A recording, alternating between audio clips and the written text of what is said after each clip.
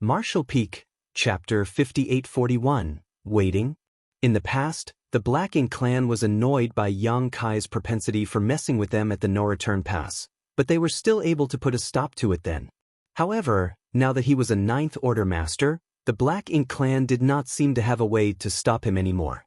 This was the reason behind the sense of hopelessness they felt. Yi could not help but regret the fact that he had not been more cautious of Yang Kai in the past. They would not be in this unfortunate predicament now if they had found a way to kill him back then. However, based on the information they gleaned from the Black Ink disciples in the past, the Eighth Order was supposed to be Yang Kai's limit.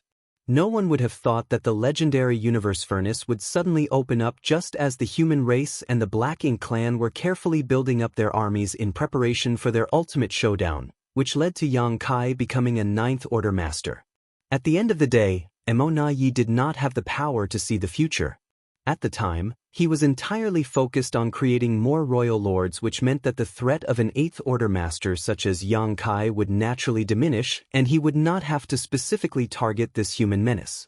When the universe furnace appeared, the Black Ink clan did attempt to target Yang Kai and put in a lot of effort to do so, but they ended up failing and being the ones who suffered a great loss instead. Did he come here just to take a beating? Mou stared off in the direction Yang Kai had left with his brow tightly knitted as he commented in confusion, "Why is he heading deeper into the Black Ink battlefield?" Yi could not figure out what Yang Kai was up to either. He considered all of the things Yang Kai had done so far and thought to himself, "That bastard's always so hard to decipher, damn it." All of a sudden, Yi whipped his head around and growled, "The territory gate." Yi had been too caught up in the fight with Yang Kai that he did not spare much thought for anything else, but now that things had settled down, it dawned on him that they had a grave problem on their hands. Yang Kai had used his space secret technique to seal off the territory gate. He had done this before when he returned from the Great Sea celestial phenomenon and gathered the remnants of what was left of the human race army outside the no-return pass before leading them to charge through the no-return pass and into the barren territory. Back then, Yang Kai wheeled around after accomplishing his goal and invaded the no-return pass once more to save Ji Lao San, who had been captured.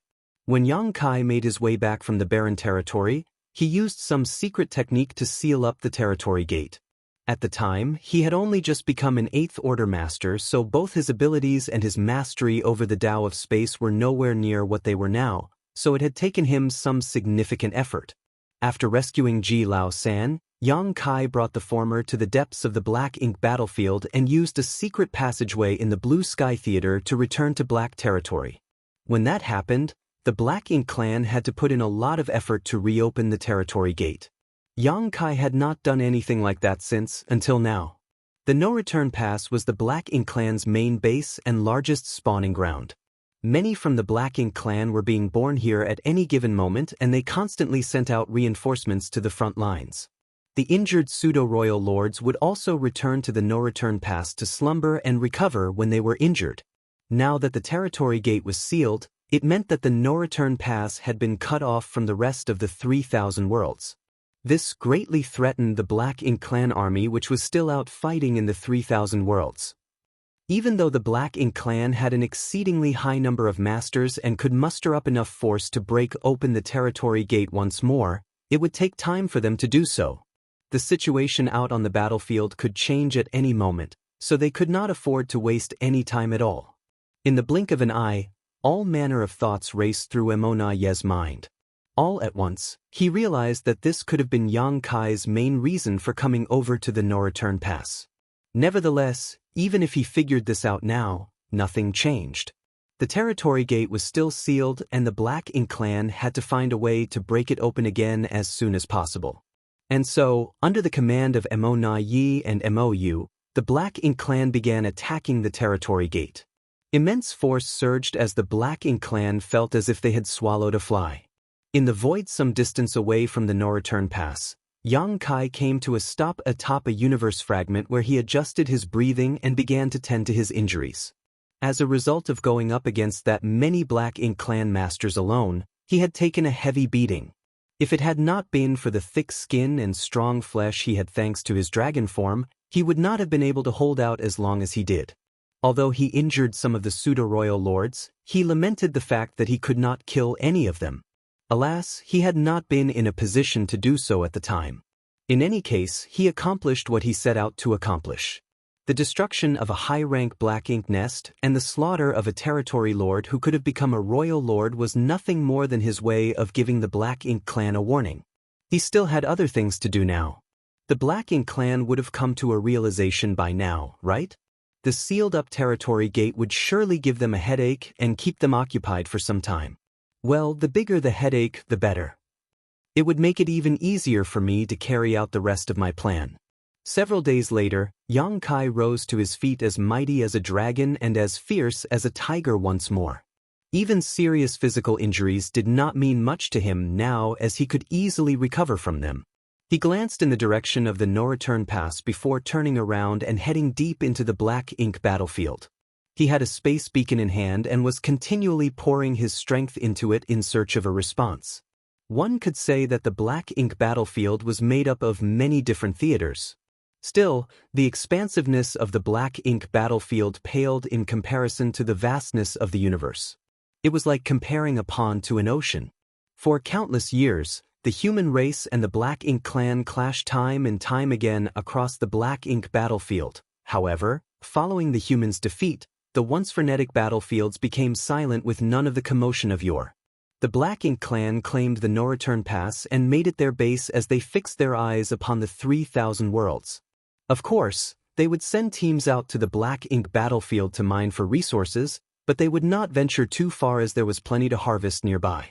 The theaters were situated in the part of the void much closer to the late ancient era battlefield. At this moment, on a still and lifeless piece of land there, two silhouettes were hidden from sight with their auras suppressed. These two wizened-looking men were both Eighth Order masters, their aged visages colored with looks of worry.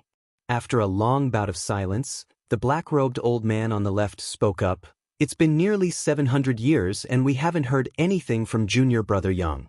Do you think something happened to him?" Back then, they had agreed with Yang Kai that he would come and collect mined resources from them every 100 years. However, it had been nearly 700 years since the last exchange, so it was unsurprising for them to be worried after not having seen Yang Kai for so long. The other old man, who was dressed in a hemp robe, replied, "Out on the deathly battlefields, anything is possible." Although he did not voice his agreement with his companion's guess, he figured that Yang Kai must have gotten into some sort of unexpected situation, otherwise, he couldn't avoid making the trip throughout all these years. What should we do then? Where can we go? They were deep inside the Black Ink battlefield, and without Yang Kai to assist them, they would never be able to return to the 3,000 worlds. They could not even get past the no-return pass. Junior brother Zhao and the others sent messages asking about this too. They think we should use our fallback plan. You mean, head over to the primordial heaven's source grand restriction? The black-robed old man frowned. The hemp-robed old man nodded and said, "Junior brother Yang also said that it was our only means of escape as a last resort. The primordial heaven's source grand restriction is quite some distance away. It would take at least 2 or 3 decades for our group to get there. We are 8th Order masters, so it would be fine for us, but considering how dangerous the journey would be, the little ones who are in the 4th Order and 5th Order might not be able to make it. We would end up losing a lot of them." That's indeed a problem, which is why junior brother Zhao didn't suggest we leave for the primordial heaven's source grand restriction right away. Although 700 years is not a short time, it's not all that long for those in the high-rank open heaven realm. Perhaps junior brother Yang is being held up by something he encountered. It's been so many years and the Black Ink clan hasn't detected us yet, so it's still safe here for now. So, shall we continue waiting? That's all we can do now. They fell silent for a while before the black-robed old man remarked, "I wonder what's happening with the war in the 3,000 worlds. Hopefully, everything is going well." Silence befell them yet again. They were all alone out here and could not get any news about the situation back in the 3,000 worlds. It was incredibly hard to get by without knowing how the war was going. That being said, they knew what their mission was. Someone had to do it, even though not many people were aware of the sacrifices they made. Time continued trickling by. Several days later, the hemp-robed old man suddenly opened his eyes and gasped. He flipped his hand over and a round bead appeared. It was a space beacon. When he focused on the space beacon, he found that there was something unusual happening. A mysterious energy was pulsing from it. The hemp-robed old man looked pleasantly surprised. Something like this had happened many times before. Each time the space beacon reacted this way, it meant that Yang Kai was on his way over. The old man kept this space beacon on him at all times as he waited and waited. Now, what he was waiting for was finally happening. The black-robed old man was startled as well. He gazed at the space beacon with a hopeful, expectant expression. The space beacon began reacting even more noticeably until at one point, the hemp-robed old man could sense that it had connected with something a great distance away. In the very next moment, the void in front of them rippled and a figure solidified in front of them. "He's here at last." The two Eighth Order Masters exhaled in relief and immediately transmitted the message out to everyone else. "Junior brother Yang, you're finally..." The hemp-robed old man trailed off as he eyed Yang Kai in confusion. He had a look of complete shock as he exclaimed, "You're a Ninth Order Master now?" The black-robed old man beside him also noticed that something was different, but as Yang Kai did not exhibit his power clearly, the former could not be certain about it. "Greetings, senior brothers. I've kept you waiting," Yang Kai greeted them with a bow. "You broke through to the Ninth Order?" The hemp-robed old man pressed again. Yang Kai nodded. "You have good eyes, senior brother. I am indeed a Ninth Order Master now." The two Eighth Order Masters could not help but exchange looks. They felt both stunned and glad as they cheered, "Good! Very good!" While they were busy with their conversation, the space around them quivered as more figures began popping up. These were the other Eighth Order Masters who were gathering here after receiving the message. The moment they laid eyes on Yang Kai, the one they spent several centuries waiting for, they could not resist exhaling in relief. If Yang Kai did not show up soon, they would have to follow his instructions and head towards the primordial heaven source Grand Restriction to convene with the suppressing Black Ink army over there. However, if they chose to make that journey, it would be a long and perilous one, with many of them falling along the way. Thus, it was an extremely dangerous path of retreat that had to be avoided unless absolutely necessary. But now that Yang Kai was here, they would not need to head over to the primordial heavens source Grand Restriction. When these older, more experienced Eighth Order Masters heard the hemp-robed old man saying that Yang Kai was now a Ninth Order Master, they were just as shocked and felt a tinge of suspicion that the old man had made a mistake. However, upon closer inspection, they realized that Yang Kai was indeed a Ninth Order Master. Though they were no longer suspicious, they could not figure out how Yang Kai managed to do it. Martial Peak, Chapter 5842, Making a Choice? Several millennia had passed since the Black Ink clan's invasion of the 3,000 worlds. Before the universe furnace appeared, the humans had been stuck guarding the dozen or so Great Territory battlefields.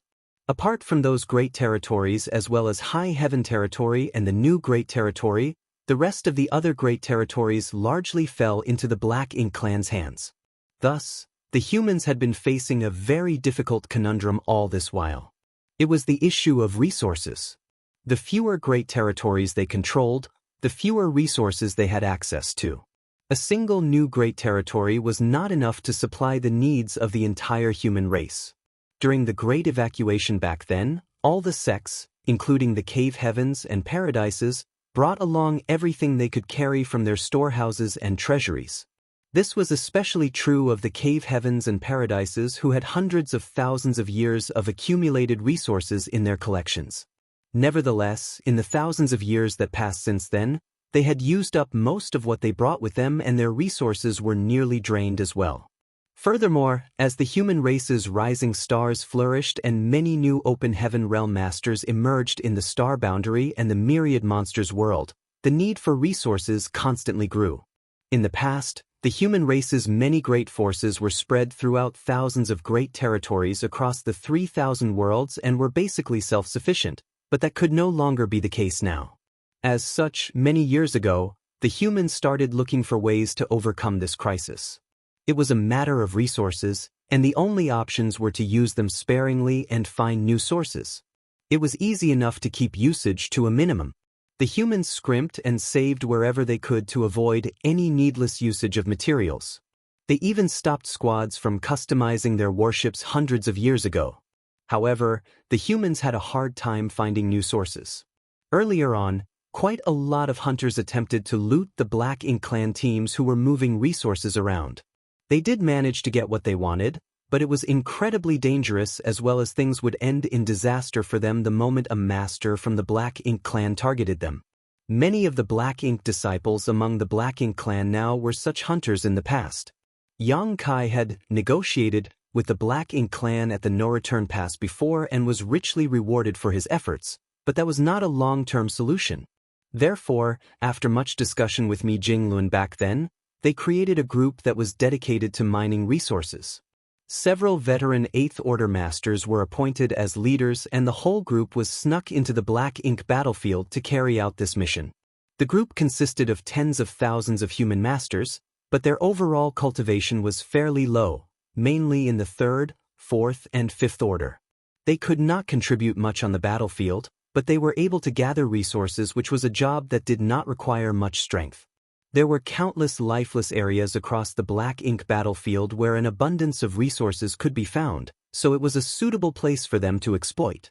The 8th Order Masters who had been chosen were either the older ones with failing bodies or those with deep injuries to their foundations, leading to a noticeable decline in their strength. At the time, Yang Lai had been one of them, but Yang Kai later sent him back as a messenger during the escaped territory lord emergency. Yang Kai promised them that he would meet them once every century to retrieve the resources. Over 1,000 years had passed and everything had gone smoothly until 700 years ago, which was the last time he showed up, until today. The many 8th Order Masters had been eagerly waiting this whole time. 700 years was not necessarily a long time, but they were all alone out here and had no clue what was happening in the 3,000 worlds. That was the reason why they felt disproportionately on edge and often felt despairing. Thus, when they received the message from the hemp-robed old man, the 8th Order Masters who had been scattered nearby immediately rushed over. They were pleasantly surprised to find that Yang Kai was now a 9th Order Master. "Did you not show up all these years because you were in seclusion to make your breakthrough, junior brother?" The hemp-robed old man asked. His guest made sense. "No, that's not why." Yang Kai shook his head. "It's a long story. Take your time. There's no rush," another 8th Order Master quickly said. He even took out a futon and passed it to Yang Kai. They could not wait to be updated on everything that happened to the human race throughout the last 700 years. Now that Yang Kai had finally shown up again, they were going to make sure they gleaned all the information they could get. Soon, everyone had taken a seat, and Yang Kai finally filled them in on all the changes that had occurred with the human race. Their faces froze in shock when they heard that the universe furnace had surfaced and the stalemate between the humans and the Black Ink Clan had been broken. However, they were thrilled to hear that 4 new 9th Order Masters had emerged from the universe furnace world. Their reactions grew even more animated when they found out that Yang Lai was one of those 4. "That old dog is now a 9th Order Master?" A white-haired 8th Order Master's eyes nearly fell out of their sockets in shock as his face twitched violently. "How did he get so damn lucky?" Another 8th Order Master commented enviously. Initially, all of the 8th Order Masters who were assigned to this team were part of the older generation who had fought against the Black Ink Clan for thousands of years, even before the invasion of the 3,000 worlds, and each of them had many fine accomplishments to their names. It was their long and storied histories that led to them having so many injuries that left a significant mark on them as well. They had no hope of becoming 9th Order Masters, and even if they went back to the battlefield, they could not wield their full strength anymore unless they put their lives on the line to do so. They were perfectly willing to accept the arrangement and protect the group of miners, as that was still contributing to the human race's ultimate victory. Yet, due to the incident back then, Yang Kai sent Yang Lai back to the 3,000 worlds to pass the news along, which ended up turning into an opportunity for the latter. The old veterans here had complicated feelings about this, as they felt as if they had missed out on a lot. Oh well, fortune favors fools. So be it that he's now a 9th Order Master. It's good news that we have one more Ninth Order master among us. The hemp-robed old man cleared his throat and declared. Everyone else nodded in agreement. That's true. Despite their envy, they knew that Ouyang Lai's ascension to the Ninth Order Open Heaven realm was a great boost to the human race's strength. They were merely boggled by his incredible stroke of fortune. They had been assigned here together to contribute what little they could, and yet Ouyang Lai was fortunate enough to make a huge leap in his cultivation. Seems to me that the Black Ink clan suffered significant losses inside the universe furnace.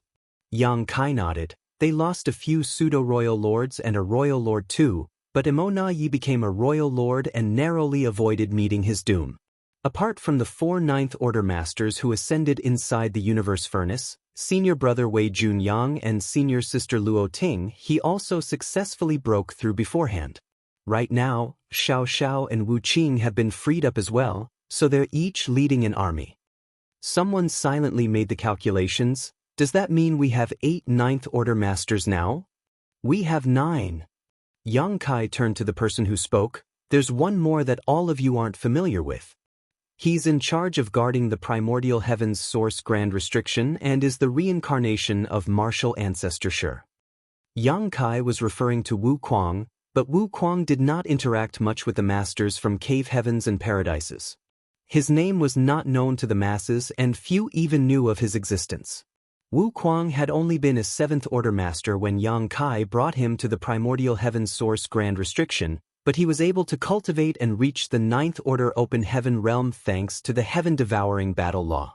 Still, everyone was greatly heartened by this news.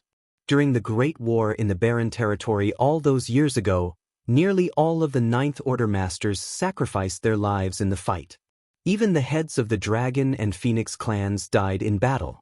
Xiao Xiao and Wu Qing were the only Ninth Order masters left at the time, but they had to keep the Black Ink giant spirit god occupied and thus could not move from Wind Mist territory. Several millennia passed since then and the humans finally had new Ninth Order masters among their ranks. There were quite a number of them too. It was a ray of light that shone through after all their years of fighting and resistance efforts. Following that, Yang Kai informed them about the humans' current situation out on the battlefields. Once they heard what was happening, the 8th Order masters were itching to join the fighting and do their part in slaughtering the enemy. Thankfully, they still recalled what their mission was and were able to stamp down their thirst for battle. So much had changed with the situation for both races in just 700 years. Though they did not expect any of it, they were not surprised by it either. During the previous clashes between the humans and the Black Ink clan, both parties had consistently held back. It was partly due to the Black Ink clan being wary of Yang Kai, but the primary reason was that the humans and the Black Ink clan were both building up their strength. The appearance of the universe furnace disrupted the stalemate that had persisted for many millennia and kicked off the all-out war. Something happened and I was delayed all these years, forcing you all to wait for far too long. Yang Kai only gave a brief explanation as to why he had not shown up for the past 700 years. He did not speak of all that had happened to him inside the universe furnace as there was no need for others to hear of these things. The hemp-robed old man waved his hand and said, "It was only 700 years. There's no harm in waiting. The others are out on the battlefield shedding their blood and making great sacrifices while we remain in safety here." Yang Kai's expression grew serious. "I came here today for 2 reasons. The first is to collect the resources you've gathered all these years, and the second is to ask if any of you wish to return. If you do, I can take you back." Everyone brightened up at those words. They had been gathering resources across the Black Ink battlefield for over 1,000 years now and had nothing much else to do. Considering the cultivation they had right now, they did not need to cultivate any further as it would not be useful anyway. Since they did not get into any fights with the enemy, their lives felt extremely mundane. They missed the old days of fighting on the battlefield. Therefore, they livened up at Yang Kai's words and many of them nodded fervently in agreement. Nevertheless, the hemp-robed old man pondered in silence for a moment before asking, "Are we still stretched thin for resources at the moment?" Yang Kai nodded. "It's still a problem that's hard to resolve. Although we've reclaimed many great territories, we can't gather much from those places. The Black Ink clan destroyed basically everything before they retreated. Many of the great territories the humans reclaimed were nothing more than empty shells. It was clear that the Black Ink clan would not allow the humans to reclaim a great territory that was abundant in resources. Furthermore, after being under the control of the Black Ink clan for all those years, all of the valuable areas had been almost completely stripped of resources as well. Naturally, the Black Ink clan took the resources with them when they evacuated. They were not going to leave them behind and allow their enemy to reap the benefits. Everyone went quiet as their expressions fell. "You don't need to worry about resources," Yang Kai said. "I will think of something." "What's your idea?" the hemp-robed old man asked. Yang Kai chuckled and said, "We lack resources, but the Black Ink clan doesn't. They've never had to fret over the lack of resources. Well, since they have more than enough, I'll just borrow some from them." He had spoken in such a calm and relaxed manner that it was almost as if the Black Ink clan would truly lend their resources to the humans. Nevertheless, the 8th Order Masters knew better. Even though Yang Kai was a 9th Order Master, it would not be easy for him to target the Black Ink clan, especially since they were not the same as they once were. Just as the humans had grown stronger, the Black Ink clan's heritage had increased as well. The hemp-robed old man remained silent in thought for a moment before saying, "All humans are one, sharing glory and downfall together. We must gather resources, and even though we're not doing so at a speedy rate, we're still able to make some gains. Moreover, we've stayed well hidden all these years and the Black Ink clan has never discovered our presence. Let's stay here and continue gathering the resources we need. As for the battlefield, let's leave it to the younger generation. What do you think, everyone?" This question of his was addressed to the other 8th Order Masters as he could not represent them all. Marshall Peak, Chapter 5843, On Edge. The 8th Order Masters were sensible enough to know what to choose. Though they longed to return to the battlefield and kill their share of the enemy, someone needed to stand guard where they were right now. Thus, after hearing what the hemp-robed old man said, they swiftly nodded in agreement. "I'm old now after spending all my life fighting the Black Ink clan. I should enjoy some peace and quiet. Staying here isn't a bad idea." "That's right. We'll leave all that violence and bloodshed to the young ones. The next generation will be inheriting the mantle from us someday. We had to go through this ourselves back then, so we should give them a chance to train themselves too." Everyone voiced their support. The hemp-robed old man smiled as he swept his eyes across them before turning back to Yang Kai. "Us old folks wish to stay here and enjoy the peace, so just leave us here. Although we can't gather all that many resources, what we do collect will still be useful in some way." Yang Kai nodded. "Many thanks, everyone, but do prepare yourselves too. The situation won't stay the same forever. There'll come a day when the humans will launch an all-out offensive, and when the time comes, perhaps we'll need all of your help too." One of them guffawed right away. "We may be old, but we're strong and mighty. It won't be a problem for us to slaughter those Black Ink clan punks when the time comes." After a brief chat, everyone started pulling out the resources they had gathered and passing everything over to Yang Kai. They managed to gather quite a lot, and as there was the danger of being detected by the Black Ink clan, they did not store everything together. Instead, the resources were kept separately in over a dozen space rings. Thus, even if something bad happened, they would not lose everything that they gathered at once. Fortunately, even after all these years, the Black Ink clan had yet to discover their presence and had no idea that a team of humans was secretly mining resources deep inside the Black Ink battlefield. This was mainly due to the humans being hidden so deep that they were nearly at the late Ancient Era battlefield, and the Black Ink clan never ventured this far from the no-return pass. After collecting the space rings, Yang Kai bade them farewell and the 8th Order Masters watched as he left. Their many centuries of waiting had finally come to an end, and they found out that the human race's situation was not as dire as they thought. Therefore, they were all in a good mood.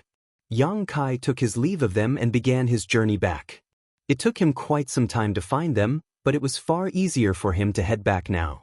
With the help of some space beacons, he went back down the route he had used to come over, and in less than half a day, he arrived on the outskirts of the no-return pass. He looked over and saw that the territory gate he sealed up earlier had already been opened, but he wasn't surprised by that. There were quite a number of powerful Black Ink clansmen now, with 2 royal lords and several dozen pseudo-royal lords at the no-return pass alone. Even if Yang Kai did seal up the territory gate, it would be easy for that many masters to force it open again. It was just a matter of time. But considering how shrewd Mo Yi is, he should have realized the severity of the situation, right? It was a simple matter for Yang Kai to seal up the territory gate, but to the Black Ink clan, it was a grave predicament. This was especially true for the Black Ink clan army, which was still out there fighting. Yang Kai carefully sensed his surroundings and picked up on the many strong auras that were scattered across the no-return pass. The auras were not hidden in any way. It was almost as if they were bright lights shining in the middle of darkness. Now and then, Black Ink clan teams would move around as they did their patrols. Everyone at the no-return pass was clearly on edge. It could not be helped. 2 months ago, Yang Kai had suddenly shown up at the no-return pass and transformed into a divine dragon to engage the Black Ink clan masters in a battle. Though they managed to give Yang Kai a fierce beating before forcing him to leave, they also suffered losses of their own. Even if they ignored the injuries the pseudo-royal lords received during the fight, there was also the loss of a high-rank Black Ink nest, which had been destroyed by Yang Kai, and the death of a territory lord who had the potential to become a royal lord. Yang Kai did head towards the Black Ink battlefield, but Mo Yi understood him well enough to know that he would surely be back. As the Black Ink clan had no way of ascertaining when Yang Kai would return, they could only be as vigilant as possible and keep the entire no-return pass on constant alert. Although Yang Kai was just a single human, his existence was enough to make all the Black Ink clansmen at the no-return pass feel discomfited, vexed, and overwrought. After a moment of observation, Yang Kai used Thunder Shadow's innate divine ability to conceal himself, hiding his physical form and aura. Then he headed straight towards the no-return pass. At a certain moment, a pseudo-royal lord positioned somewhere inside the no-return pass felt a flicker of danger. If this had been at any other time, he would not have paid much attention to such an insignificant sensation. However, Emei had given clear orders beforehand, so the pseudo-royal lord's eyes flew open as he immediately made his presence even more imposing. Emonai came over in a flash and glanced at the pseudo-royal lord, who grimly nodded. Thus, Emonai began scanning all around with his divine sense, but his search came up empty. Meanwhile, Yang Kai could not help but frown.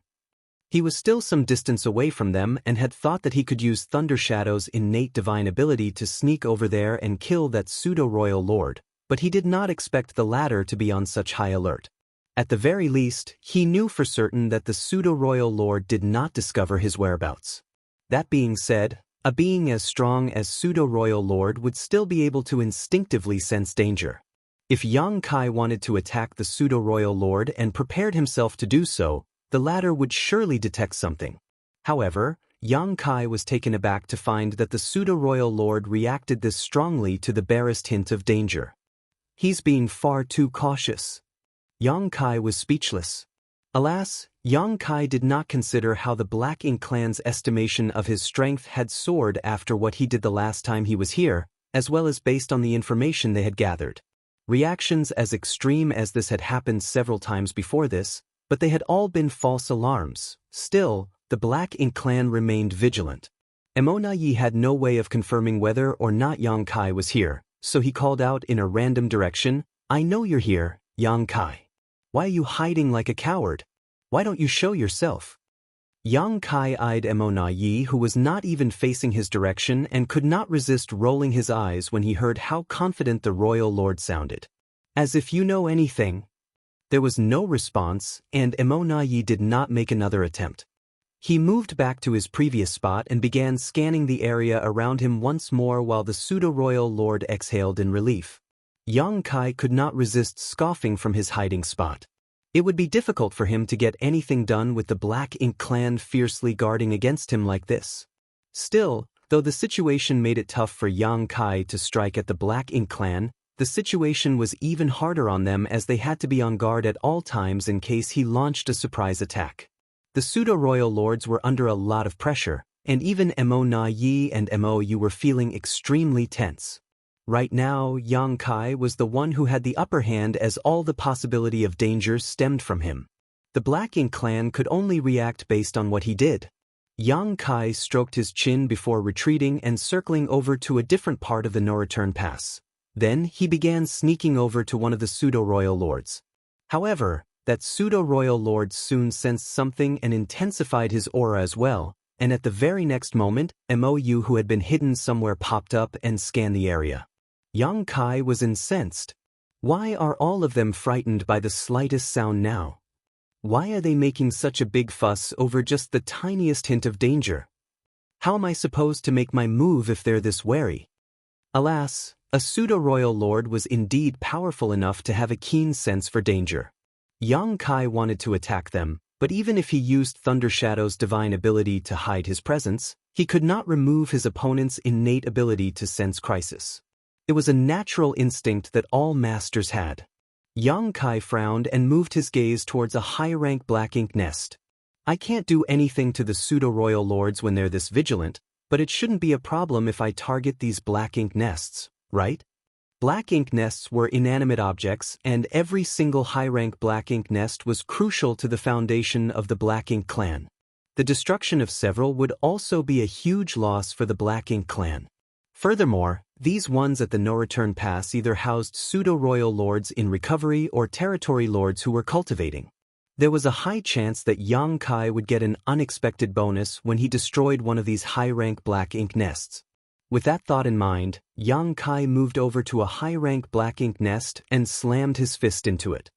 All the pseudo-royal lords jumped in shock when the ferocious force exploded out of nowhere. Mo Na Yi and Mou also appeared at once and came charging over from different directions.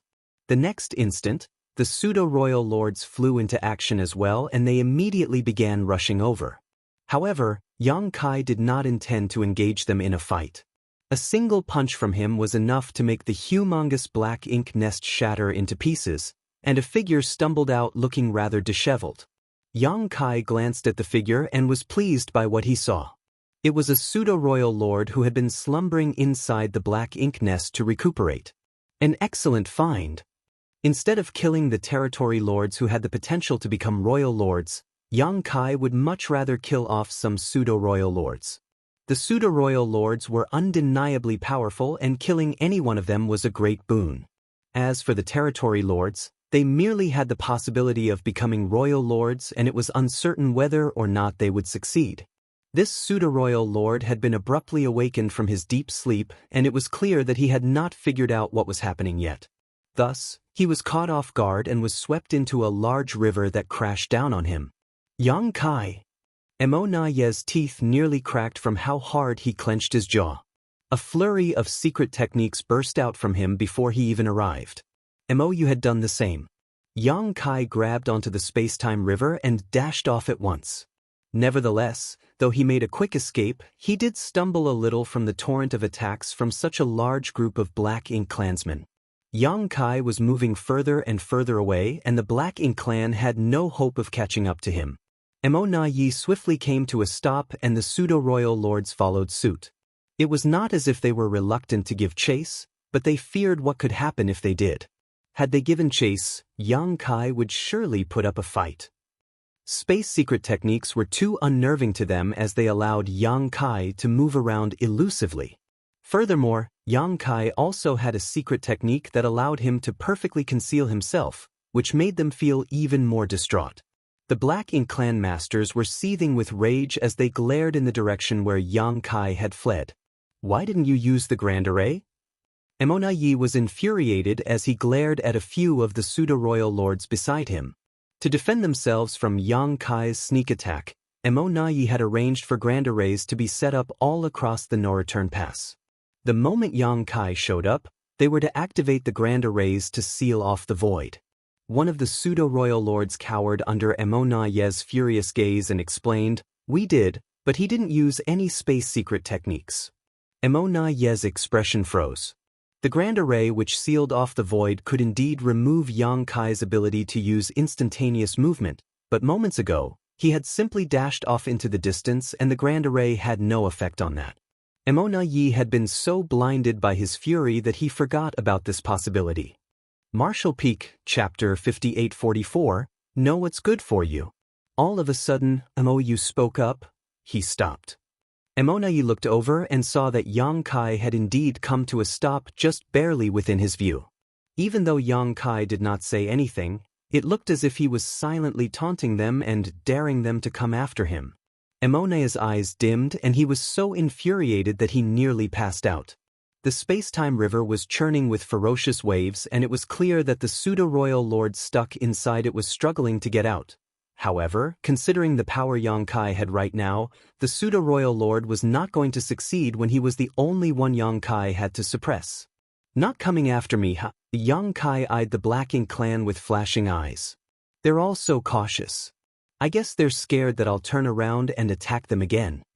In that case, a thought flashed through Yang Kai's mind and his silhouette rippled as he dashed into the space-time river. All at once, the already choppy water of the space-time river began swirling even more fiercely. Mo's expression changed as he viewed this from a distance.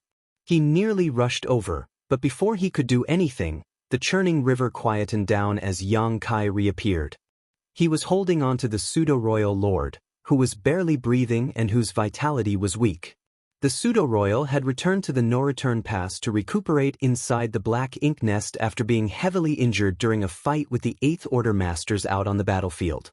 He had not fully recovered yet and was not at the peak of his strength. Furthermore, he had been trapped inside the space-time river, so it took Yang Kai no effort to subdue him.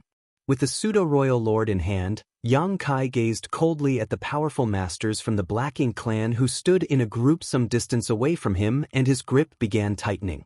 The pseudo-royal lord sensed what was happening and tried to struggle with the last of his strength, but it was to no avail. He could only look up at Mo and the others as he cried out, "Save!" Before he could finish, he burst into a cloud of blood as Black Ink's strength exploded and turned into a huge Black Ink cloud. Yang Kai scoffed and flicked his hand a few times.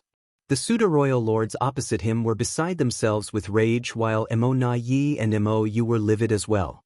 They could not stay calm in the face of Yang Kai's repeated taunts, but they could not do anything about it either. The previous fight proved just how powerful Yang Kai was. Even with the combined strength of 2 royal lords and several dozen pseudo-royal lords, they failed to kill him and could only chase him off. Even if they started a fight now, it was unlikely that they would benefit from it. It could be said that Yang Kai, who was now a 9th Order Master and a Divine Dragon at the same time, was entirely capable of freely moving about among the Black Ink clan. Yang Kai did not leave right away after killing the pseudo-royal lord though. Instead, he eyed Mo and Mo with interest and asked, "Between you two, who's in charge now?" Mo and Mo stayed silent. Their gazes were dark and they appeared to be uninterested in entertaining Yang Kai. Yang Kai snorted, "The feud between the human race and the Black Ink clan runs deeper than the ocean of blood that has been spilt. The relationship between us is absolutely irreconcilable and we will forever be at each other's throats trying to kill each other. Have the humans not lost countless lives to your Black Ink clan as well? All I did was kill a pseudo-royal lord, so why are you reacting in this manner? What's wrong? Are you just sore losers? Just one? 8 pseudo-royal lords died at your hands when you showed up at E5 territory.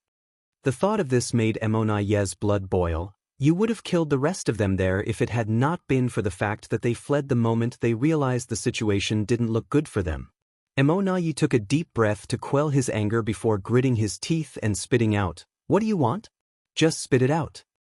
At last, he deduced from Yang Kai's game of cat and mouse that the latter must want something from them, so instead of wasting time staring each other down, Mo figured it was better to just address things head-on. Yang Kai looked at him with a startled expression. "Are you the one in control of the Black Ink clan now? Did you manage to overthrow Mo's rule?" He turned to Mo. "You're the senior royal lord, you know? Even if Mo has become a royal lord, he's still your junior. How can you let someone younger climb up on your head and order you around? That's not the way things should be." Mo was unfazed as Yang Kai's words meant nothing to him. Meanwhile, Mo's expression was cold as he growled, "Don't bother trying to instigate conflict. We don't scheme and stab each other in the back the way you humans do." Yang Kai pursed his lips as he was merely giving it a try. It would be great if he successfully drove a wedge between the two royal lords, but either way, he would not be losing anything by trying. Nevertheless, it did not seem to be effective. Yang Kai shrugged and said, "Since you're in charge, it's all good to me. We're well acquainted with each other and have never done each other wrong. I came here today to do business with the Black Ink clan." Emonaye's brow twitched. Just the word business was enough to give him a headache as he recalled what it had been like when Yang Kai ripped him off last time. Thus, when he heard what Yang Kai said, he had a bad feeling and sorely wished he could sew Yang Kai's mouth shut. He did not respond and Yang Kai did not care as he continued, "I want to retrieve something from the no-return pass, so I hope you all know what's good for you and cooperate with me." Emonaye's eyelids twitched even harder. "What is it?" Yang Kai pointed with his finger. Emonaye turned to see what he was pointing at and saw a few towering black ink nests. These were all mid-rank black ink nests save for one high-rank black ink nest. A black ink nest? Emonaye queried in confusion. He could not figure it out. Why would Yang Kai want a black ink nest? Black ink nests were the foundation of the Black Ink clan, but they were fairly useless to the humans. Back then, the humans did grab a few black ink nests to study, and during the First Crusade, they also used the black ink nest's communicative functions to make arrangements for their separated armies. However, ever since then, the humans stopped having any ideas about the black ink nests. "You misunderstand. Why would I want a black ink nest?" Yang Kai pointed once more. "I want what's beneath those black ink nests." Emonaye was startled, but he soon realized what Yang Kai meant and could not resist snorting. "You're quite greedy, aren't you?"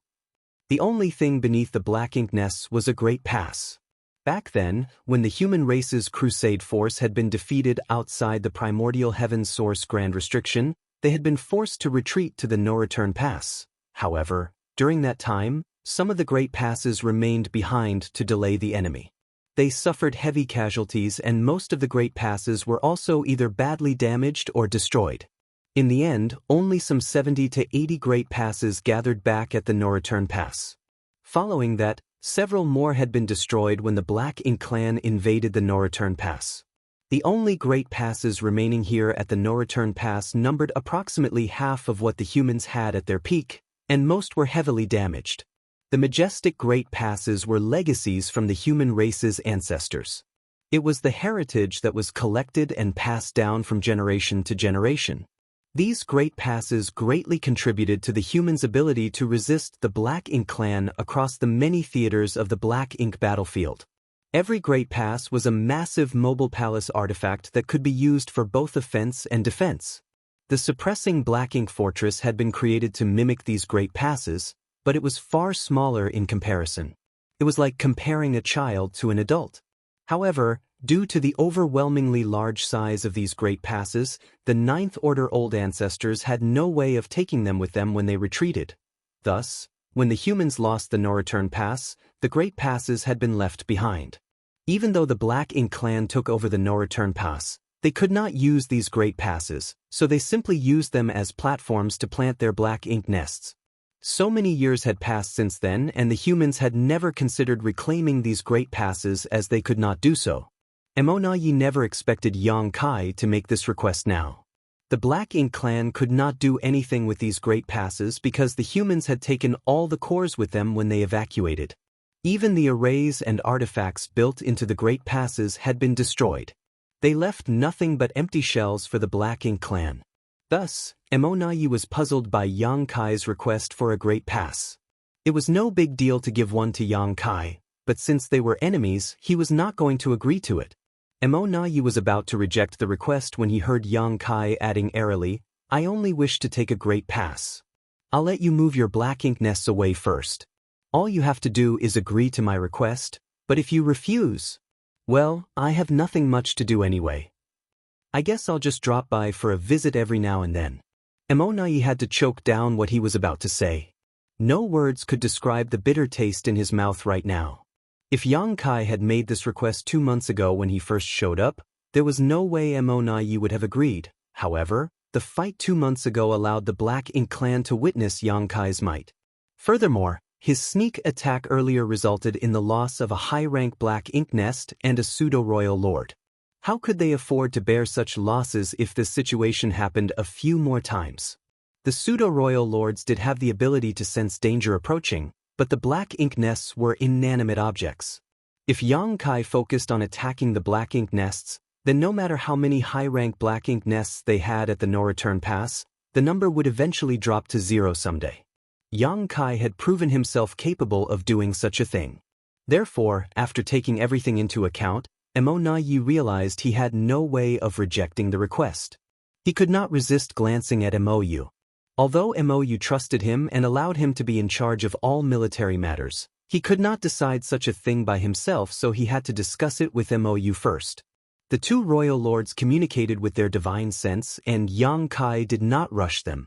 Moments later, Mo Yi gritted his teeth and declared, "We can give you the Great Pass, but I want something from you as well." Yang Kai chuckled, "Well, this is a business transaction.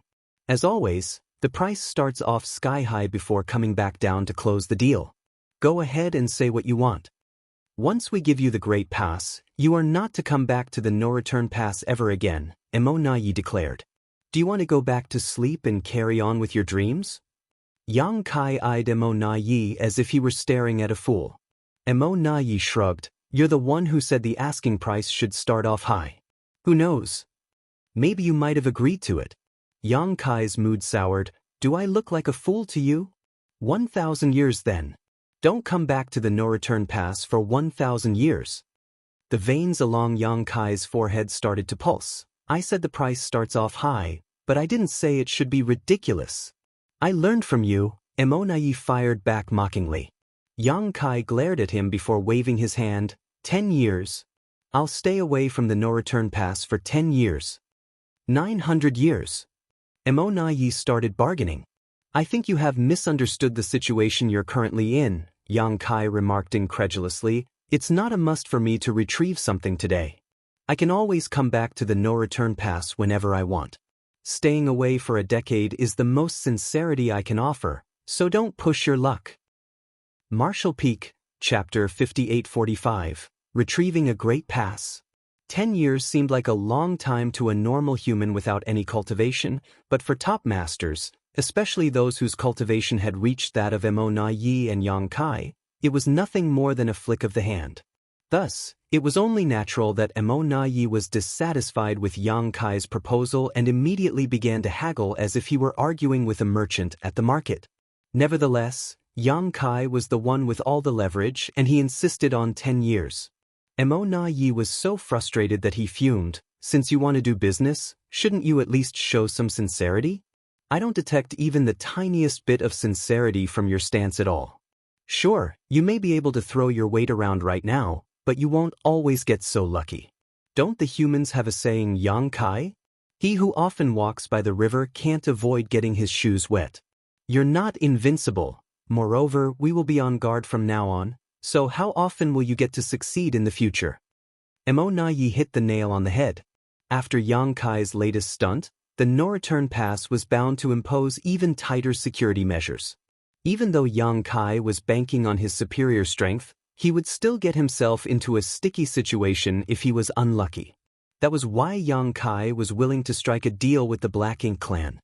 He would not have bothered wasting his breath with them if he was certain he could destroy all of the high-rank black ink nests. If he had such confidence, he would have focused on doing just that no matter how long it took him. The high-rank black ink nests were the very foundation of the Black Ink clan, so if they were all destroyed, the Black Ink clan would no longer have the means to replenish their army. They would not be getting any new royal lords either. With the heritage that the Black Ink clan had right now, if they could not increase their numbers and create more royal lords, the humans would simply need to keep fighting at a steady pace, and sooner or later they would be able to wipe out the enemy. Yang Kai could not resist clicking his tongue. Alas, he could not pull one over Mo Yi. After mulling it over briefly, he declared, "Fine. 30 years. I won't come back to the no-return pass for 30 years. This is my final offer. If you don't agree, then the deal's off." Mo Yi opened his mouth to speak, but Yang Kai gave him a hard look and swiftly added, "Think carefully before you speak.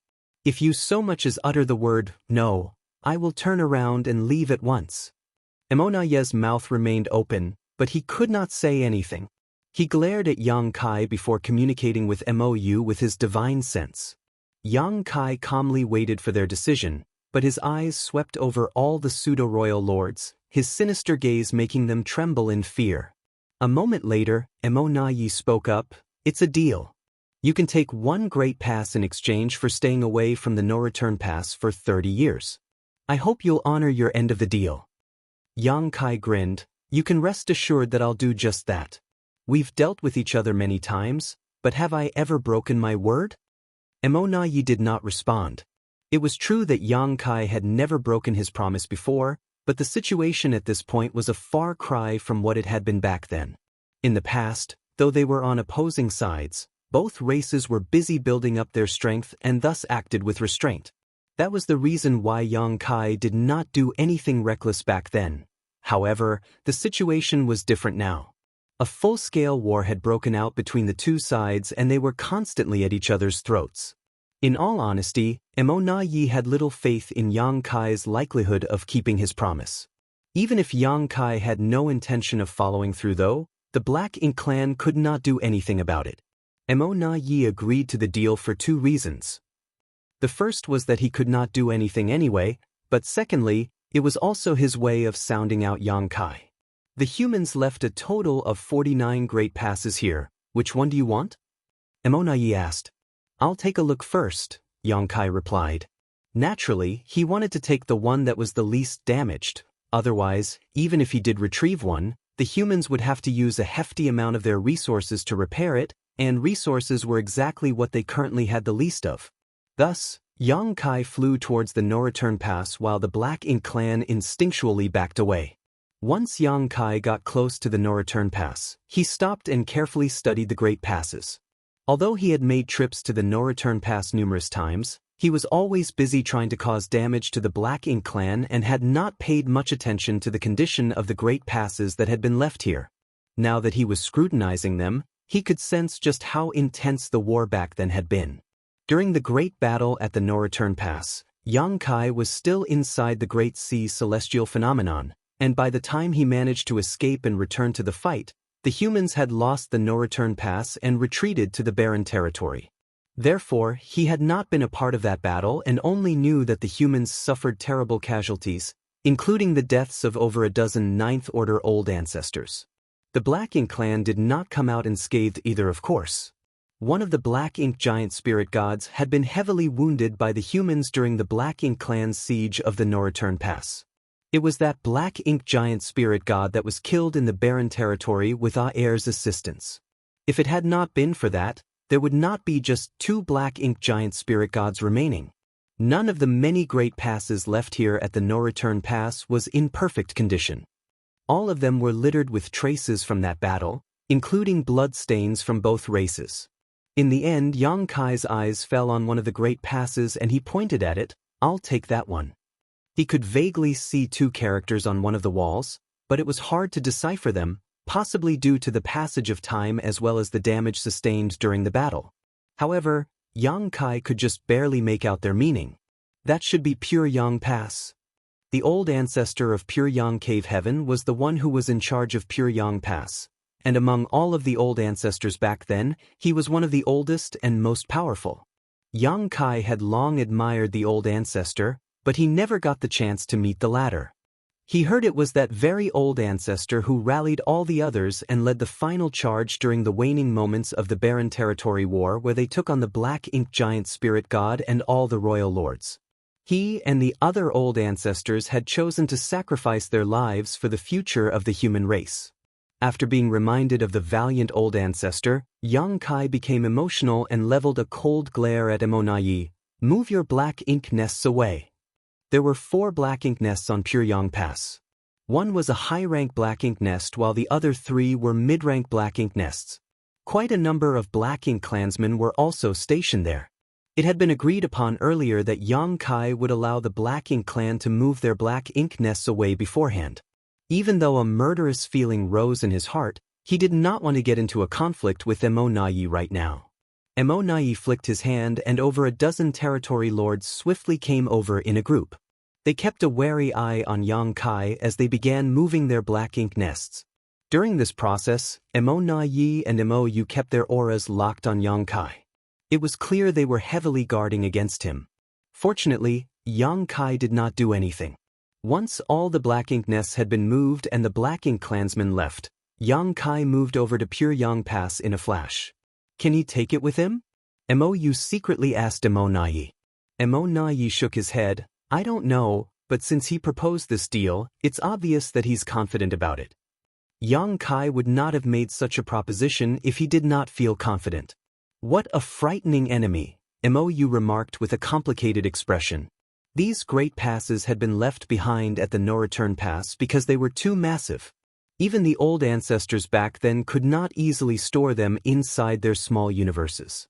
The pure young old ancestor, who was one of the mightiest Ninth Order masters, could probably accomplish this, but at the time, the humans had to make a hasty retreat from the no-return pass as the situation had been fairly dire for them, and he did not have the time to do something like that.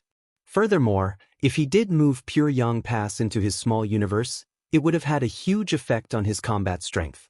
Under those circumstances, he had to ensure he was at his strongest and could not jeopardize the situation just for the sake of a great pass. If Yang Kai manages to store a great pass inside his small universe, doesn't that mean his heritage is even stronger than the previous generation's top Ninth Order masters? He hasn't even been a Ninth Order master for long. He still has the potential to grow stronger. Mo Yu was secretly horrified at the thought of Yang Kai's terrifying talent and potential. Stick to the plan, Mo Na Yi secretly communicated to everyone. He had no choice but to compromise and agree to let Yang Kai retrieve a great pass, but at the same time, he wanted to use this chance to see Yang Kai's limits. After all these years of battling the humans, the Black Ink clan was familiar enough with the mysteries of the Open Heaven Realm Master's small universe. Even if Yang Kai had the ability to take such an enormous great pass with him, it would surely affect his strength. If Yang Kai so much as showed signs of weakness, the Black Ink clan would not hesitate to gang up on him and try to get rid of him once and for all. The deal would not have been struck so easily if this had not been what the Black Ink clan was hoping for. The Black Ink clan were eyeing Yang Kai with the eyes of hunters when he turned abruptly, looked up, and grinned at them. After all these years of dealing with Mo Na Yi, it was only natural that he figured out what this royal lord was up to. Yang Kai chuckled to himself. If that's what Mo Na Yi is hoping for, then he's going to be sorely disappointed. As that thought flickered in his head, he summoned the space-time river. This move startled the Black Ink clan. They had assumed that Yang Kai would have to use the strength of his small universe to retrieve Pure Yang Pass. After all, something as massive as a great pass could only be stored inside a Ninth Order master's small universe if they wanted to move it on their own. Why did he summon this Tao Strength River? Mo Na Yi's expression darkened as he realized he had been mistaken. The sound of flowing water rang in their ears as the space-time river slowly unfurled, and under Yang Kai's control, it looped around Pure Yang Pass until the entire Great Pass was completely engulfed by it. Inside the river, space-time Tao strength pulsed and the water suddenly started churning as a highly concentrated amount of the space Tao strength was released and the space covered by the river began to ripple. Yang Kai made a grabbing motion at the space-time river and carelessly clutched it before turning to Mo Na Yi. If you don't make a move now, it's going to be too late. Mo Na Yi stared right back at him with a neutral expression. I don't know what you're talking about. Yang Kai snorted and paid him no mind as he began channeling his strength through his hand. Space quivered as cracks began to appear. All at once, the void where Pure Yang Pass was looked as if it was a block of tofu that had been sliced out by something sharp. The area that was enveloped by the space-time river broke off from the rest of the surrounding space.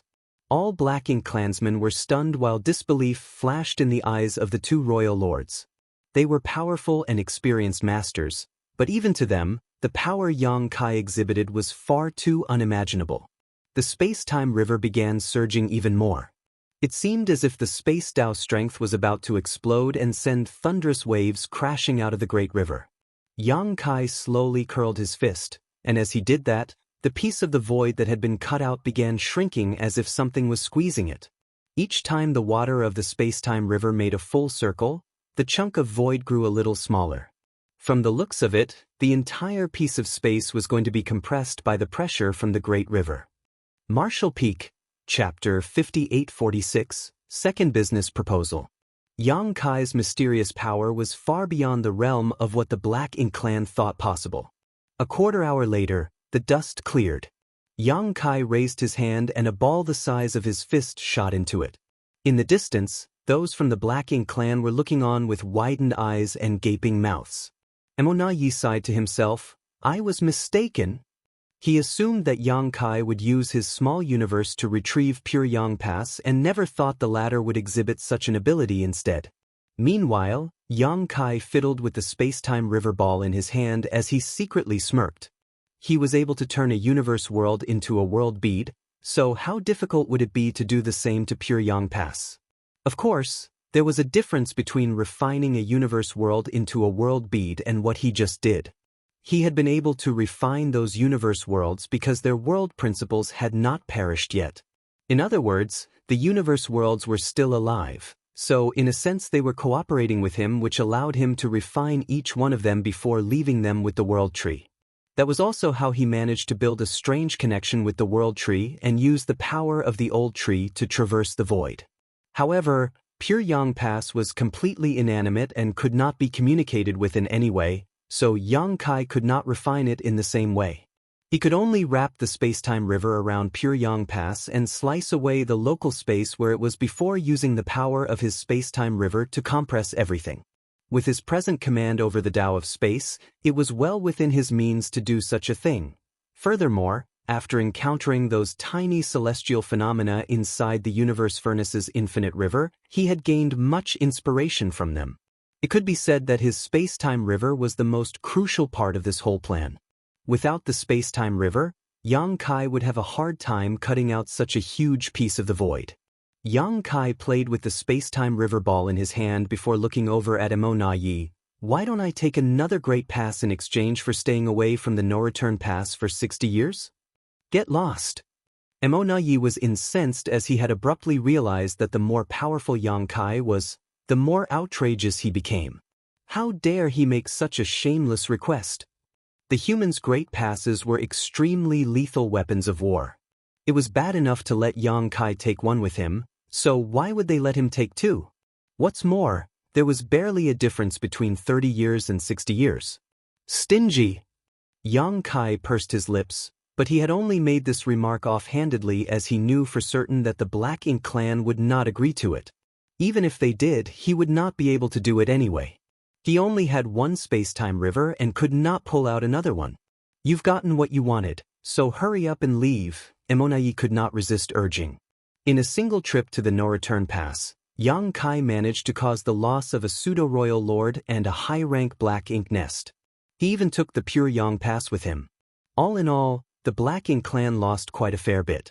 Fortunately, if Yang Kai kept his word, they would not have to see him for another 30 years, and in that time, they could hopefully find a way to deal with such situations. Otherwise, if Yang Kai returned once the 30 years were up, they would still be unable to do anything about him. There's no rush. Yang Kai smiled faintly as he eyed Emonayi and said, I'd like to discuss a second business proposal with you. Emonayi's head was throbbing by now and immediately raised his hand and said, No thanks. You said it yourself, the human race and the Black Ink clan are irreconcilable enemies and the bloodshed between us is enough to fill even the deepest oceans. There's nothing we need to discuss. Leave at once with what you've taken. Nothing good came out of anything that was related to Yang Kai. Emonayi was on his guard and did not want to waste any more time on this human. He did not expect Yang Kai to ignore what he said entirely and carry on speaking anyway. The battlefields between both sides are similar to what it was back then. Right now, 12 great territories are being fought over with quite a number of pseudo-royal lords standing guard at each one, along with massive armies. Even if you don't care about the lives of those in your army, you'd still have to care about the lives of the pseudo-royal lords, right? Emonayi's heart skipped a beat and his expression darkened. What do you mean by that? Yang Kai chuckled and took a step forward. With the use of space principles, he reappeared in front of the territory gate and looked down upon the Black Ink clan masters beneath him as he taunted, Don't tell me you have no idea what I meant by that. Do you insist on forcing me to spell it out for you? Mo's expression was as dark as night and Mona's was not any better, but the latter stubbornly refuted, I don't know what you're talking about. Yang Kai scoffed, seems to me you won't admit it until I force your hand. Then, he continued, why don't I make a guess? When I left the no-return pass and all of you began prying open the territory gate, you must have gotten the word out at once for all the pseudo-royal lords to retreat from the battlefields, right? It won't just be them. The territory lords and many of the feudal lords too, right? After all, you went through all that effort building them up, so it won't be good if too many died. Based on the timing, the ones nearest to the no-return pass should arrive at the barren territory soon. Maybe I should head over there and greet them. Mona's eyes were flaming as murderous intent swelled up. He clenched his jaw and spat out, you've known all along. Initially, he hoped that Yang Kai would not be able to figure this out, but the moment Yang Kai said it aloud, he knew he had been far too hopeful. After all, with how shrewd Yang Kai was, it was impossible for him to not have thought of this possibility. Nevertheless, the fact that he did not show any signs of having thought about it earlier gave the Black Ink clan a trace of hope. That being said, the moment Yang Kai brought it up, Mona knew that the situation was heading down the worst possible path for them. Mona instantly realized the severity of the situation when Yang Kai left the no-return pass and headed for the depths of the Black Ink battlefield. The fact that Yang Kai could cause even more trouble at the no-return pass now was not the most serious issue. Although the Black Ink clan could not be pleased by the way he messed around at the no-return pass, destroyed a Black Ink nest, and killed a recovering pseudo-royal lord, it did not have much of an effect on the fights out on the various battlefields. On the contrary, Yang Kai's ability to seal up the territory gate whenever he pleased was his biggest trump card. The no-return pass was the foundation of the Black Ink clan. They had 2 royal lords here and all of their high-rank Black Ink nests as well. Around 80% of the reinforcements sent to the battlefield came from the no-return pass. Even the injured pseudo-royal lords had to return to the no-return pass to heal. Therefore, the territory gate between the no-return pass and the barren territory was critical to their war effort. If it was sealed up, the Black Ink clan would not be able to send reinforcements to the various battlefields, and the pseudo-royal lords who were on their way back could not return either. Yang Kai could even seal up the territory gates across the various battlefields to keep all of the Black Ink clan armies caged up, then slowly eliminate them. Considering how powerful he was now, no one would be able to challenge him out on the battlefields as there was not a single true royal lord overseeing them. Yang Kai had also sealed up the territory gate at the no-return pass in the past, but at the time, he was only an 8th Order Open Heaven Realm Master. Even though he managed to seal up the territory gate, he did not have the power to kill off royal lords and pseudo-royal lords, and he would not be able to accomplish much if he relied solely on his soul-rending thorns. However, the situation was different now. Yang Kai was a 9th Order Master and a Divine Dragon as well. The fight 2 months ago had allowed Mona to realize just how powerful Yang Kai had truly become. A human as strong as Yang Kai with the tricky ability to seal territory gates to boot was an enemy that the Black Ink clan could not go up against. His existence threatened to turn the tides on the Black Ink clan despite the effort they had put in all these years to get things to where they were now. Yang Kai using his ability to seal up the territory gate was the foreshadowing sign of the Black Ink clan's future possibility of devastating losses out on the battlefields. Thus, while they were busy forcing open the territory gate, Mona made sure the Black Ink clan avoided suffering such heavy casualties by getting the word out as well. He instructed all of the pseudo-royal lords out on the battlefields to retreat and return to the no-return pass as quickly as they could. Doing this was the equivalent of dooming the rest of the Black Ink clan army. Though the pseudo-royal lords could flee, the armies could not. Mona could predict that the humans would certainly be able to massacre the Black Ink clan soldiers that remained on the battlefields. Despite making all of the necessary arrangements beforehand, Mona still had a hard time dealing with the fact that Yang Kai saw right through everything. The losses the Black Ink clan suffered this time around were irrefutably the worst since the Barren Territory War, but it was an unavoidable situation. Their goal was to invade the 3,000 worlds, so naturally they fought deep within the 3,000 worlds. Since you've already thought of this, why haven't you done anything yet? Now that things had come to this, Emonayi was surprisingly able to keep a cool head. What are you referring to? Yang Kai cocked his eyebrows. After claiming E5 territory, you could have easily helped out on the next battlefield. You could have also sealed up the territory gates to ensure the human race's victory. This was something Emonayi could not figure out. Yang Kai had made his move at E5 territory and helped the Red Flame army slaughter a total of 8 pseudo-royal lords, but after having done that, he ran straight over to the no-return pass instead of lingering on the battlefield. Emonayi believed that Yang Kai could have simply continued his efforts in the next great territory. The Black Ink clan there would surely be defeated, and at least a few of the pseudo-royal lords would have died in the process. Yang Kai chuckled and said, "Even though I could have taken over another battlefield by doing so, when word got back to you, you would have made the same arrangements as now. That means I'll only get to kill a few more pseudo-royal lords. There's not much point in that." Emonayi mulled it over and nodded lightly. As it was, the moment he received the report from E5 territory, he immediately thought about withdrawing all of the pseudo-royal lords, as it would be dangerous for them if Yang Kai began eyeing them too. There was no telling where Yang Kai would head off to next, so it had to be a full retreat. However, the subsequent dispatches made it clear that Yang Kai did not head to any other battlefield and instead headed straight for the no-return pass, which was why Emonayi did not immediately give the order to retreat. That all changed when Yang Kai left the no-return pass. As Emonayi surveyed the sealed-up territory gate, he finally realized how grave the situation was. All of a sudden, Yang Kai's expression hardened as he said, "The situation across the 3,000 worlds is far too messy right now. All of the armies are separated and your Black Ink clan has established forward outposts throughout the various great territories. Don't you think it's better if we make the situation simpler?" Emonayi came to an understanding. "So, that's why you've chosen to do this?"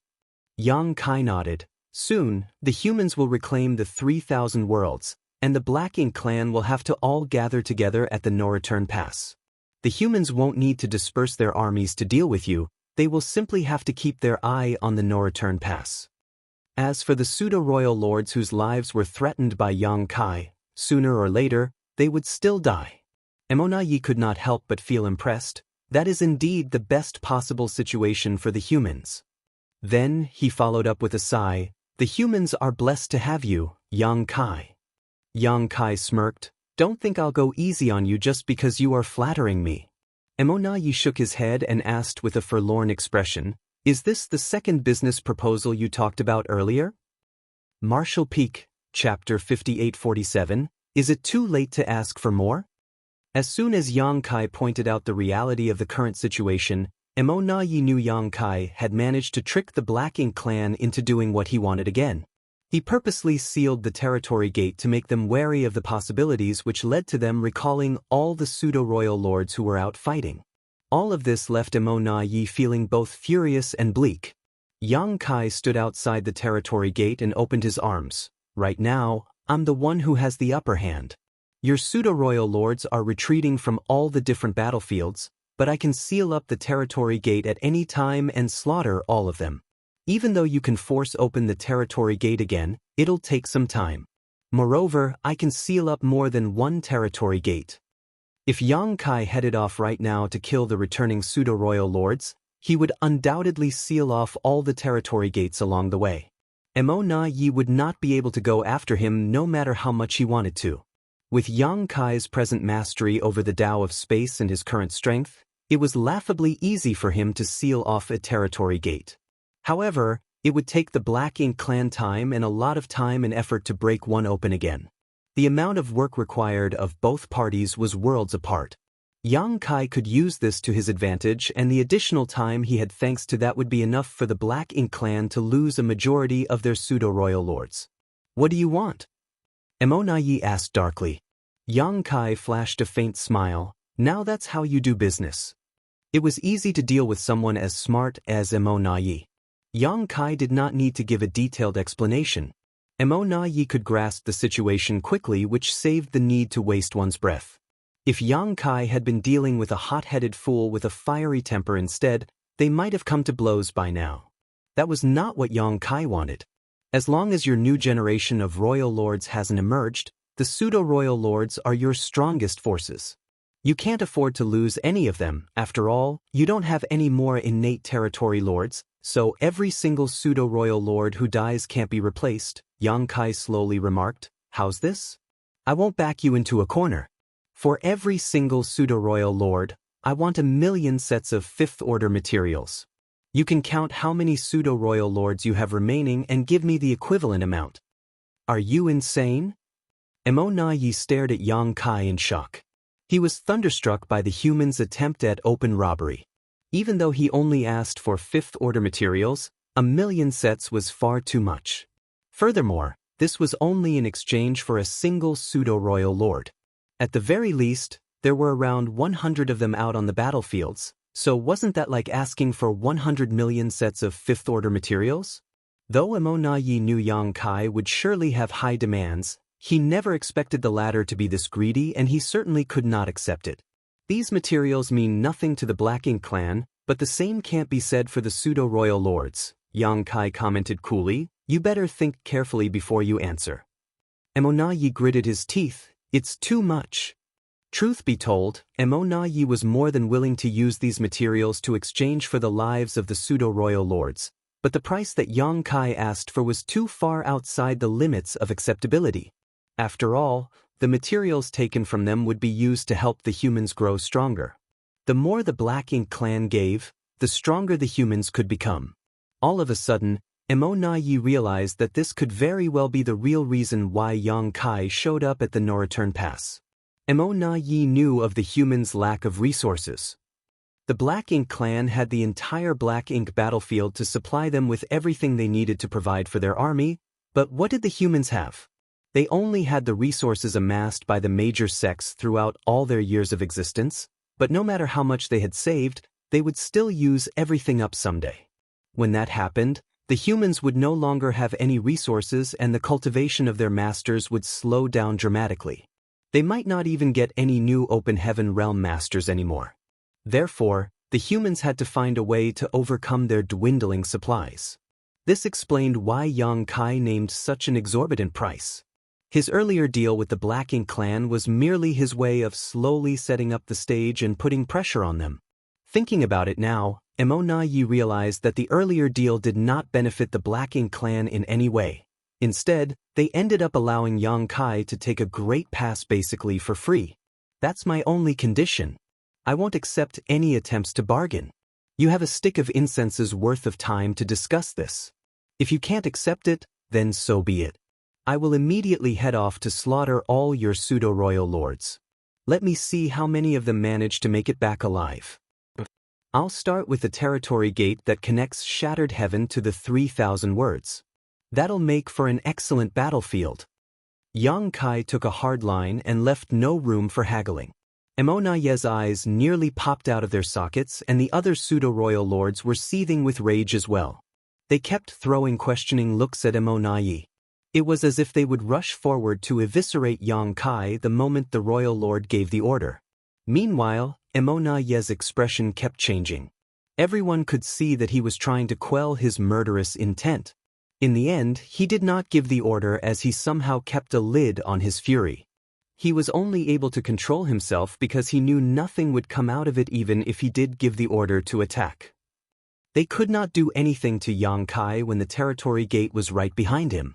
The moment the Black Ink clan even tried to do anything, Yang Kai could immediately jump through the territory gate. Truth be told, Yi was not averse to giving away those materials in exchange for the safety of the pseudo-royal lords. However, he was infuriated by the amount Yang Kai asked for and the refusal to let them bargain even when they did so earlier. However, he could not deny that Yang Kai was targeting the Black Ink clan's weakness. If he did do as he said just now, a lot of pseudo-royal lords would be meeting their doom. The pseudo-royal lords who were retreating from the battlefields had to pass through the territory gate at the Shattered Heaven. It was a passage that could not be avoided, and Yang Kai only had to lie in wait there. By doing so, he would surely be able to kill them off.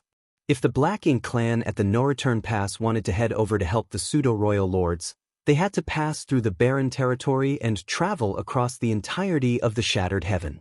Not only would the journey take them far longer than it took Yang Kai, but just the act of needing to break open the sealed territory gates would waste a lot of their time as well. By the time they did manage to get there, it was probably going to be too late. Furthermore, they had to leave some masters at the no-return pass to stand guard there, so they could not send out all of their forces.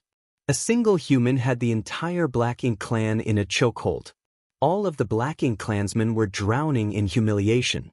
After sending a resentful glare in Yang Kai's direction, Mo used his divine sense to discuss the deal with Mou. Yang Kai calmly waited by the territory gate without rushing them. After all, he did say he was giving them a stick of incense's worth of time to discuss the deal. Moreover, he was certain they would agree to his demand. Although he was asking for a lot, it was not an amount they could not deliver. They simply did not want to hand over all these resources to the enemy. However, materials came second when weighed against the lives of those pseudo-royal lords. Still, there were no guarantees in life. If the Black Ink clan was going to be stubborn about it and refuse to accept his ridiculous demand, then he had no choice but to head on over and kill off the pseudo-royal lords. Now that he was using the space-time river to seal Pure Yang Pass, Yang Kai could not use it in battle, and without its help, it would not be easy for him to kill all those pseudo-royal lords. Furthermore, the returning pseudo-royal lords would be traveling in groups, which would make it even harder for him to kill them. If he had to do it, he could only succeed a few times. As more and more pseudo-royal lords returned from the various battlefields, he would have to stop. No matter how strong he was, there was still a limit to what he could accomplish alone. Hopefully, Mo makes the wiser choice. Yang Kai glanced at Mo, and the latter just so happened to be glancing over at him too. Their eyes met and Yang Kai flashed the royal lord a cordial smile. Mo averted his eyes with a disgusted expression. The discussion continued. At first, it was only between Mo and Mou, but soon, the divine senses of many other pseudo-royal lords joined in. From their expressions and reactions, it was clear that they were split on the issue. Yang Kai did not bother paying any attention to them and just remained ready to step into the territory gate at any given moment. Before the time was up, the Black Ink clan came to a decision. Yang Kai gathered his thoughts and crossed his arms before calmly asking, "So?" Mo took a deep breath. He looked like someone who was weighed down by abject humiliation as he growled lowly, "We accept the trade you've asked for." Yang Kai's brow twitched a little. Is it too late for me to ask for more now? He had clearly underestimated the amount of resources the Black Ink clan had. As it was, he thought he was already asking for the lion's share of what they had. He even considered the possibility of compromising just a tiny bit if the Black Ink clan insisted on haggling with him. Who would have thought that they'd agree just like that? After giving it some thought, it made sense. The Black Ink clan had been in control of the 3,000 worlds and the entire Black Ink battlefield for millennia, which was more than enough time for them to gather an enormous amount of resources as they had more than enough underlings to do the mining. Yang Kai felt an inexplicable sense of regret, like he had somehow suffered a great loss. "Yang Kai!" Mo roared, "Don't go too far." Yang Kai waved his hand, "I was joking. It's just a joke. Don't get all worked up." Mo threw him a baleful glare. It took quite some time before he could calm himself down again. "We need time to gather everything." 3 days. Yang Kai had already considered this. He was not going to let the Black Ink clan drag things out for too long. "I want to see everything in 3 days. Also, let me warn you right now. Don't even bother trying to trick me. I know full well how many pseudo-royal lords you have out there. 3 days isn't enough time. You're asking for a lot," Mo countered with a frown. Yang Kai snorted, "All of your resources are right here. You just need to sort through them. You can do that in 3 days. But, of course, I don't mind if you wish to drag it out even longer. However, if any of the pseudo-royal lords return before I get what I want, don't blame me for not showing any mercy." He was standing right outside the territory gate, so if the pseudo-royal lords returned, they would surely pop up in front of him. How could any of them survive if he attacked them the moment they came through? Mo face twitched as he growled, "Fine. 3 days. You're a decisive one. Yang Kai complimented. We don't have that many fifth-order materials, so we'll make up for it with others. Naturally, we'll make sure we meet the necessary amount, Yi added. After all, even the Black Ink clan could not bring out nearly 100 million sets of fifth-order materials. It made sense that they had to replace some of them with other kinds of materials. Yang Kai was not going to make things difficult for them on this account, so he nodded before replying, "Sure, but nothing less than fourth-order materials. I won't accept anything below that." Martial Peak, Chapter 5848T. At this point, the humans rarely had any new Open Heaven Realm Masters beneath the Fourth Order. The Star Boundary and the Myriad Monsters World, the two Open Heaven Realm Cradles, had boosted the floor of the human race greatly and allowed the Open Heaven Realm Masters to have a far better start than they did in the past. Therefore, materials beneath Fourth Order were not of much use to the humans. On the other hand, the Black Ink clan did not have the same requirements when it came to the order of materials. Everything would be tossed inside the Black Ink nest anyway, so it did not matter to them how low the quality was. Yi briefly mulled over Yang Kai's demand before agreeing to it. He gave the pseudo-royal lords a look, and over a dozen of them returned to the no-return pass to start organizing their resources. Meanwhile, the other Black Ink clansmen kept staring at Yang Kai from a distance. Since there was nothing else to do, Yang Kai took out a table and a few chairs from his small universe, as well as a tea set. As he began preparing a pot of tea, he looked over at Yi and Mo. "Why don't the two of you come over and have a seat?" Yi and Mo exchanged glances and scoffed under their breaths before heading over in a flash and taking their seats in front of Yang Kai. The pseudo-royal lords who were still watching on from a distance could not resist circulating their power just in case they needed to provide some form of aid. However, the three most powerful masters simply sat there in silence. No one showed any sign of wanting to start a fight. It was a strange sight to behold, and the pseudo-royal lords nursed complicated feelings seeing it. In just a few moments, the tea was ready. Yang Kai filled the cups in front of the two royal lords before pouring himself some tea as well. After taking a sip, he set his cup down and said, "I'm not much of a tea connoisseur. After all, I haven't had the luxury of time to spare on such things. But a lot of humans are passionate about tea, many even considering it an art form. Ever since the Black Ink clan's invasion into the 3,000 worlds, countless humans were displaced from their homes and many of the great territories are now empty and lifeless. Perhaps many traditions such as this will die out as a result. What a pity." Yi took a sip of the tea and responded curtly, "I prefer the taste of the humans' wines and liqueurs. Tea is a little bland." Yang Kai cocked his eyebrows. "You're quite picky, aren't you? Doesn't matter to me whether you drink it or not. You know, considering the Black Ink clan's speciality of destroying any place you invade, if you truly take control over everything, you won't even be able to drink tea anymore." Yi set his cup down and staunchly declared, "In the future, Black Ink will be the only constant existence." Yang Kai raised his hand to stop Yi. "Don't bother spreading your propaganda. We'll never see eye to eye and we'll never be on the same side. You're just a bunch of invaders who are running amok in someone else's home." When everything first came into existence, the divine spirits were the ones in power, Yi coolly retorted. Then, it was the monster race who ruled before the power finally fell into the hands of the human race. As the years go by, control of the universe switches between different races. There is no true preordained owner. If the humans can be in charge, then so can the Black Ink clan. Yang Kai side-eyed him. "You know a thing or two, huh? There was balance and progress in the universe during the reigns of the divine spirits, monster race, and the human race, but if the Black Ink clan does succeed, what can you bring about? There will be nothing but destruction and desolation. If everything else is gone, do you think the Black Ink clan will survive? You're just digging your own graves, and yet you make it sound so wonderful by calling it the only constant existence. Since you know so much, let me ask you this. Do you know how the divine spirits came into existence?" Yi frowned. Of course," Yang Kai declared with a smug smile. However, he did not give Yi any time to ask any questions as he swiftly added, "But I'm not going to tell you."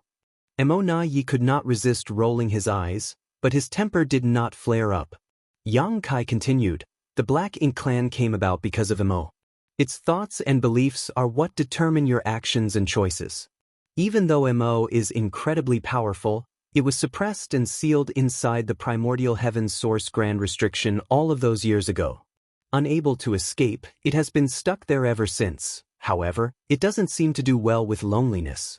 Nevertheless, it's like a frog that has been stuck inside a well and thinks that what it sees is everything there is to see and know. It cannot possibly fathom that there's so much more out there that it has no idea about. Mou, who had been silent the whole time, slammed his cup onto the table and glared at Yang Kai. How dare you question the Supreme One? Yang Kai side-eyed him. What's wrong with you? Getting all worked up over a few words I said? What gives you the audacity to lash out at me after drinking my tea, huh? Mou had a stormy expression as he retorted, don't think you're invincible just because you're a ninth order master now, Yang Kai. Perhaps Mo Yi and I can't stand against you, but can you stand against the Supreme One's soul clone? Naturally, he was referring to the Black Ink giant spirit gods. Yang Kai snorted, why would I need to stand against them? They have their own opponents. Mou could not think of a retort to that. Yang Kai pursed his lips, forget it. I can't be bothered to talk about these things with you. Why would we need to cultivate if everything could be resolved through debates? He cocked his eyebrows at Mo Yi, isn't that right? It was clear that Mo Yi did not want to dwell on this topic either, so he changed the subject. We'll give you the materials in 3 days, but I have a small request as well. Go on. Yang Kai raised his cup of tea to his lips before swirling it around. You need to remain here until all the pseudo-royal lords have returned to the no-return pass before you can leave. Mo Yi had dealt with Yang Kai many times, and though this human had never broken a promise he made, Mo Yi could not be sure that he could trust Yang Kai this time. If Yang Kai left right after taking all the materials with him, he would certainly head over to kill those pseudo-royal lords. To avoid that, they could only allow Yang Kai to leave when all of the pseudo-royal lords had returned. He was worried that Yang Kai would not agree to his request and was even considering withholding a portion of the materials and only handing them over to Yang Kai once the pseudo-royal lords arrived safe and sound. Thus, he did not expect Yang Kai to agree without any fuss. I was going to do that anyway, even if you didn't ask it of me. Startled, Mo Yi gave him a blank stare. Why would he do that? With a faint smile, Yang Kai explained, I have to see whether the number of materials you give matches the number of pseudo-royal lords who come back. It's no issue if you give more than what we agreed upon, but if you give me less, I won't be pleased. Mo Yi's expression darkened as he growled, you can rest assured that I know even better than you just how many pseudo-royal lords there are out there. You won't be getting any less than what we agreed. That's good then. Yang Kai nodded and refilled Mo Yi's cup, but he ignored Mou and the latter's expression became a little unpleasant. Mo Yi chuckled and shook his head. He personally topped up Mou's cup before letting out a heavy sigh. The advantage we had for thousands of years is all gone now. Henceforth, the humans will be able to easily reclaim the 3,000 worlds. Previously, it would not have been easy for the humans to reclaim the 3,000 worlds. There was no telling how long it would take for them to go on fighting to reclaim each great territory one by one, not to mention all the effort and the sacrifices that needed to be made as well. However, due to the overwhelming threat that the Black Ink clan was up against in the form of Yang Kai, they were forced to withdraw all of their most powerful masters lest the humans seized his chance to eliminate them. Due to this, the Black Ink clan army out on the battlefields would not be able to put up a fight against the humans, and the Black Ink clan did not plan on sending out any reinforcements either. Therefore, the humans simply needed to put in a bit of time and they would be able to reclaim the rest of the 3,000 worlds. Yang Kai scoffed, so what if we reclaim them? The 3,000 worlds are nothing but tattered ruins left behind by the Black Ink clan. It's merely a symbolic victory for us as the 3,000 worlds won't be of any help to us. After many millennia of damage caused by the Black Ink clan's occupation, all of the universe worlds in all the great territories had died out a long time ago. All the resources had been stripped and the 3,000 worlds were nothing more than empty ruins. Even if the humans reclaimed them, they would be of much use. That's true, but the humans would not be forfeiting an easy victory. Yang Kai nodded. I assume that in the future, the humans will have control over the 3,000 worlds while the Black Ink clan continues to hold the no-return pass. Now that the subject came up, Yang Kai grew curious. Back when the Black Ink clan invaded the no-return pass, how did you manage to enter the barren territory? There was only one territory gate, and when the humans retreated to the barren territory, they would have already set up an ambush at the territory gate. It would not have been easy for the Black Ink clan to invade the barren territory. Even if they kept sending their army through, the humans would still decimate them with ease. Yang Kai did not take part in that battle and he did not seek out much information after the fact, so he was curious to know how the Black Ink clan could break past the humans' defenses and launch a successful invasion into the barren territory. It's all thanks to the Supreme One's soul clone, of course, Emonayi replied.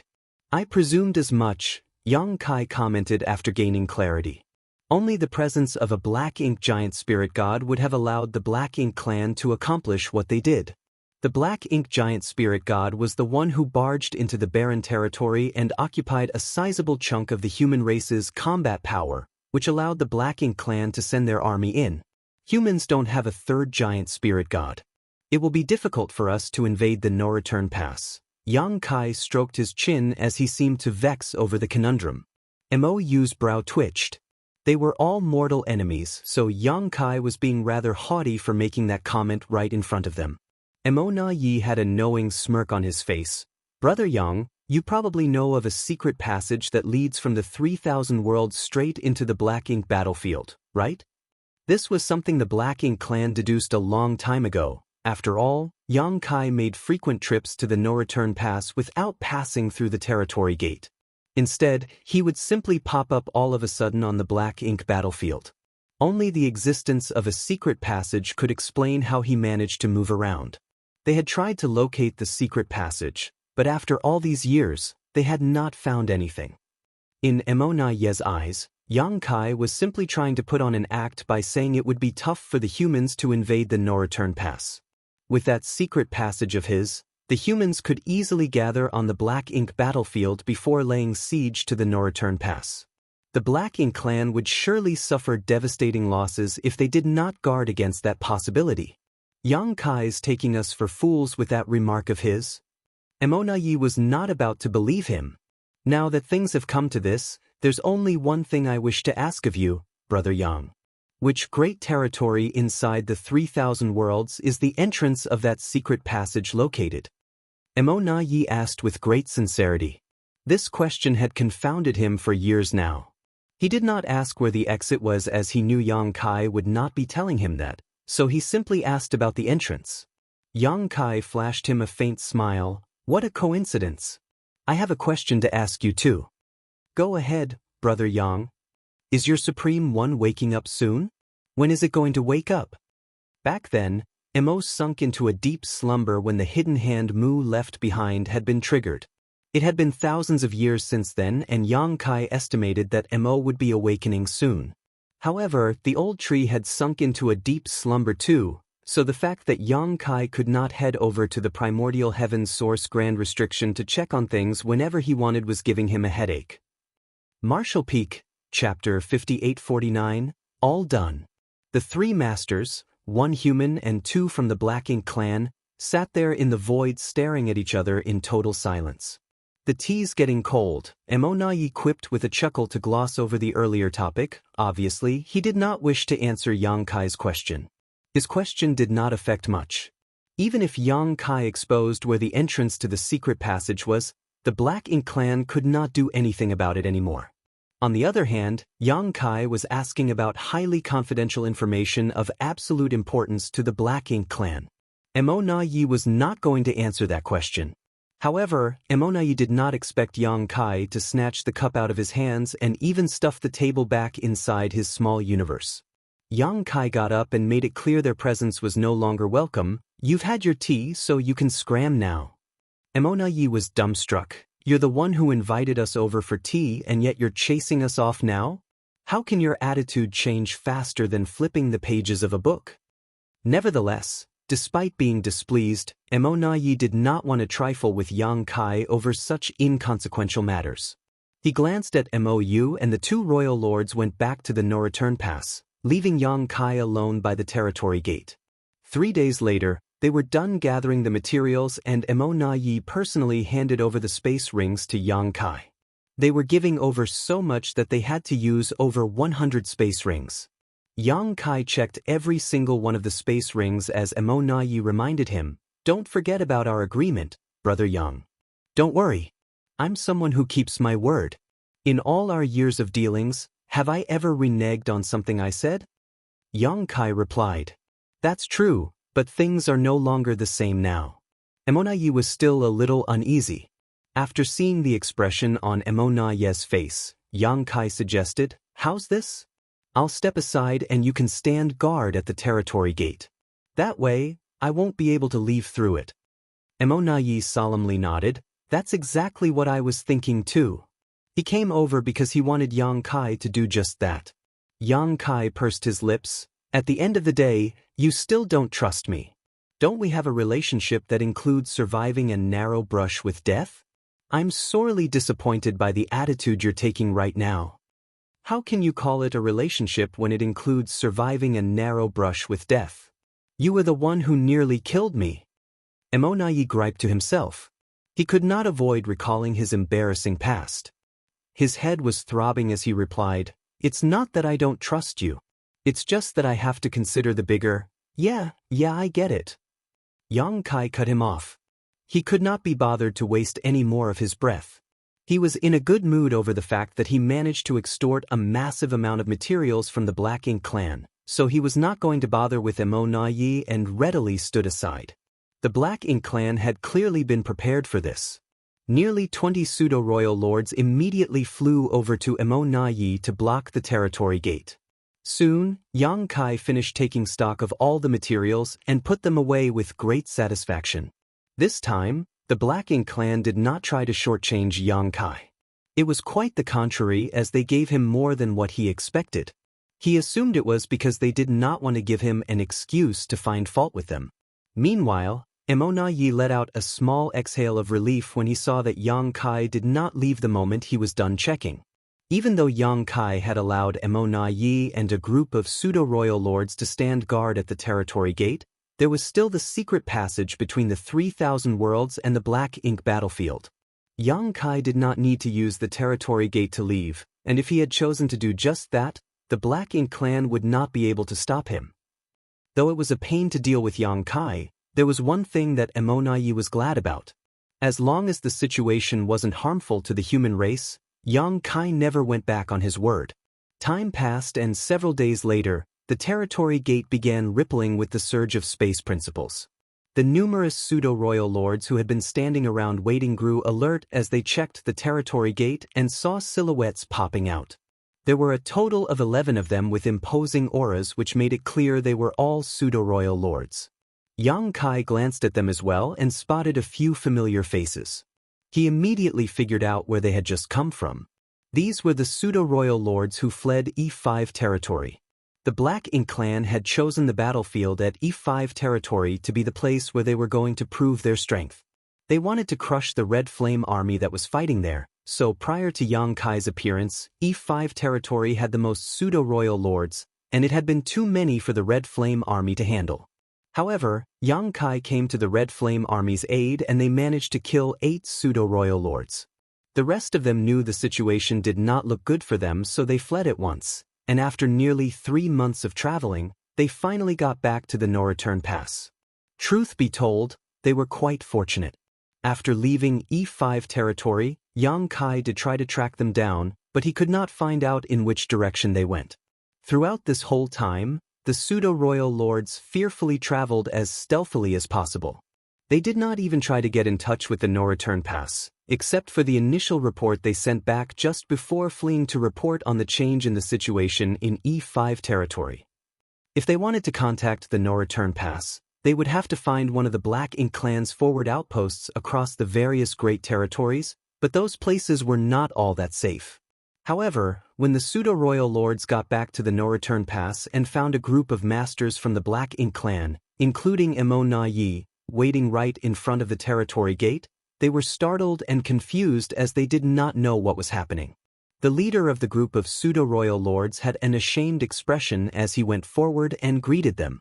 He filled them in on the situation that had broken out at E5 territory just before they left and went on a rant decrying the many heinous deeds committed by Yang Kai. However, as he spoke, he started getting a strange feeling, so he turned his head and glanced in a particular direction before his jaw dropped. The other returning pseudo-royal lords followed suit, and when they saw that figure standing in the distance, they grew agitated. Yang Kai was standing there with his arms crossed as he gave the pseudo-royal lords a taunting look. Chills ran down their spines, but they were entirely confused. What's going on? Why is the killing star here? If he's here, why aren't they fighting against him? Why do they seem to be getting along with him? That's enough. You may go and rest. E5 territory has been lost and you're not to blame for it. Emo Na Yi waved his hand lethargically. The returning pseudo-royal lord stood down, eyeing Yang Kai with strange expressions, now and then. They had to check with a pseudo-royal lord they were acquainted with before they found out what had recently taken place here.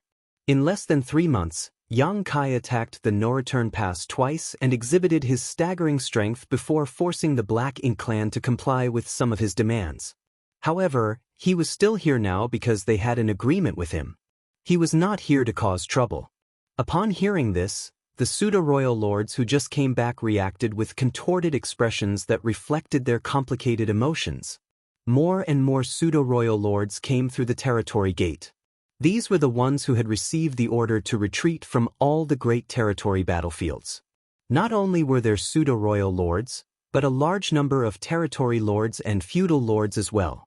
Though, there was not a single one weaker than the feudal lords. Since they were fleeing for their lives, those who were not strong enough could not keep up. Furthermore, as the more powerful masters fled the battlefields, the Black Ink clans still needed some forces to keep the human race army occupied. These returning masters all jumped in fright the moment they spotted Yang Kai, but after finding out what happened, they were filled with humiliation and discontent. It would not be wrong to say the present situation resulted entirely from the actions of a single human. It was Yang Kai who forced the Black Ink clan to give up on the 3,000 worlds. Just as Emo Na Yi had lamented earlier, everything the Black Ink clan accomplished throughout several millennia had vanished in an instant. This continued for 2 months, and once the final group arrived back at the no-return pass, Emo Na Yi finally exhaled and turned to Yang Kai, who had been waiting the whole time. All done, Brother Yang. Yang Kai eyed him coldly. You're done, but I'm not. What do you mean, Brother Yang? Emo Na Yi pretended to exclaim in shock. Yang Kai gritted his teeth and said, the resources you gave me were only in exchange for the lives of the pseudo-royal lords. It did not include this many territory lords and feudal lords. Though he had known that some of the territory lords and feudal lords would have fled alongside the pseudo-royal lords, he did not think there would be this many of them.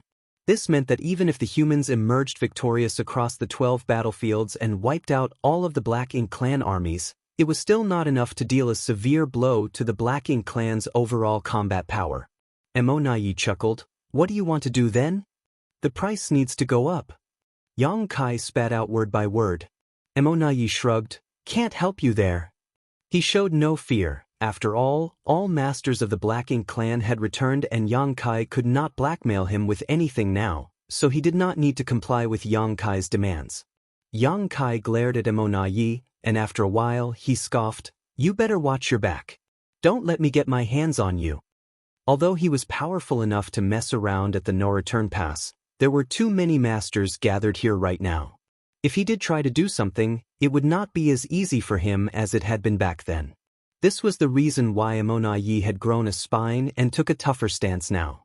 All of the Black Ink clan's most powerful masters were now gathered at the no-return pass. Even if all of the 9th Order masters came over, there was no guarantee that they could achieve anything, let alone a lone Yang Kai. There are too many pseudo-royal lords. Move! Yang Kai snarled. Emo Na Yi turned around and waved his hand at the pseudo-royal lords gathered in front of the territory gate. They swiftly retreated and cleared a path between them. Emo Na Yi gestured to Yang Kai. Go ahead, Brother Yang. Yang Kai snorted and took a step forward without any hesitation. In a flash, he was right outside the territory gate. At the very next moment, a low growl rang out. Now! All at once, a fiery storm of attacks shot out from all directions and rained down on Yang Kai, who could not even say anything before he was shoved into the territory gate. His muffled roar rang out, "I'll kill you, mark my words." Emonaye's expression was grim as he stared at the territory gate that was slowly swirling. This attack that was launched at the very last moment had not been an attempt to kill Yang Kai. He knew full well it was impossible to kill Yang Kai so easily. He simply wanted to get Yang Kai to leave as soon as possible. Perhaps they managed to injure him just a little, but not to the point where it made any difference. Then, Emonaye turned his eyes back on the pseudo-royal lords and sternly commanded, "Remember this humiliation. One day, we'll pay it back many times over." The pseudo-royal lords agreed in unison. The humiliation and fury that colored their expressions made them look rather grotesque. Emonaye looked back at the territory gate again. Just moments ago, it was still slowly swirling as usual, but now, it was as frozen as a lake in winter. He knew it meant that Yang Kai had used his power to seal up the territory gate from the other side. Martial Peak, Chapter 5850, Current Situation. A beam of light swept into the universe fragment that housed the Supreme Headquarters, and before the human landed, his cries could already be heard, "E5 territory has been liberated." The humans didn't have a method to instantly relay information like the Black Ink clan could with their black ink nests. Also, the front lines were very far from the Supreme Headquarters, which was why the news of victory in E5 territory had just arrived. In the early days, the Supreme Headquarters was the center of the several great territory battlefields that the humans fought hard to defend. The distance between battlefields wasn't that great back then, so news traveled quickly. However, with the increased length of the front lines, the 12 human race armies had to move forward while the Supreme Headquarters stayed behind. Hence, communication between them became extremely slow. Previously, Mi Jinglun had thought about moving the Supreme Headquarters to the front lines, but he was only an 8th Order Master. If they decided to move the Supreme Headquarters forward, the Black Ink clan would certainly target them. If the pseudo-royal lords decided to launch a sneak attack, the Supreme Headquarters wouldn't be able to survive. When news of their victory arrived, Mi Jinglun was discussing important matters with his peers at the Supreme Headquarters. At this moment, he was already a 9th Order Master. He was originally a veteran 8th Order Master with a solid heritage, but due to the Open Heaven Realm Method's restrictions, his limit was at the peak of the 8th Order, which was why he hadn't made any progress for many years. With the Supreme Grade Open Heaven pill brought back by Yang Kai, however, he was able to break through his limit. After becoming a 9th Order Master, Mi Jinglun finally had the qualifications to move the Supreme Headquarters to the front lines. He was now discussing with his peers which great territory they should move into to better communicate with the 12 armies. When everyone heard the excited screams, they were stunned. Despite having expected this result, they were still elated. With Yang Kai assisting the Red Flame Army in E5 territory, ending the battle there wouldn't be much of a hassle, but everyone was curious about how big of a victory they had achieved. A while later, a figure swept in from outside the main hall and happily reported, "Sirs, we have completely taken over E5 territory."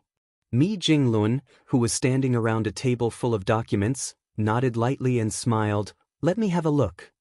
The messenger presented the report, and Mi Jinglun checked it with his divine sense. Soon, a shocked expression appeared on his face as he stammered, "How?" Although he knew that the Red Flame Army would certainly achieve great success with Yang Kai overseeing the situation, he wasn't expecting the numbers to be so exaggerated. "Supreme Commander Mi, how are the results?" The others were looking at Mi Jinglun expectantly. When they saw his expression change, they felt their hearts sink. "Didn't we win?" What's with the shocked expression on Supreme Commander Mi's face? Did the Red Flame Army suffer many casualties? At that instant, the crowd was feeling nervous. With a bitter laugh, Mi Jinglun said, "I've underestimated him still. See for yourselves." While he spoke, he gave the others the after-action report. The crowd immediately took turns scanning the record, And soon, each one of them looked shocked while secretly being amazed by Yang Kai. The report showed the battle between the Red Flame Army and Black Ink Clan was fierce and tragic. Even the Eastern Army commander almost died in that struggle. Thankfully, Yang Kai appeared out of nowhere and saved the situation by using a mysterious Dao Strength River to trap several pseudo-royal lords, rescuing Wuxia Yanghua and the others and forcing the Black Ink Clan army to retreat. Afterwards, Yang Kai went to the Black Ink Clan's base camp alone and captured 2 more pseudo-royal lords. In the end, 8 pseudo-royal lords died, shocking and terrifying the ones still alive so greatly that they all escaped through the territory gate. After all the pseudo-royal lords were either dead or had escaped, the Black Ink Clan army lost all will to fight and retreated from E5 territory. Once again, Yang Kai attacked alone, and like crushing dry weeds and smashing rotten wood, he passed through the Black Ink Clan army and used his space secret technique to seal the territory gate. At that point, the Black Ink Clansmen that had yet to retreat were like turtles hiding in their own shells. Meanwhile, Yang Kai also left E5 territory. Although Yang Kai had left, the Black Ink Clan army couldn't stand a chance against the Red Flame army without pseudo-royal lords overseeing the situation, so the humans in E5 territory began hunting down the remnant Black Ink Clan soldiers and within a month had wiped them out. The military report was quite short, but every detail inside was astonishing. If the people at the Supreme Headquarters hadn't known that it was impossible to fake anything on the battlefield, they would have suspected that the Red Flame Army had doctored their military report to gain military merits. But seeing that Yang Kai had helped them, these results seemed reasonable. When Yang Kai set off to E5 territory to assist the Red Flame Army, they knew the battle there would end in their favor, so how could they not have thought about this result? Yang Kai had killed 8 pseudo-royal lords in just 2 attacks. Such a terrifying accomplishment was impossible for other Ninth Order masters to achieve. That realization traumatized the rest of the pseudo-royal lords, causing them to run. Without the pseudo-royal lords, the Black Ink Clan army was an easy target. Moreover, Yang Kai had sealed the territory gate, so the Black Ink Clan left in E5 territory had no choice but to fight till the end. That was what caused the shocking number of kills in the report. One person alone could change the entire situation on a battlefield and lead the army to achieve such glorious success. It was indeed marvelous. Where is junior brother Yang now? After calming down, Mi Jinglun looked at the messenger. The messenger shook his head. Senior Yang left after sealing the territory gate. Sir Wuxia said that before Senior Yang left, he seemed like he was about to go to the no-return pass and said something about taking something back. Going to the no-return pass to get something, Mi Jinglun felt his brow twitch. That brat, does he think he can do whatever he wants because he's strong now? The no-return pass was different from before. 2 royal lords and several pseudo-royal lords were overseeing that place. Even Ninth Order masters wouldn't easily go there, but considering that it was Yang Kai heading there, Mi Jinglun wasn't too worried. He didn't know what Yang Kai was going to retrieve from no-return pass, but he knew Yang Kai had a purpose in everything he did. While thinking so, Mi Jinglun suddenly became serious while he thought about something. The Black Ink Clan could use black ink nests to quickly send out information, which was something the humans didn't have. After Yang Kai's appearance in E5 territory, the Black Ink Clan lost the battle and paid a huge price. News of 8 pseudo-royal lords dying and the rest escaping would have already reached the no-return pass. More importantly, it wouldn't take long before the masters of the Black Ink Clan on the other battlefields would receive this news. If Mi Jinglun's estimations were right, the pseudo-royal lords from other battlefields might have already found out about the situation in E5 territory. At the thought of that, Mi Jinglun jumped to his feet and ordered, "Hurry! Send orders to the Azure Sun Army. No, send orders to the Shocking Thunder, Burning Moon, Twin Instrument, Azure Dawn, and Jade Cicada armies. Tell them to attack the Black Ink Clan regardless of their behavior and don't relent even if pseudo-royal lords appear." Immediately, a herald went out to relay the orders. Mi Jinglun frowned and let out a dissatisfied groan. "Let's hope we're not too late." Then he turned to the messenger and asked, "Did Wuxia Yanghua and the others mention what their next steps would be after taking E5 territory?" The messenger replied, "After discussion, the Sirs decided to send reinforcements to the nearest Azure Dawn army. If I'm not mistaken, the Red Flame army should have already arrived. Nodding, Mi Jingluan said, "That's good. At the very least, the Black Ink clan there wouldn't be much of a problem." Now that both armies had gathered together, the enemies couldn't defeat the Azure Dawn army. According to Mi Jingluan's estimations, the Black Ink clan then would suffer a tragic end. "Supreme Commander Mi, why are we only sending out orders to those 5 armies? Don't we need to inform the ones with 9th Order Masters?" one of Mi Jingluan's peers asked. Mi Jingluan explained, "9th Order Masters have sharp senses, so they will immediately detect any strange changes in the Black Ink clan army and won't need us to warn them, but the armies without 9th Order Masters might not be able to detect the change in the situation and would still have to be wary of confronting the Black Ink clan army." "The change Supreme Commander Mi is referring to is," Mi Jingluan quickly said, "those pseudo-royal lords might have already run." "What?" someone exclaimed in shock, but the rest soon realized why Mi Jingluan would say that. The Black Ink clan had paid a tragic price during the battle in E5 territory and even lost 8 pseudo-royal lords, the masters which currently gave them the greatest advantage. From the recent military report, it was clear that pseudo-royal lords didn't stand much of a chance against Yang Kai, and Yang Kai had the ability to seal the territory gates and cut off the Black Ink clan's escape routes. How could the Black Ink clan not be worried about such an enemy? Yang Kai had only joined one battle in E5 territory yet almost wiped out the entire Black Ink clan army there. So, what if he appeared in the other great territories? No pseudo-royal lord had the guts or confidence to face Yang Kai head-on. Even if they could muster up the courage to fight with Yang Kai, the always prudent Monai wouldn't let them do so and would instead order them to save their strength and immediately return to the no-return pass. Therefore, all of the pseudo-royal lords at the front lines should have already evacuated. The 6 human race armies with 9th Order Masters would have noticed such movements, but the rest might not have. If the Black Ink clan acted like they were ready to start a fight, the humans might not dare to act recklessly, giving the pseudo-royal lords the time and opportunity to flee. The pseudo-royal lords had contributed a lot in the battles on each battlefield, which was why the Black Ink clan could stand a chance against the humans. Now that they were gone, the Black Ink clan had lost their capital to fight against the human race armies. Hence, now was the best time for the humans to make the most of this situation. Everyone else finally understood why Mi Jingluan would give out such an order. This was the drawback of increasing the distance to the front lines. The relay of information was too slow, so naturally coordination, relaying orders, and even the dispatching of reinforcements were equally slow.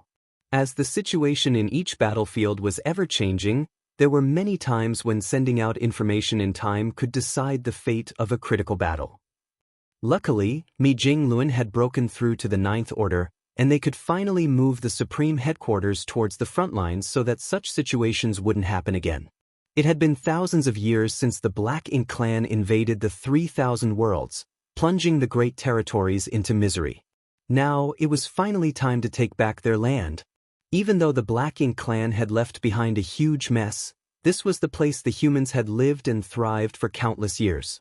While looking into the distance, though Mi Jingluan looked calm, he was actually excited inside. He could foresee that the human race would be able to get back their lost land in a matter of years. Originally, he was ready for a prolonged war with the Black Ink clan, so he didn't expect the situation to change so abruptly. And all of this was actually because of one person. Marshall Peak, Chapter 5851, Defeating the Black Ink clan. After returning from the no-return pass, Yang Kai sealed the territory gate linking the Barren Territory and the no-return pass, the territory gate linking the Shattered Heaven to the Barren Territory, and the territory gate to the Shattered Heaven. After sealing those 3 territory gates, the Black Ink clan army left in the 3,000 worlds would be like turtles hiding in their shells. Even though the masters of the Black Ink clan at the no-return pass had the ability to forcefully break these seals, Yang Kai was certain that with his knowledge of Mo Na Yi, he wouldn't bother. That was because the Black Ink clan were lucky enough to be able to save most of their main forces. As for the rest of the Black Ink clan army left on the front lines, the Black Ink clan couldn't do anything to save them. Meanwhile, Emonayi didn't intend to, nor could he afford to care about the deaths of those left on the battlefield, so he naturally didn't have to waste time and effort to break the seals on the territory gates. At the same time, large battles had broken out on each frontline battlefield. Like Mi Jinglun had guessed, the 6 Ninth Order Masters overseeing their battlefields had sensed the change on their enemy's side. After all, the commotion from all the pseudo-royal lords, territory lords, and feudal lords evacuating wasn't small. It was impossible for such masters to leave without a trace, especially when both armies were at war. When the Ninth Order Masters noticed this change, they immediately led their respective armies to launch a probing attack. Soon, they discovered that the enemy they had been fighting for many years suddenly lost a large deal of their more powerful combatants. All the pseudo-royal lords were gone. Although the Ninth Order Masters had no idea what happened to the Black Ink clan, they wouldn't give up such a good opportunity. Therefore, the 6 battlefields with Ninth Order Masters in command launched all-out assaults and slaughtered large portions of the Black Ink clan armies. However, the other 6 armies without Ninth Order Masters, such as Shocking Thunder and Burning Moon, didn't have such keen senses. Furthermore, the pseudo-royal lords had planned all kinds of misleading tricks before evacuating. They had ordered the Black Ink clan army to show aggressive behavior from afar so that the humans wouldn't dare to act recklessly. The only exception was the battlefield where the Azure Dawn army was stationed. A war broke out quickly because the Red Flame army, that had fully reclaimed E5 territory, came to help after a short period of recuperation. The 2 armies working together greatly increased the human race's combat power.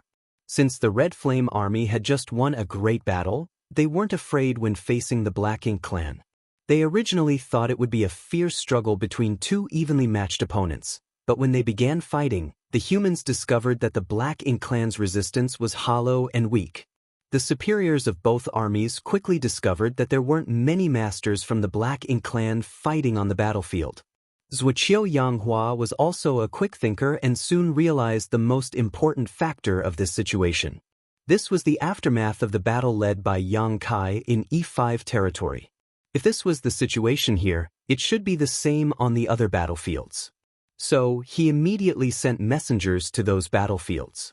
Before the news from the Supreme Headquarters arrived, Shocking Thunder, Burning Moon, and the other armies had already received intelligence updates from Jianghu. All the human race armies quickly began attacking. Since the Black Ink clan couldn't withstand this fierce assault, they were swiftly torn apart and routed. The war had barely begun, yet many Black Ink clansmen were already escaping through the territory gates with human soldiers in hot pursuit. Several months later, a Black Ink clan army remnant, led by a territory lord, was frantically fleeing in the direction of the no-return pass. This army had tens of thousands of Black Ink clansmen, which was no small number. There used to be even more of them, including 2 other territory lords, but the humans had caught up to them at some point, killing many of them, hence, they were all that remained. Before them was the territory gate leading to the Shattered Heaven. Once they passed through it, they would be able to pass through the Shattered Heaven to the barren territory before entering the no-return pass. That way, they could finally escape from the humans chasing them.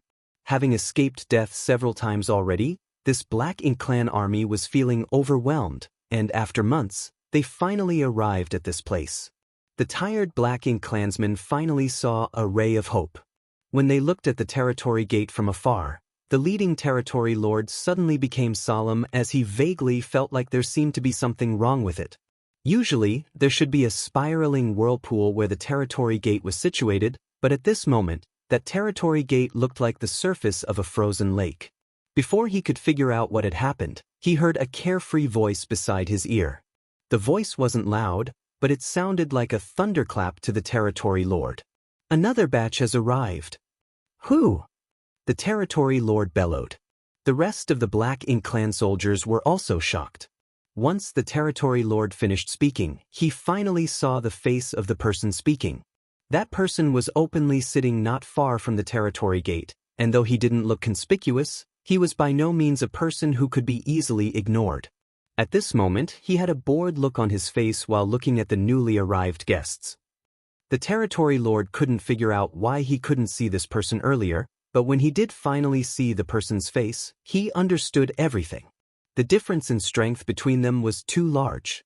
If this person was deliberately hiding just now, how could the territory lord possibly notice him?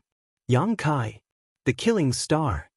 Instantly, the territory lord felt his blood run cold, and his head felt like it was about to explode. Run! The territory lord only managed to scream one word before he felt pain all over his body, followed by his vitality draining away. Beside the territory gate, Yang Kai opened his hand and waved it in the direction of the defeated army. Space principles surged around him, and the local space instantly became a killing ground filled by void cracks. Tens of thousands of Black Ink clansmen didn't even get the chance to make a sound before they were wiped out. Only the territory lord was able to withstand a little while longer before he too followed the others. Meanwhile, the void cracks that had sliced through the remnant army didn't disappear immediately but continued to expand. Then, like huge mouths, they completely devoured the broken limbs, and even the Black Ink strength left over by the fallen. When Yang Kai clenched his fist, the void cracks faded away and the space stilled, as if nothing had happened. Even Yang Kai's figure was gradually fading before completely disappearing. After he sealed the 3 territory gates, he decided to stand guard here because he had expected today's scene. Since all the pseudo-royal lords and a large group of territory lords and feudal lords from the front lines had retreated to the no-return pass, the rest of the Black Ink clan soldiers on the battlefields couldn't defeat the human race. However, there were huge amounts of Black Ink clansmen on every battlefield, and without him heading over to seal the territory gates, it would be difficult for the humans to wipe out all the remnants like the Red Flame army had. The 3,000 Worlds was a vast place with numerous great territories, so once the Black Ink clan army fled, the humans would have a hard time exterminating all of them. So, Yang Kai decided to stay here and wait for the Black Ink clan army to fall into his trap. During these past months, Yang Kai had killed over a dozen groups of Black Ink clansmen that escaped all the way here. There weren't any specific number of Black Ink clansmen in each remnant army, as some had barely a few thousand, while some had over 1 million. Yang Kai cleverly used his space secret techniques to kill the enemies without being noticed and without leaving any traces behind. Half a day later, a stream of light with an imposing aura suddenly swept in from afar.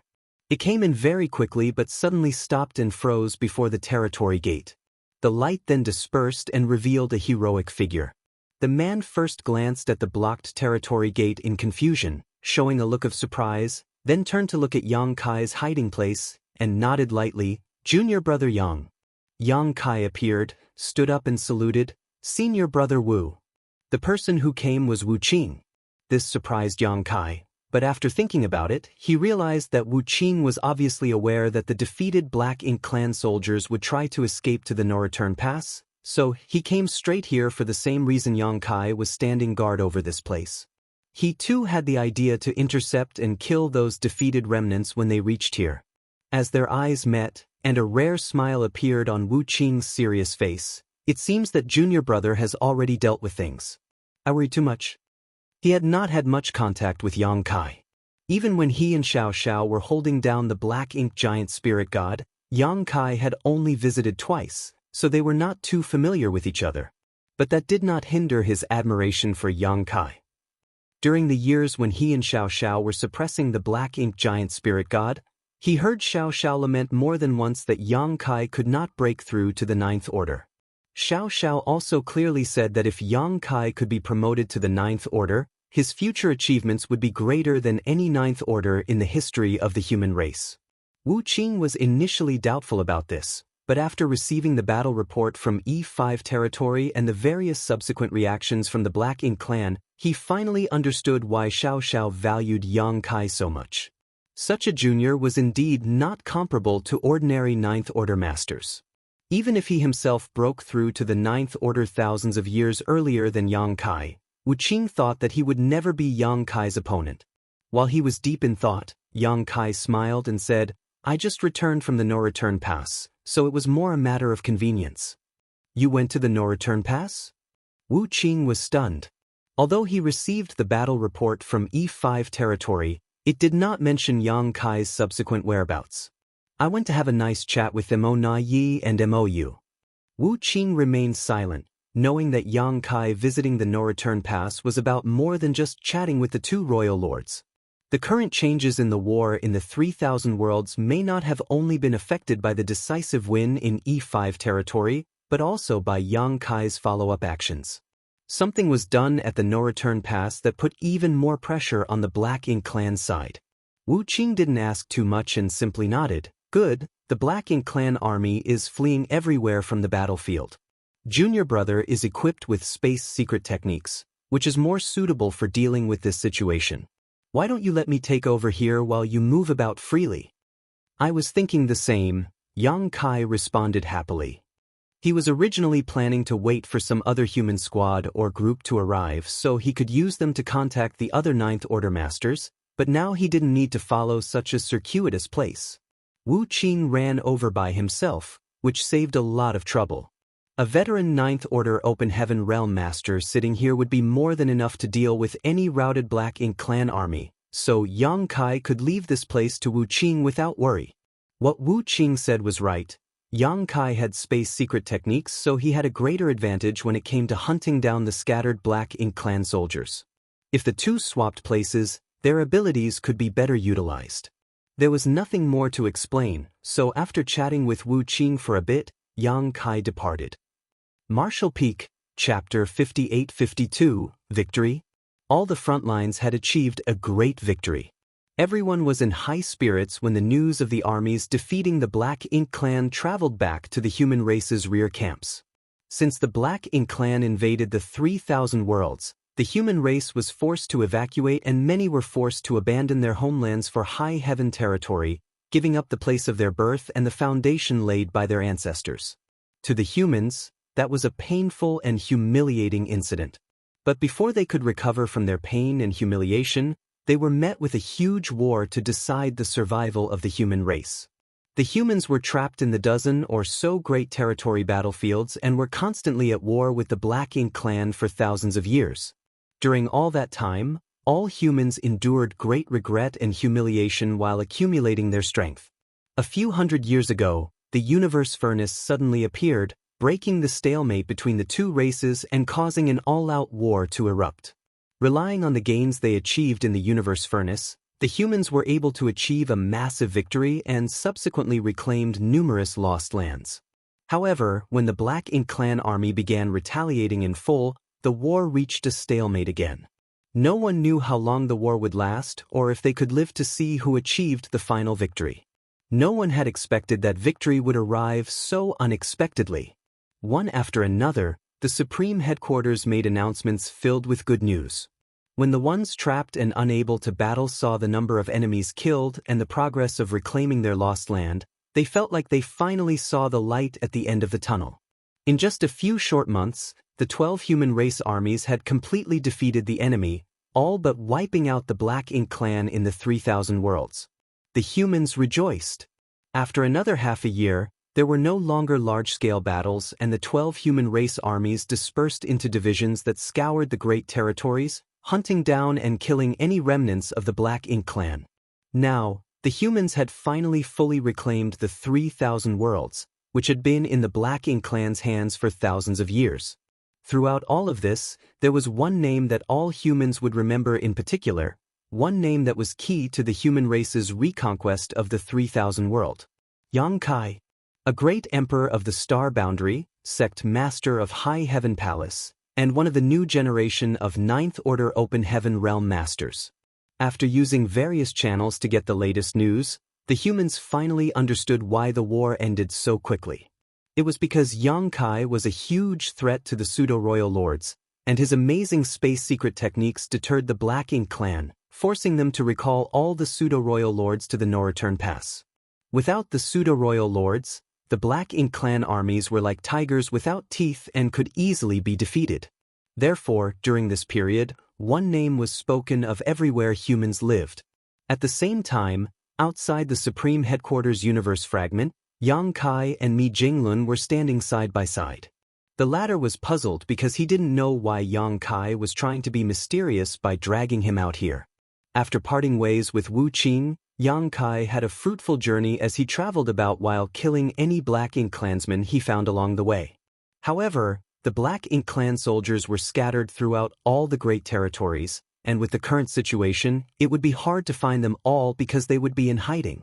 Since Yang Kai couldn't do much about it alone, he decided to hand this matter over to the 12 armies. They had separated into individual divisions and were now sweeping through the great territories, wiping out any remnants of the Black Ink clan who were in hiding.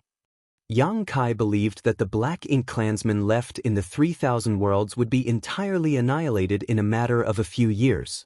Only then would the 3,000 worlds be considered fully reclaimed. Of course, reclaiming the 3,000 worlds only had a symbolic significance to the humans because the current 3,000 worlds was a barren land with nothing but destroyed universe worlds and broken universe fragments floating about the void. Therefore, even if the humans had fully reclaimed the 3,000 worlds, those who left their homelands still couldn't return to them. It could be said that this was an extremely sad situation, but nothing could be done about it. As such, Yang Kai didn't waste any more time searching for remnants of the Black Ink clan and instead returned to the supreme headquarters to find Mi Jinglun. He had gathered quite a lot of things and it was now time to share them. "Junior brother, what are we doing here?" Mi Jinglun couldn't help but ask. Yang Kai said dismissively, "Calm down, senior brother. I have a surprise for you." While saying so, Yang Kai reached into his robes and took out a sphere he had shrunk using his space-time river before throwing it out. Feeling confused, Mi Jinglun looked upwards and saw the small space-time river was filled with dense Tao strengths. Even as a Ninth Order master, he couldn't help but feel astonished. He sensed something special about the space-time river. Also, he knew that although they were both Ninth Order masters, Yang Kai's attainment in the various Grand Daos was much higher and more numerous than his own achievements. The space-time river was spinning like a ball of loose thread, and it would expand a little with every turn. As time passed, it expanded to become something majestic-looking. In just a short moment, a huge object appeared in Mi Jinglun's sight, thoroughly shocking him. He had realized what it was when it had just begun taking form, but he wasn't sure until he finally saw the full, majestic, nearly intact Great Pass. Yang Kai raised his hand and summoned back his space-time river, returning the Tao strengths back to his body. Then, he turned to look at Mi Jinglun. "Senior brother, how about using this as the future supreme headquarters?" While gazing at Yang Kai with mixed emotions, Mi Jinglun nodded, "Good idea." He grabbed Yang Kai's arms and ushered, "Come, take a look with me." Side by side, the two strode towards the majestically standing Great Pass, and when they arrived at the entrance, they looked up at the worn characters engraved there and fell silent. This Great Pass used to be a critical weapon in the war against the Black Ink clan. For hundreds of thousands of years, legions of humans had shed blood in and around this Great Pass. The humans managed to keep the Black Ink clan trapped in the Black Ink battlefield in large part thanks to these Great Passes. The void was silent, but when they arrived before the Great Pass, the two felt like they could still hear the sounds of the brutal wars fought here long ago. They were the sounds of human soldiers fighting against the Black Ink clan, along with sounds of the last moments of their lives. This Great Pass used to stand majestically on the Black Ink battlefield, like all other Great Passes. It had also previously accompanied the human race army on its crusade to the primordial heavens source Grand Restriction. However, the humans were ultimately defeated and forced to abandon this Great Pass outside the No-Return Pass. Having fallen into the hands of the enemy, the Black Ink clan naturally wouldn't cherish this weapon. Although the Great Pass was mostly intact, the inner sanctum was a wreck, and there were all kinds of traces left behind from the Black Ink clan removing their Black Ink nests. Two figures walked around the Great Pass and soon arrived before a huge monument. Every Great Pass possessed a monument of heroes which recorded the names and origins of every soldier that died in battle there. This monument was also the only trace their ancestors left in this world because, during the battles, most of the soldiers who died would perish without corpses. After cleaning away the thick layer of dust on the monument of heroes, Mi Jinglun sighed, "Junior brother, you're too thoughtful." With this Great Pass, the Supreme Headquarters could move around more easily and didn't have to simply remain in one area. Moreover, Mi Jinglun had become a Ninth Order Master, and with the help of this Great Pass, he would be able to make even larger contributions in future wars. "It's a pity that I couldn't bring more of them back," Yang Kai shook his head. As the Black Ink clan also knew about the power of these great passes, letting Yang Kai bring one of them away was already their limit. It was impossible for Mo Na Yi to agree to Yang Kai bringing more of them back. Of course, it was not like Yang Kai could bring another one with him anyway. Do we still have pure Yang Pass core? Yang Kai asked. Every Great Pass had a core, as operating such a huge Great Pass wasn't easy. When the Great Evolution Army reclaimed the Great Evolution Pass, they couldn't find the core and it almost delayed the human race's crusade. In the end, Yang Kai entered the Void Crack and found the core. Since Great Evolution Pass had a core, pure Yang Pass would have one too. According to what Yang Kai knew, the humans brought all the remaining cores with them when they withdrew to the barren territory. So, pure Yang Pass core was most likely with them, but Yang Kai didn't know who was guarding it. We still have it. All the cores from the Great Passes are with senior sister Xiao Xiao. I'll go and ask her for it later, Mi Jinglun replied, but then he suddenly felt frustrated. It will take a lot of resources to repair this thing. When the humans abandoned the no-return pass, they not only brought away the cores, but also all the artifacts and spirit arrays they could take. Those that they couldn't bring away were destroyed lest the Black Ink clan used them. Therefore, this Great Pass was now just an empty shell. If they wanted to restore it to its full potential, they would have to renovate it almost from scratch, which would cost an unfathomable amount of resources. Right now, the humans' biggest concern was the general lack of materials and resources. In simpler terms, they were dirt poor. Yang Kai laughed and took out a number of space rings, saying, I forgot to tell you, pure Yang Pass isn't the only thing I brought back from the Black Ink clan. There's also this. Mi Jingluan's eyes lit up when he saw the space rings. How much is there? Yang Kai replied, about 100 million sets of fifth-order materials. When Mi Jingluan heard that, he was so shocked that his face visibly twitched. How could the Black Ink clan have agreed to this? If Yang Kai hadn't had such a remarkable battle record, Mi Jinglun would have thought he had made some sort of secret deal with the Black Ink clan. Otherwise, he wouldn't have gotten such a frightening amount. It wasn't up to them whether they agreed or not. While Yang Kai spoke, he threw the space rings over to Mi Jinglun. With so many resources on hand, the humans had one less thing to worry about. Moreover, the 12 armies should have looted quite a lot on their recent conquest. After all, the Black Ink clan needed a lot of resources too, so every Black Ink clan army would carry many valuable materials on them, all of which belonged to the humans. But Mi Jinglun still couldn't believe that Yang Kai could snatch so much from the Black Ink clan. It was clearly something that benefited the enemy, yet the Black Ink clan still agreed to it, which showed how wary they were of Yang Kai. Martial Peak, Chapter 58-53, Gathering Disciples. At the Star Boundary's High Heaven Palace. A ray of light swept in from a distance, stopping after reaching a grand hall, revealing a toned figure. When the figure's aura surged, it was obvious that the visitor was an 8th Order master with strong cultivation. Despite reaching the 8th Order, Zhao Luan still didn't dare to act arrogantly after arriving here because this was High Heaven Palace, the sect of the Tao Lord. He had previously visited High Heaven Palace a few times because the Tao Lord had left behind several sealed words here. All disciples from the Void Tao Temple had trained in those sealed worlds and received rewarding results. When Zhao Luan was still in the Emperor realm, he already believed that the Tao Lord was very powerful, and the more his cultivation increased, the more he realized how unfathomable the Tao Lord was.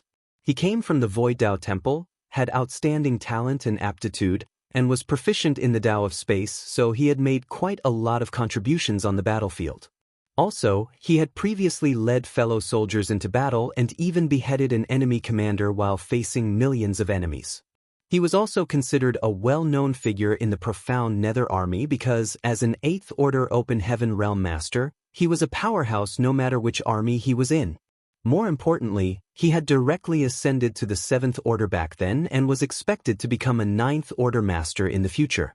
A month ago, he received a transfer order from the Supreme Headquarters, directing him to return to the Star Boundary's High Heaven Palace immediately. Despite not knowing what happened, since this was a direct order from the Supreme Headquarters, he wouldn't dare to disobey. So, he dropped everything he was doing and immediately flew back. Even so, he had a vague guess. Since this was an order from the Supreme Headquarters that involved High Heaven Palace, it must be related to the Tao Lord. Since the battles at all front lines were almost at their end and looking for the surviving Black Ink clansmen was a tedious but not dangerous job, he didn't mind being absent. I wonder why the Tao Lord summoned me. Maybe it's something important. Zhao Lun felt excited inside and fixed up his clothes before entering the Grand Hall. When he walked inside though, he immediately felt several pairs of eyes looking at him. He was surprised, but then burst out laughing as he realized that he wasn't the only one who had received orders from the Supreme Headquarters. It's Senior Brother Zhao Lun. Senior Brother Zhao, over here. Someone called him. Looking in that direction, Zhao Lun saw a few familiar faces. He smiled and nodded before approaching them. There were many people inside the Grand Hall, about 70 or 80 gathered into small groups while chatting with each other. Zhao Lun found some fellow brothers and sisters he was familiar with and then noticed that all the people called here were disciples from the Void Dao Temple. Also, all of them were proficient in the Tao of Space. Not only them, but there were also some from the Phoenix clan. However, unlike the enthusiastic atmosphere among the fellow disciples from the Void Dao Temple, the Phoenix clansmen were quietly sitting upright to the side and seemed a little unapproachable. All high-level humans had more or less had some interaction with the Phoenix clan, and even if they didn't, they would have experience with other divine spirits. They knew divine spirits were mostly arrogant, especially ones like the Phoenix clan, so they weren't bothered by this. The Void Dao Temple disciples had large age gaps because the flow of time in Yang Kai's small universe was different from the outside world. With Yang Kai being a 9th order master and his attainments in the Tao of Time reaching new heights, the difference in flow rate was already 10:1. In other words, 10 years inside his small universe was equivalent to 1 year outside. As Yang Kai had brought them out from the Tao Temple in batches, the gap between some fellow disciples was measured in tens of thousands of years. If it were in an ordinary sect, such an age gap would only appear between members several dozen generations apart. However, the Void Dao Temple wasn't just any ordinary sect. Moreover, age didn't matter because being born from the same place gave them a natural bond with one another, so all the disciples from the Void Dao Temple would help each other regardless of whether they were familiar with each other.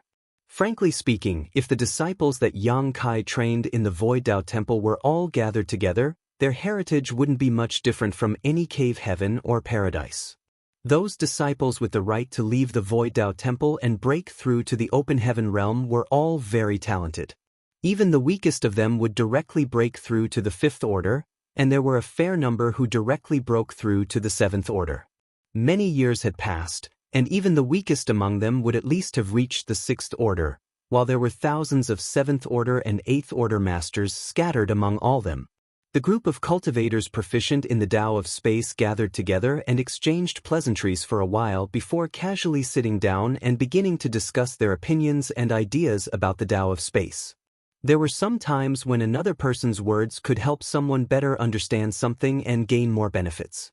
Also, different kinds of thinking combined together would definitely yield outstanding results. The Tao of Space was renowned for being difficult to cultivate. Before Yang Kai, there were only a few humans in the entire 3,000 worlds that could be considered proficient in it.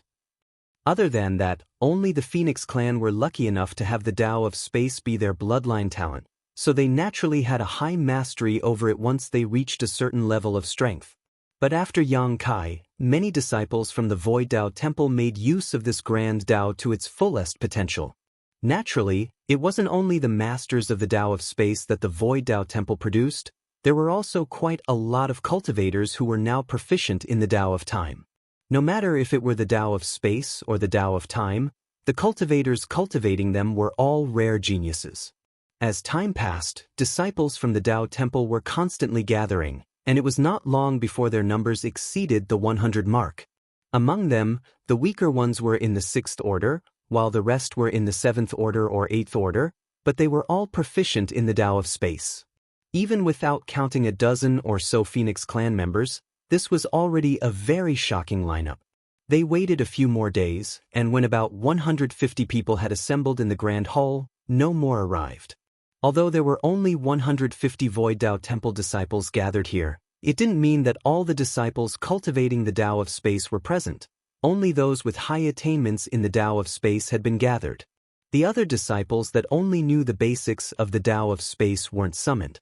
Those who were gathered here had reached the 4th level of mastery in the Tao of Space, traversing a familiar path. They chatted with each other for several days before 2 figures arrived and instantly attracted everyone's attention. Both of them were in the 8th order and had solid auras. One of them was wearing full white and had a handsome face with a warm smile that even strangers would have a good impression of. The other was in black robes and had a steady, mature temperament. All the Tao Temple disciples became excited when they saw the man in black. Then, they began calling out eldest senior brother Miao and greeting him. The Void Tao Temple disciples also greeted the man in white clothing, calling him senior brother Li. The one being called eldest senior brother Miao was naturally Miao Fei Ping. Besides the Tao Lord's 3 legacy disciples, Miao Fei Ping was the first disciple Yang Kai brought out of the void world and the first disciple to break through to the open heaven realm. Also, he was the first temple master of the Void Tao Temple. Even now, his statue was placed right below Yang Kai's inside the Void Tao Temple, and his position as the Tao Temple's eldest senior brother was recognized by all. Therefore, all the Tao Temple disciples, whether they had seen Miao Fei Ping in person or not, immediately recognized him. As for the man in all white, he was a master under the Star Boundary's martial beast Great Emperor, Li Wu. Previously, there were only 2 people truly proficient in the Tao of Space in the Star Boundary, Li Wu Yi and Yang Kai. When they first met, Li Wu Yi's attainments in the Tao of Space far exceeded Yang Kai's, and he had previously mentored Yang Kai a lot in regards to the Grand Tao. Yang Kai benefited a lot from that advice. Their relationship could be said to be both mentors and friends. But with Yang Kai's constant growth, his attainments in the Tao of Space gradually surpassed his seniors. Now, no matter whether it was Yang Kai's cultivation or his attainments in the Tao of Space, both had surpassed Li Wu Yi by a wide margin. However, Li Wu Yi wasn't an ordinary man. Back then, he was titled the first master below the great emperors in the Star Boundary, which showed his talent and strength. If the Star Boundary's bottle hadn't been full, he would have long become a great emperor himself. Over the years, his cultivation had soared, and though his attainments in the Tao of Space weren't as high as Yang Kai's, he had already reached the peak of the 7th level and would soon break through to the 8th level. During the thousands of years of war against the Black Ink clan, numerous humans had made names for themselves, and Li Wu Yi was one of them. The reason such figures weren't more famous was simply because they were all outshined by Yang Kai. In terms of attainments in the Tao of Space, besides the members of the Phoenix clan, Li Wu Yi was now the first under Yang Kai. That was something even Yang Kai's eldest legacy disciple, Zhao Yi Bai, could not compare to. Of course, comparing their ages, Zhao Yi Bai was much younger than Li Wu Yi, and attainments in any Grand Tao usually required many years of accumulation, so this only made sense. Therefore, when Li Wu Yi entered, even the noble Phoenix clansmen nodded their heads in greeting. Li Wu Yi had previously visited the Phoenix Nest to discuss the Tao of Space with the Phoenix clan, and he had earned respect from several Phoenix clan masters with his strong attainments. Moreover, Li Wu Yi was quite handsome and had a noble bearing, and the Phoenix clan had an innate flaw. They judged people by their appearance.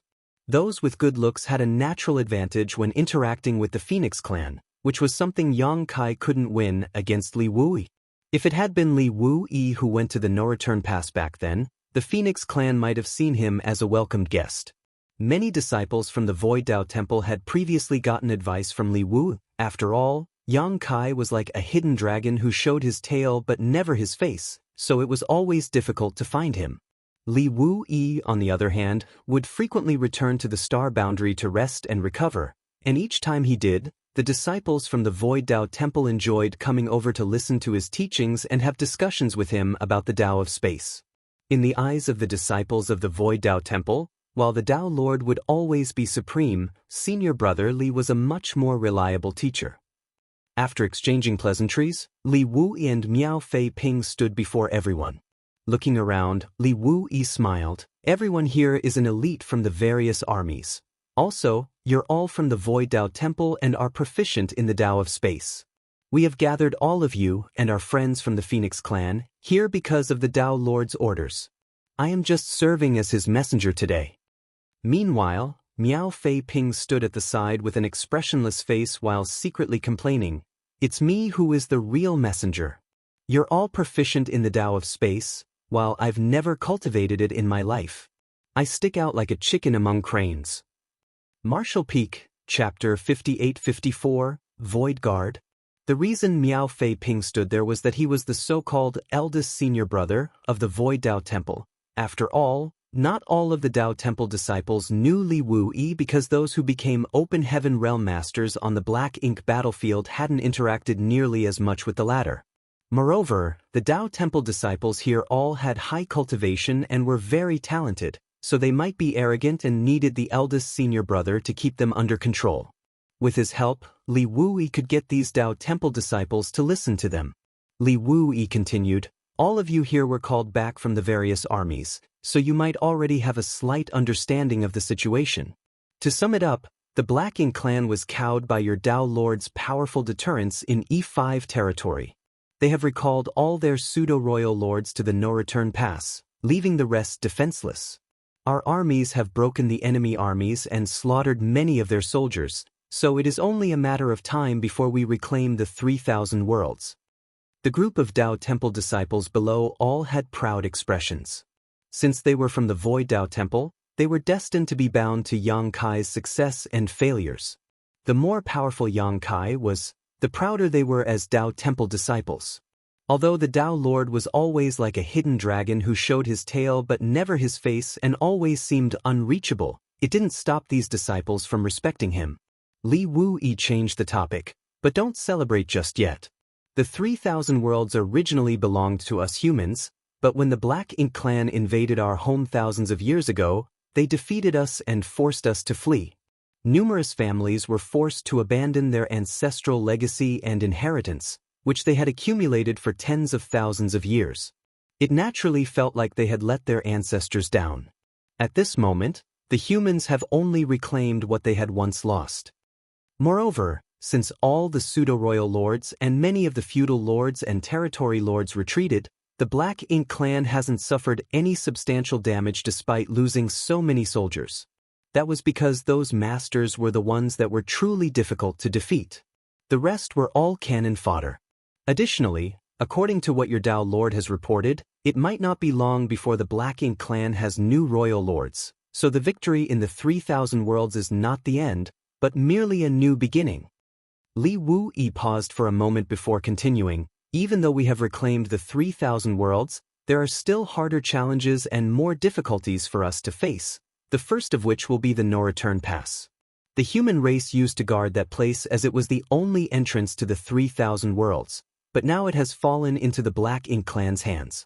If we don't take back the no-return pass, the Black Ink clan will eventually return someday. Even if we manage to take back the no-return pass, the Black Ink clan's reign of terror still will not end. The source, MO, is being suppressed and sealed inside the primordial heaven's source grand restriction. That being is the origin of the Black Ink clan's invasion. The blood feud between the human race and Black Ink clan is absolutely irreconcilable. So, how could we let the enemy have it easy while we suffer? Only by killing MO can we finally rest at ease." Li Wuyi's words led the Tao Temple disciples to imagine all sorts of things. Someone couldn't help but ask, "Senior brother, did the Tao Lord gather us here because he wants to accumulate more strength and ambush the Black Ink clan's base?" It wasn't wrong for that person to think this way because everyone present, whether they were Tao Temple disciples or Phoenix clan, were proficient in the Tao of space. Except for eldest senior brother Miao. With so many people proficient in the Tao of space gathered in one spot, they had a natural advantage when doing missions together, and the Black Ink clan would definitely not see them coming. While looking at that person, Li Wuyi laughed and shook his head. "No, he didn't. This guy sure is imaginative. If we attacked the no-return pass with only these many people, it would be suicide." Li Wuyi wore a serious expression while explaining, "Your Tao Lord said that after taking back the 3,000 worlds, the human race and Black Ink clan would have a short period of peace. If we want to win the following battles though, we must act first and think of a way to take back the no-return pass before starting a crusade against the primordial heaven's source grand restriction. Only then do we stand a chance to prevail. However, without mentioning the journey to the primordial heaven's source grand restriction, even heading to the no-return pass is already a long journey. If we move together as one army, the journey to the no-return pass alone will take up a lot of time, and once the war begins, it will be impossible to end in a short period. Also, it will be a problem if we want to send reinforcements to the front lines. After hearing this, the crowd nodded. The 3,000 worlds was expansive, and the black ink battlefield was vast. Even with 7th or 8th order cultivation, the journey would still take a long while. Time was an essential factor during the war because the more time the army wasted in transit, the more time the enemy had to prepare. This was a problem that neither the Black Ink clan nor human race could solve easily. That is why. Li Wuyi looked serious while speaking. Your Dao Lord has suggested forming the Void Guard. First, we gather the elites proficient in the Dao of space, all of you, and then we will use massive space arrays to pave a path from our home base to the battlefield in advance. That way, the Grand Army can save a lot of time traveling to the battlefield, and logistics and reinforcements can be moved to the front lines at any time. When the crowd heard this, they finally understood why so many Dao Temple disciples and phoenixes proficient in the Dao of space were gathered here. Indeed, if they succeeded in forming such a path with space arrays, the communication between the front lines and the rear would become much more efficient. However, this was a mammoth task that would require a lot of resources. On the other hand, even if they didn't build such a pathway, they would still require a lot of resources every time they deployed their armies, which the humans couldn't afford with their current heritage. Since this idea came from the Dao Lord though, he must have a reason for forming the Void Guard. If they succeeded, the benefits must outweigh the losses. In the future, the humans could use this corridor and secure a large advantage, whether it was the battle at the No-Return Pass or the following crusade to the primordial heaven's source grand restriction. None of the open heaven realm masters here were fools, so they understood that point and were secretly excited. Zhao Lun cupped his fist and said, "Senior brother, since we're going to be the Void Guard, please give us our instructions on what we should do." The crowd nodded in agreement. Li Wuyi smiled and nodded. The formation of the Void Guard has been submitted to and approved by the Supreme Headquarters, and your names have been recorded while you were en route. So, all of you are considered members of the Void Guard already. Then, he turned to look at the Phoenixes. That includes our friends from the Phoenix clan as well. The Phoenixes, led by Huang Xinyang, all nodded. Afterwards, Li Wuyi became serious again and quickly said, "The Void Guard's first mission is to look for structures to house the new space arrays. Fortunately, we already have such structures and won't need to build them from scratch. All you need to do is look for them." "Senior brother, you mean?" Zhao Lun had a vague guess, but he wasn't sure. Li Wu explained, "The universe temples. Nearly every great territory has their own universe temple. When the Black Ink clan occupied the 3,000 worlds, a few of those universe temples were naturally destroyed, but most of them are still intact. So, your mission is to visit each great territory and move those scattered universe temples to the star boundary. We will repair those universal temples to use as the basis for the new space arrays." Once he finished, everyone understood. A universe temple was indeed a good choice as a base. It was initially something left over from the early ancient era and could allow one to cross a great territory rapidly. Cultivators had previously used the universe temples to move to the center of great territories from their outer edge, having travel time at least. But since the Black Ink clan invaded the 3,000 worlds, some of the universe temples were destroyed, and those that weren't would have had their arrays destroyed, rendering them unusable.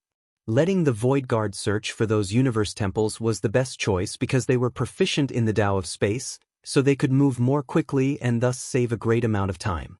At that moment, Miao Fei Peng, who had been standing to the side without saying anything, came forward and took out a list of names before calling out the names. Hua Tong. An 8th Order Master seated below responded by coming forward and cupping his fists. "Here." Miao Fei Ping took out a universe chart from his small universe and threw it at Hua Tong. Follow the trail marked on the universe chart to the Great Territory and search for the universe temple there. Be quick. After receiving the universe chart, Hua Tong briefly checked and said, yes. Then, he swept away and soon disappeared into the distance. Miao Fei Peng continued, Zhao Lun. Here. Zhao Lun responded and came forward. One after another, names were called out. The 7th Order and 8th Order Masters moved alone while the 6th Order Masters acted in groups. Following the distribution of the universe charts prepared in advance, the disciples in the Grand Hall gradually left. In the end, the dozens of phoenixes also received their tasks and departed. Soon, only Li Wuyi and Miao Fei Ping were left in the Grand Hall. Once the last phoenixes left, Li Wuyi said, Junior brother Miao, I'll leave the rest to you. I'm leaving as well. He needed to search the Great Territories, too, quite a few of them. Miao Fei Peng nodded, saying, Senior brother may rest assured. What followed was easy because he only needed to wait for his junior brothers and the Phoenix clansmen to retrieve the universe temples. As for being a Void Guard, he was only included because he was the Dao Temple's eldest senior brother.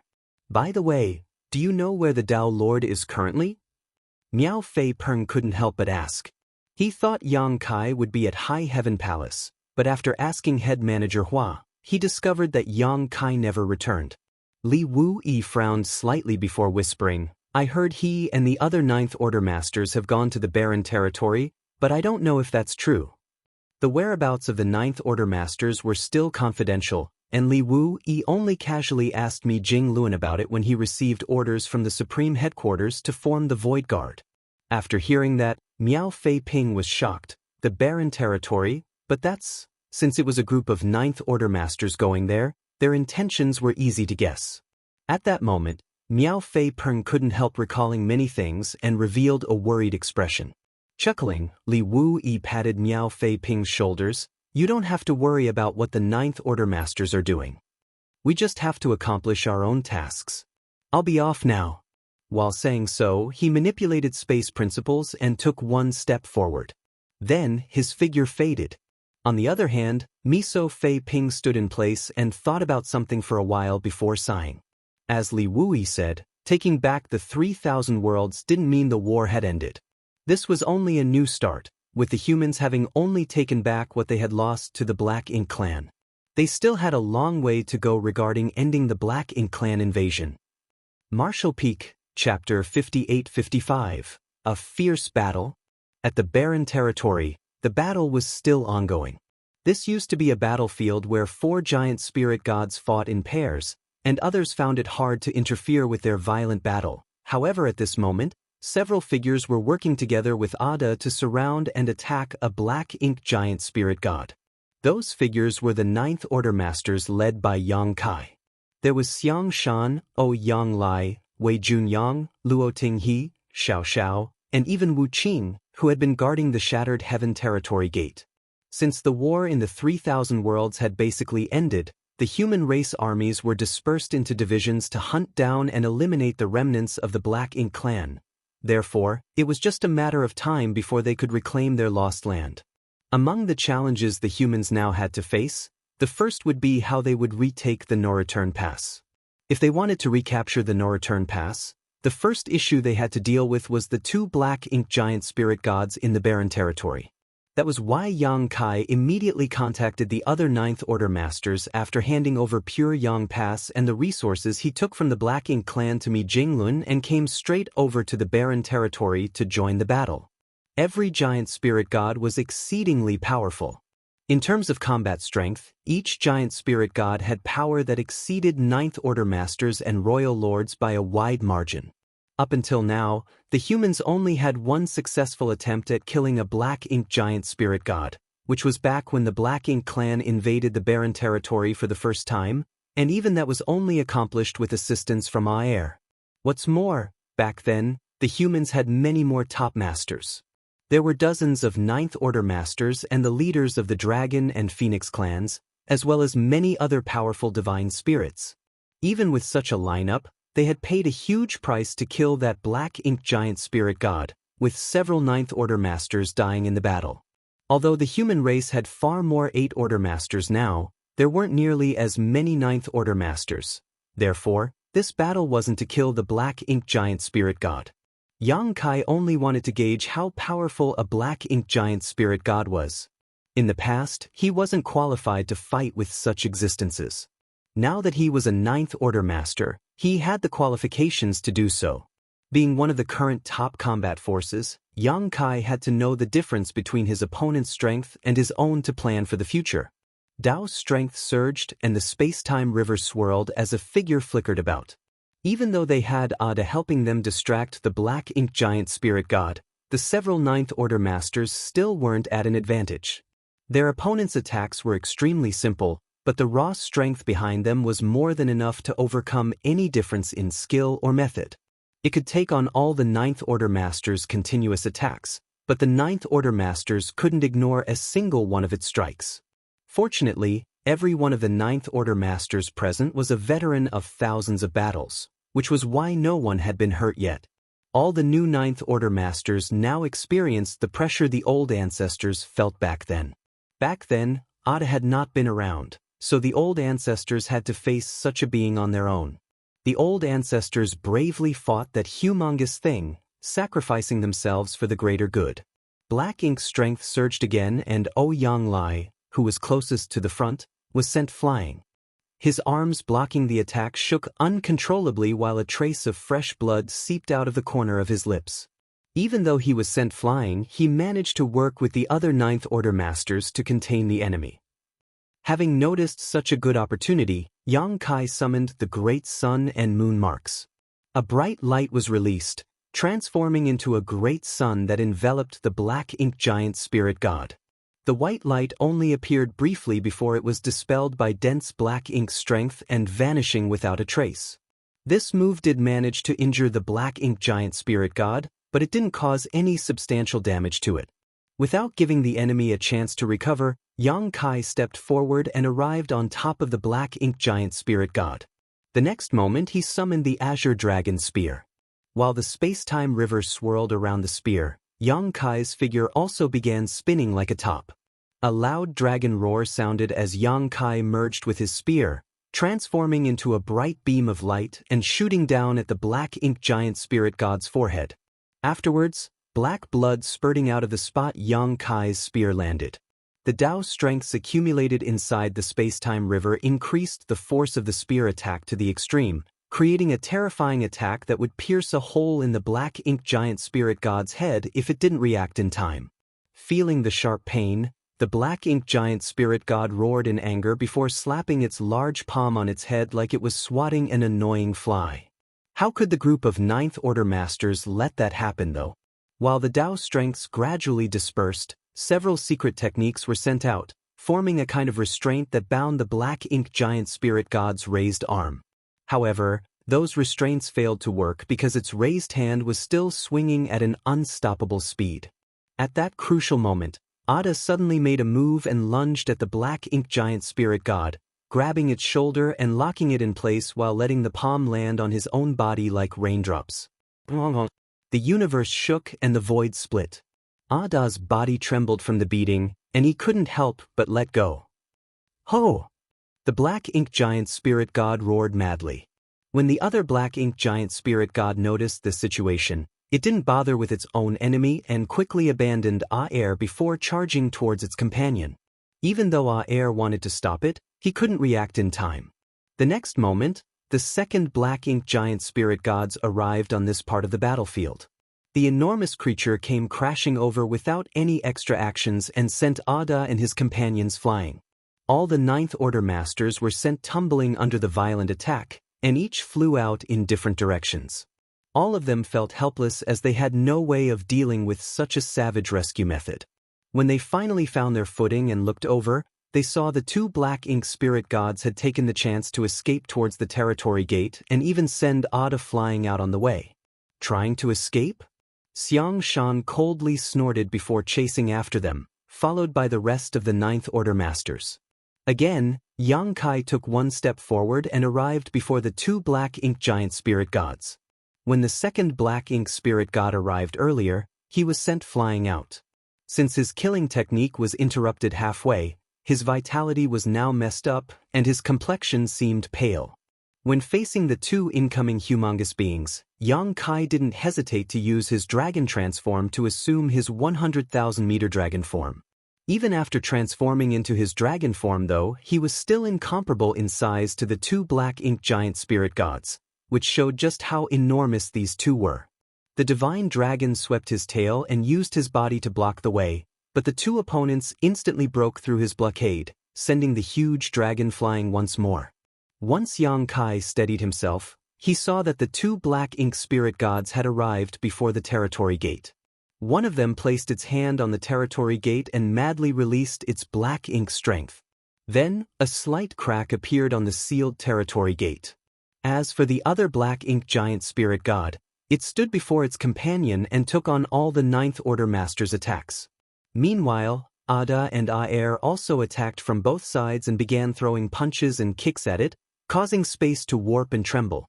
If ordinary masters encountered such a violent storm of attacks, they would have been rendered a blood mist, but the black ink giant spirit gods weren't ordinary by any definition. Even though it was in a disadvantageous state, it wasn't life-threatening. By the time Yang Kai arrived, the sealed territory gate already had a hole in it, and through it was a vague image of the no-return pass on the other side. Right then, the two black ink giant spirit gods' bodies quickly shrank. They ignored the attacks from all directions and entered the territory gate one after another. On the other side, the no-return pass clearly felt the movement, and Yi and Muyu hurriedly led the many black ink clan masters over to help. Ada and Aer's bodies were also beginning to shrink, as they clearly wanted to chase after the two black ink giant spirit gods. Though giant spirit gods were mighty, they didn't have high sentience, so they couldn't stand the idea of letting their enemies run away, especially Aer, who had been fighting his opponent for thousands of years. Flustered, Yang Kai dashed over and stopped them. After some time persuading them, he managed to calm Ada and Aer down. He then turned around and looked through the swirling territory gate to stare at the many black ink clansmen. Yi opened his mouth and briefly said something, and though Yang Kai couldn't hear what he was saying, he knew without having to think about it that it was some sort of provocation. Ignoring him, Yang Kai glanced at them momentarily before using space principles to reseal the territory gate.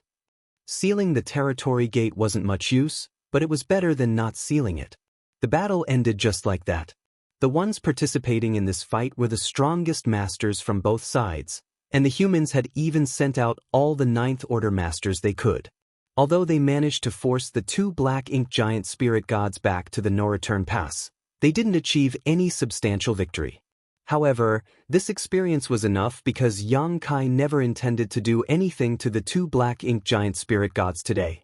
With the human race's current strength, they couldn't kill such a being, so forcing it to retreat was their only goal. Now that all of the Black Ink clan's forces had gathered inside the no-return pass, the humans would only have to deal with one target in the future, which made their goal even clearer. But Yang Lai felt discouraged and spoke up after a while. How did the old ancestors manage to kill such a thing back then? Yang Lai didn't participate in the battle at the no-return pass either because he was separated from the Great Evolution Army back then while retreating. Many of the soldiers retreated to the no-return pass while Xiao Xiao covered for them back then, but some, like Yang Lai, became remnants of the army, forced to hide on the Black Ink battlefield. In the end, Yang Kai returned from deep within the Black Ink battlefield, gathered them to attack the no-return pass, and killed their way into the barren territory. It wasn't strange that Yang Lai would feel discouraged because after becoming a Ninth Order Master, even if he wasn't invincible, he was at least one of the strongest humans alive. It wouldn't be a problem for him to beat up a few pseudo-royal lords, but after today's battle with the Black Ink giant spirit god, he thought that being a Ninth Order Master seemed like nothing. Wu Qing said, they were quite lucky back then. The Black Ink clan had already decided to sacrifice that Black Ink giant spirit god, which is how they were able to take it down.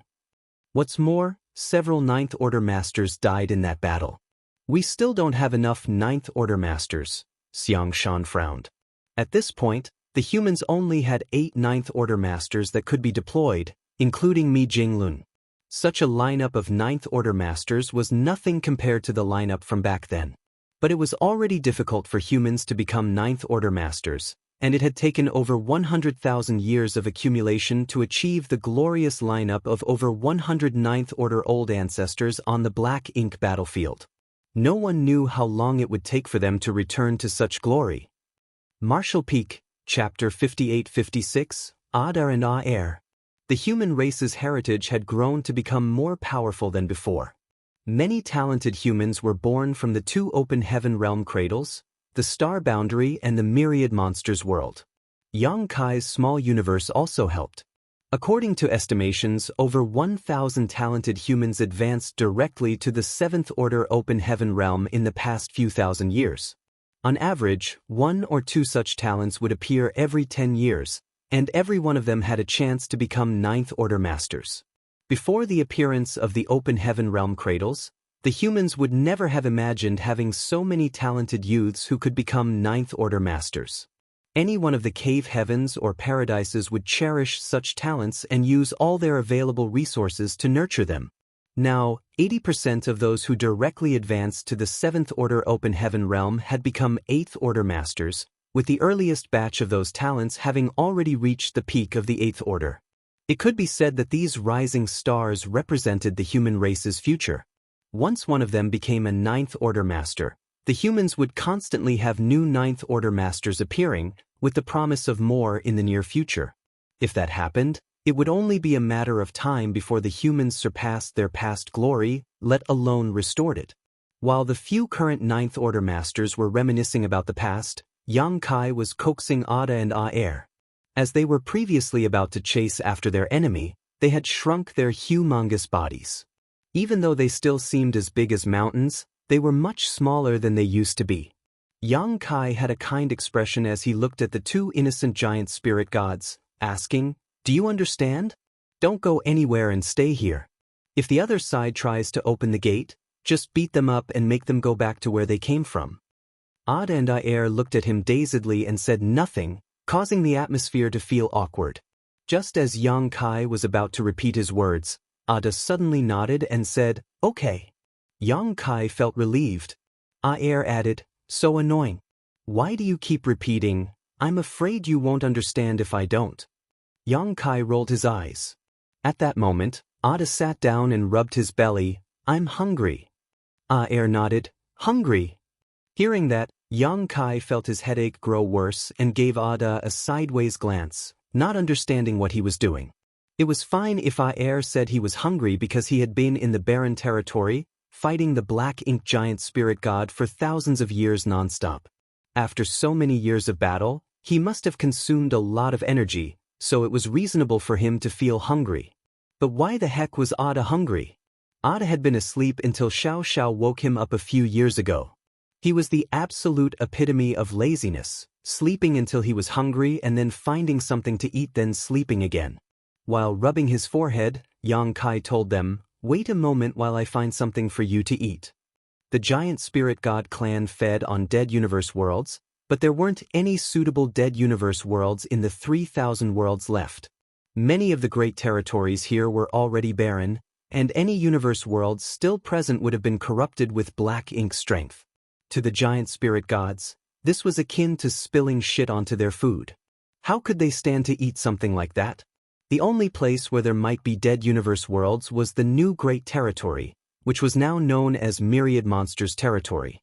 There were quite a number of universe worlds there, and many of them hadn't developed any vitality and had incomplete world principles.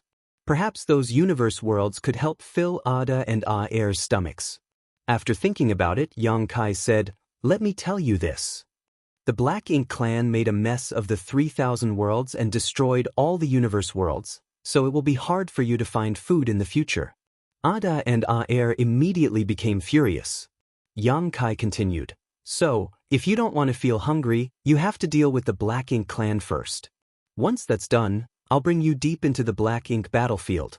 In that place, there are countless universe worlds and you can eat however many you want to." The two giant spirit gods were immediately motivated while Ada smacked his lips. Meanwhile, Aer determinedly bellowed, "Kill Black Ink clan." When Yang Kai heard that, he nodded delightedly, "Yes, kill Black Ink clan. Smash every one of them." After exhorting them to guard this place and not let any Black Ink clansmen come through the territory gate, Yang Qi finally finished his conversation with them, feeling only somewhat confident he got his point across. On the other hand, the rest of the Ninth Order masters weren't chatting. Instead, they were quietly looking at him from the side.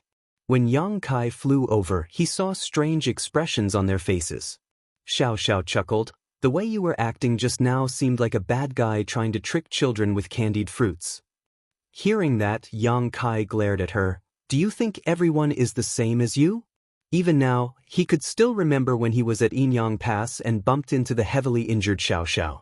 Back then, she looked just like a child, and her favorite foods were candied fruits and steamed stuffed buns. Immediately after that, Xiao Xiao coldly snorted, "Are you looking for a beating? You used to always affectionately address me as old ancestor. How can you speak to me this way now?" While saying so, she approached Yang Kai and pinched his ear. Do you have some sort of misunderstanding about the word affectionate? After silently complaining, Yang Kai didn't dodge and let her pinch his ear. He turned to Wu Qing and said seriously, "Senior brother Wu, I still need to trouble you to guard this place. The remnants of the Black Ink clan might still manage to make it here.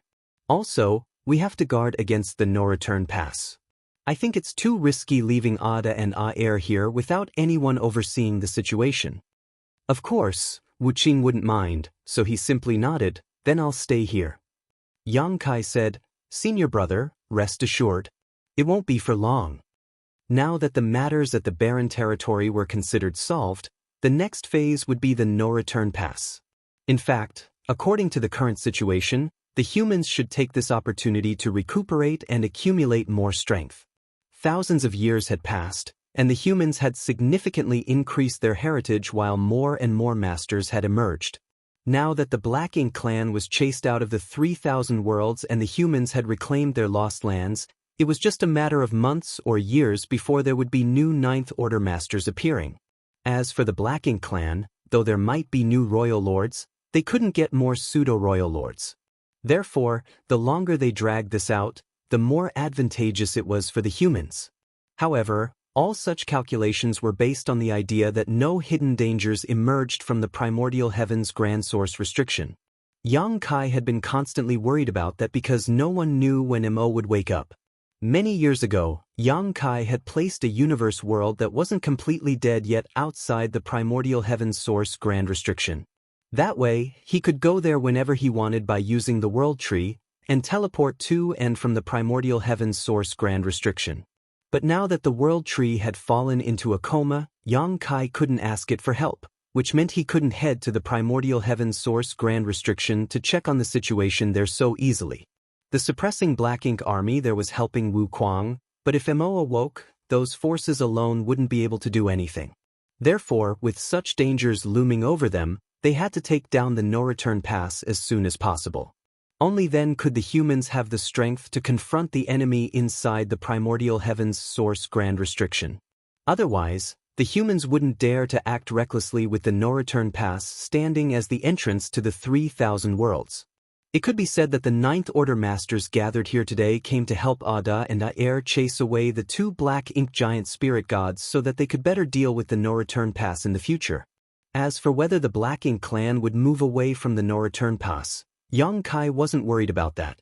The Black Ink clan had gone through so much effort to take down the Great Passes and placed all their foundations at the no-return pass, so they wouldn't abandon it without a fight. Moreover, they too could copy the human strategy and guard the no-return pass because leaving that place would only worsen their situation. They wouldn't do that unless they were fools. Yang Kai casually swatted Xiao Zhao's hand away from his ear and ushered everyone, "Let's go." After this battle, Yang Kai discovered the difference between his and the Black Ink giant spirit god's strength. To sum it up, it was a big difference, but it wasn't insurmountable. He had only just become a Ninth Order master a few hundred years ago, so technically speaking, he was only a newly promoted Ninth Order master. He still had a huge room for improvement, but the Black Ink giant spirit gods couldn't increase their strength. Also, Yang Kai had estimated that if he were able to reach the peak of the Ninth Order Open Heaven realm, he might be able to fight a Black Ink giant spirit god head-on. Ordinary Ninth Order Open Heaven Realm Masters couldn't reach such heights no matter how much they cultivated. However, Yang Kai had always been able to fight above his realm, so his ability was originally stronger than the cultivators in the same realm as him. The Ninth Order Open Heaven Realm's heritage needed an extremely long time to build up.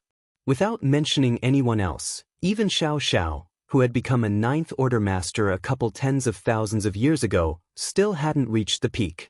That was why the pure young old ancestors and other veteran Ninth Order old ancestors made Xiao Xiao and Wu Qing stay behind when they sacrificed themselves. In the eyes of those old seniors who had lived for who knows how many years, Xiao Xiao was the new generation's Ninth Order Master. Wu Qing was even more so because, like Yang Kai now, he had broken through to the Ninth Order only hundreds of years prior back then. A Ninth Order Master's heritage was difficult to accumulate, but Yang Kai had innate advantages. Firstly, the flow of time in his small universe was 10 times faster than the outside world. His small universe was housing a lot of living beings and small stone race members, which would constantly increase his heritage. Even if he didn't cultivate, his strength would still be continually increasing. The uniqueness of his small universe contributed a lot to why Yang Kai could break through to the 7th Order, 8th Order, and even the 9th Order Open Heaven realms so quickly. In addition, Yang Kai had a World Tree clone. The World Tree clone could not only isolate and protect his small universe, but it could also purify his world force, increasing his strength. That was also why Yang Kai's strength was so much greater than average, since his heritage was constantly being refined and solidified. The world force inside his small universe was purer than ordinary Ninth Order Masters, which was why Yang Kai's attacks were more powerful. But that wasn't enough, because if Yang Kai wanted to quickly reach the peak of the Ninth Order, he still needed to refine a massive amount of resources. On the way back, Yang Kai didn't waste any time and stuffed handful after handful of open heaven pills into his mouth like he was eating ordinary beans. With his current cultivation, the moment the open heaven pills entered his stomach, they were transformed into pure strength and added to his small universe. Therefore, he didn't stop consuming the open heaven pills for even a breath. Xiang Shan and the others were dumbfounded by his actions. Unknown to the others, there was also a large number of resources being refined accordingly inside Yang Kai's small universe to increase his heritage. Martial Peak, Chapter 58-57, Myriad Dao's Sealed World. In High Heaven territory, the Star Boundary, a huge river rapidly flowed in a canyon not far away from the High Heaven Palace. The river was linked at both ends, forming a circle. 10,000 Grand Daos merged inside that large river, creating endless wonders. Although there wasn't a large commotion, it still attracted many people. The first to arrive was Iron Blood Great Emperor Zhan Wuhen, followed by Martial Beast Great Emperor Mo Huang. Later, Serene Soul Great Emperor Yao Jun, Bustling World Great Emperor Duan Hongqin, and Flower Shadow Great Emperor Hua Linglong appeared.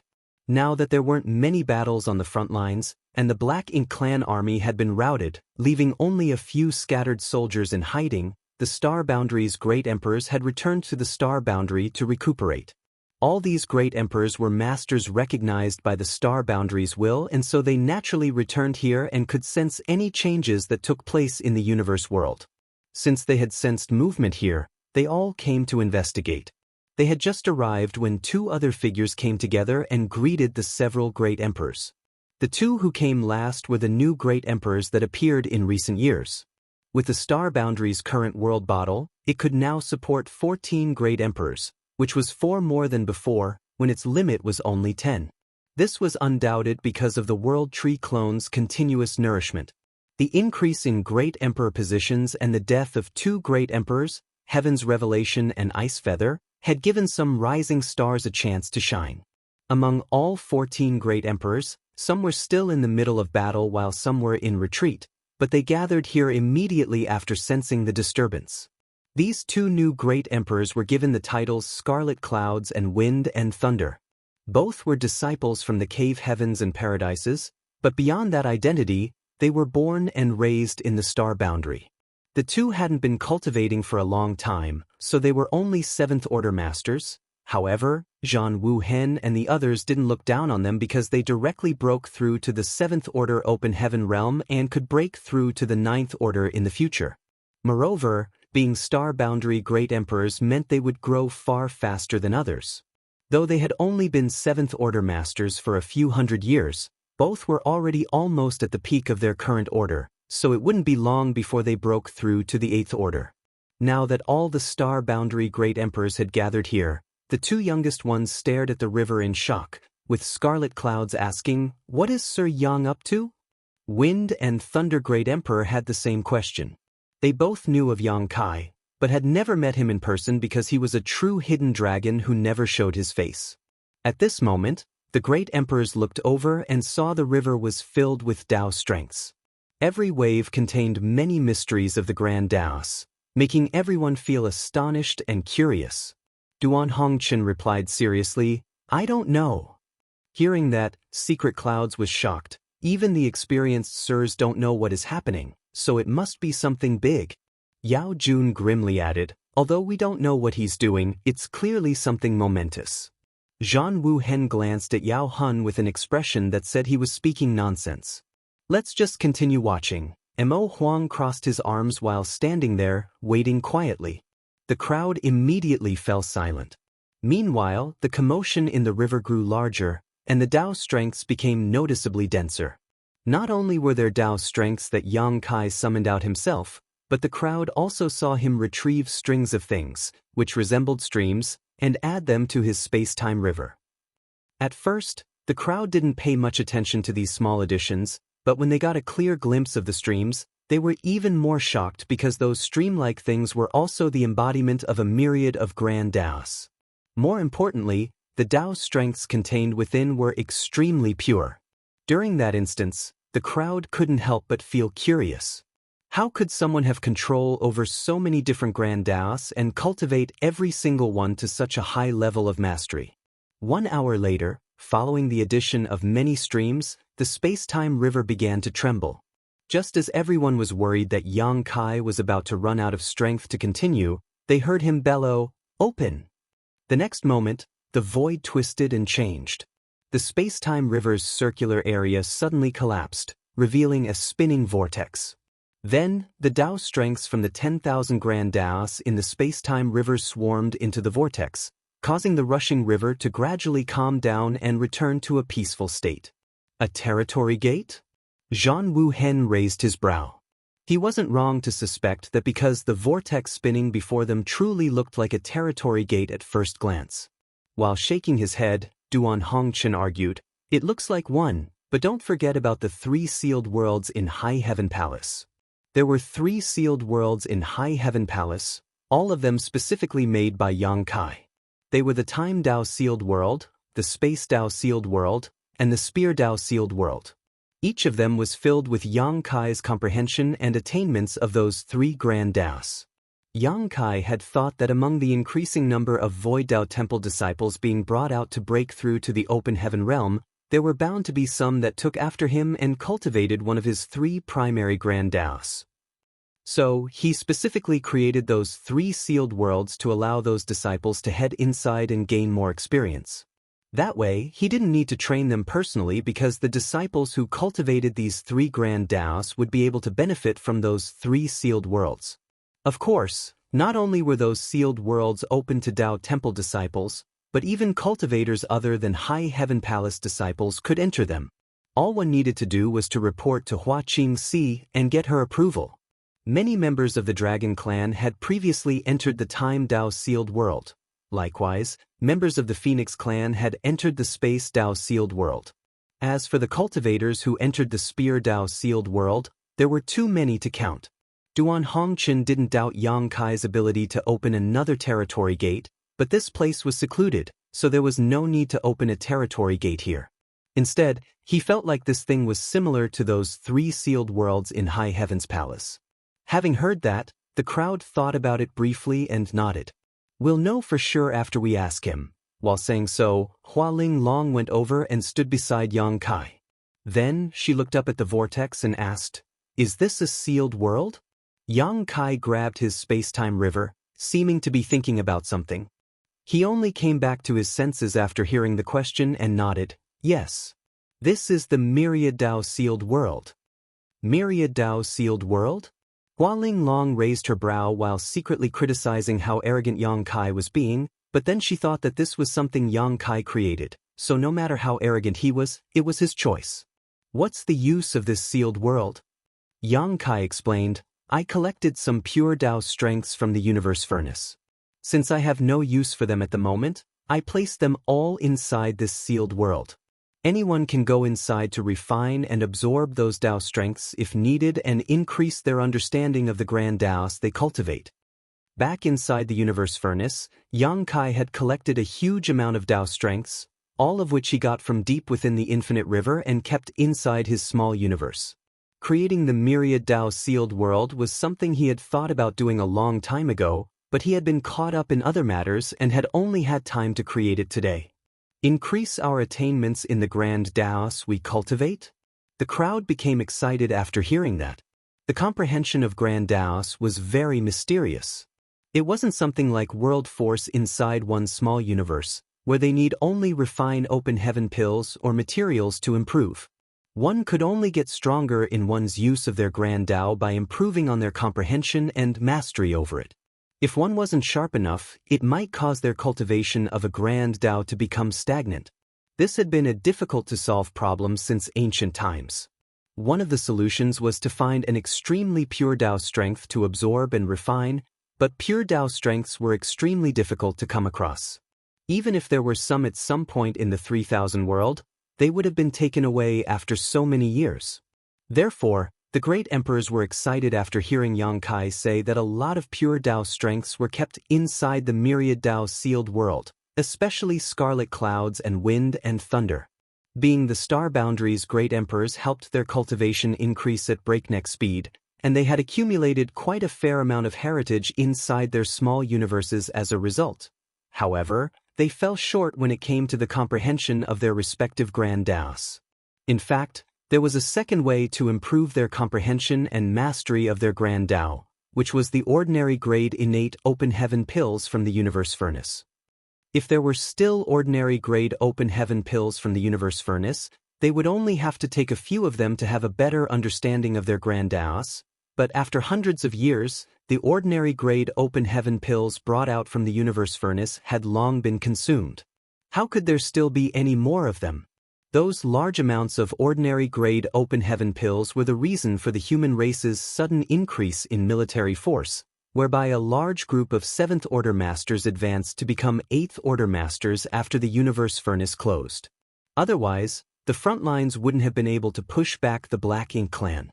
Back then, scarlet clouds and wind and thunder felt remorse for being born too late, or else they might already be 8th Order Masters. You're all welcome to enter if you're interested, Yang Kai offered casually. I was thinking of going in just when you said that. Jianghu Hen spoke while stepping forward and dashing inside the Myriad Dao sealed world. After that, everyone else followed and headed inside. The few veteran great emperors had reached the peak of their cultivations, but the opportunity to increase their attainments in their grand Daos was too good to pass up. Meanwhile, Yang Kai didn't bother with them and continued staring quietly at the space-time river while in a daze. To create the Myriad Dao sealed world, he pushed his space-time river to its limit. Also, he temporarily fused the Dao strengths of the 10,000 grand Daos inside his small universe into the space-time river. There was a moment when those Dao strengths inside the space-time river became so dense that it almost exceeded his limit of control. During that short moment, the 10,000 Dao strengths inside the space-time river changed, seemingly having some sort of mysterious resonance. Something inexplicably mysterious was being nurtured and born inside his space-time river at that moment. However, after Yang Kai inserted a lot of Dao strengths into the Myriad Dao sealed world, that mysterious feeling disappeared, and the space-time river was restored to its original state. That reminded Yang Kai of when he was in the infinite river. Deep inside the river were countless gravel-like miniature universe worlds and also many small celestial phenomena. Those gravel-like universe worlds and celestial phenomena didn't just appear on their own, so they must naturally have been nurtured by the infinite river. The universe furnace devoured chaos and evolved its strength into the 10,000 grand Daos inside itself. Then, it spat out the accumulated Dao strengths and physical worlds. This cycle repeated endlessly, refining chaos before splitting heaven and earth apart. As for Yang Kai's space-time river, it was essentially a miniature infinite river. This was something he comprehended after witnessing the mysteries surrounding the infinite river, though it was without a doubt a simpler version. Marshall Peak, Chapter 5858, The Future. The infinite river passed through the entire universe furnace but was untouchable to many.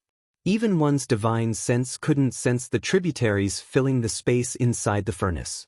It could be said that the infinite river was the basis of why the universe furnace could split heaven and earth apart. Since the infinite river forms universe worlds and celestial phenomena, why can't my space-time river do so as well? While thinking about that, Yang Kai shook open the space-time river in his hand and dove inside, looking for any trace left behind by that strange reaction. With space-time Dao as his foundation, Yang Kai gathered the Dao strengths from the 10,000 grand Daos and condensed them into the space-time river. He had previously dived inside many times, but it was usually to deal with the strong enemies he swept up into the river. That was because he had the absolute advantage inside the river and could make the most of his strengths there. Moreover, every undercurrent inside the river, as well as every wave, was made by the surging of his Dao strengths. However, the situation was different this time. Perhaps it was because Yang Kai had just created the Myriad Dao-sealed world, but he discovered that his space-time river had changed profoundly.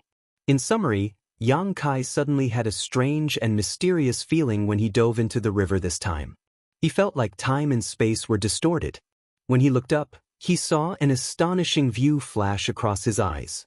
He saw the magnificent no-return pass, a bloody battle between the Black Ink clan and human race, and dead bodies from both sides densely littered around the battlefield.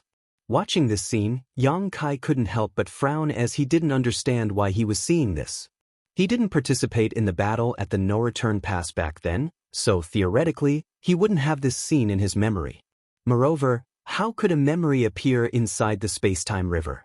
However, he soon realized something was not right. That was because he saw his figure appear in many of the scenes flashing by his eyes, and he was fighting someone he knew.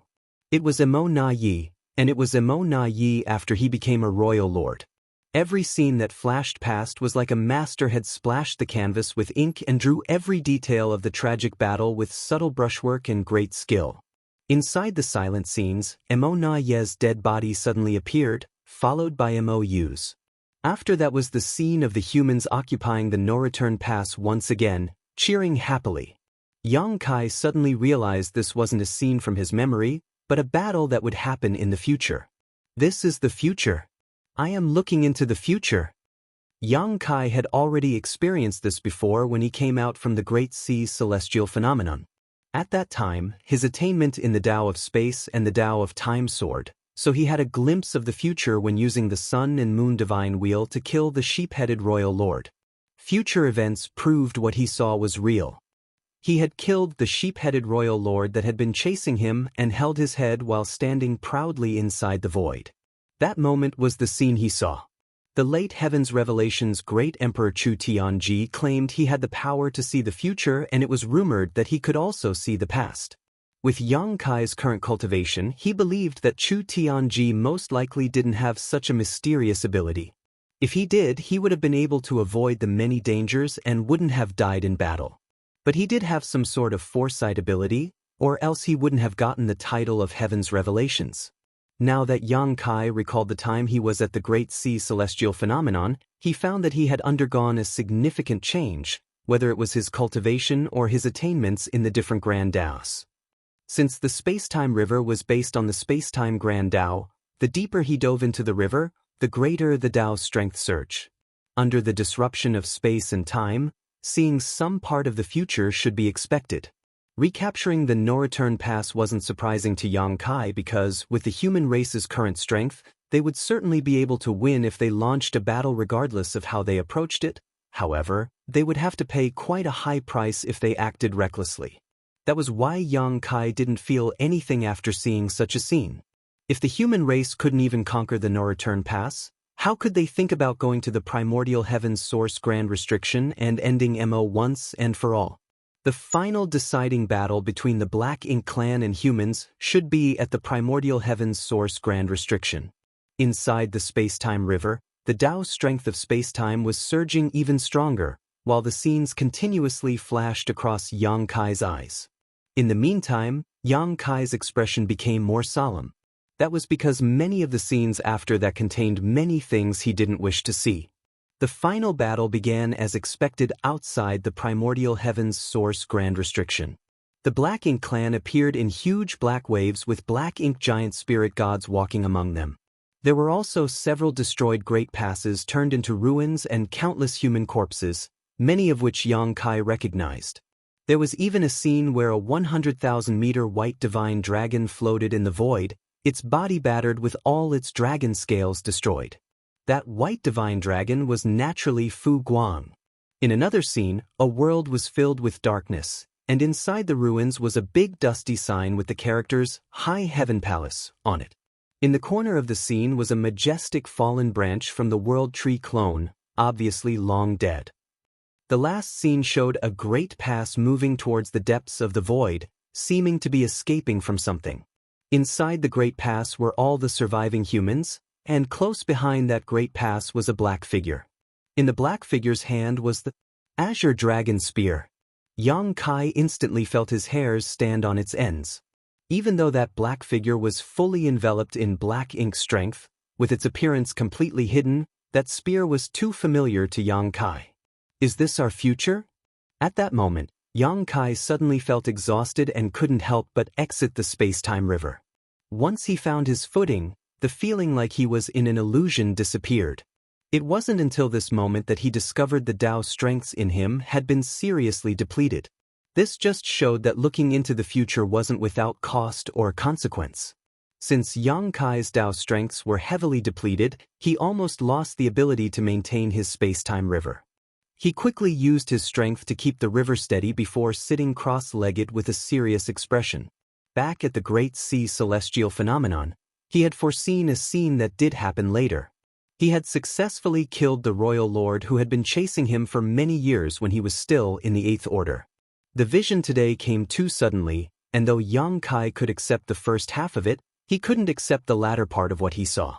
He knew that there would be a bitter battle outside the primordial heavens source grand restriction, and the human race and Black Ink clan would decide their life or death there, so it was that battle that would truly influence the human race's survival. On the other hand, he had mentally prepared himself for the possibility that the human race couldn't defeat their enemy.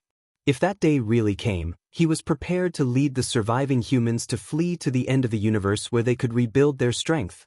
After all, the current 3,000 worlds weren't something they couldn't sacrifice. However, the scene he saw during the distorted time and space was surreal. Without mentioning who would win the final battle, Yang Kai had a World Tree clone isolating and protecting his small universe, so how could he be corrupted by Black Ink strength? But that wasn't entirely impossible either because no one knew how strong Mo truly was, and no one knew if the World Tree clone was enough to keep his small universe safe if he was directly attacked by Mo. Could that really be my future? If it is, it's unacceptable. Yang Kai felt solemn but not enough to feel devastated. In the end, this was just something he foresaw, and no one was sure if it would happen. If this were something that would happen in the future, he would personally break this prophecy. After composing himself, Yang Kai clicked his tongue. His goal when diving into the space-time river was to trace that strange phenomenon, not see the future, but this was uncontrollable. He couldn't have known that the Tao strengths would surge after he dove into the space-time river, causing those scenes to appear. Sitting upright in his spot, Yang Kai calmed down for a while before diving into the space-time river again. This time, there weren't any future scenes flashing before his eyes. He steadied himself and looked for any changes in the space-time river.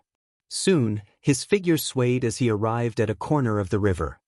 He had sensed that the 10,000 grand Taos had gathered here and were transforming into endless wonders. Yang Kai's experiences in the infinite river helped him understand the truth behind the 10,000 grand Taos. Chaos evolved into the 10,000 grand Taos, while the 10,000 grand Daos would return back to chaos in the end. That was a mysterious cycle, and every time that cycle turned, miracles would happen. Just like what he saw. Reaching out, Yang Kai grabbed the obviously different river water in his hand and looked at it silently. A thoughtful look flashed in his eyes as he gradually lost himself in contemplation.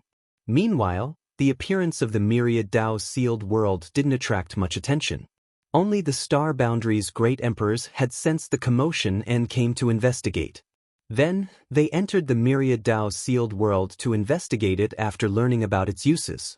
Several days later, Iron Blood Great Emperor Jianghu Hen was the first to emerge.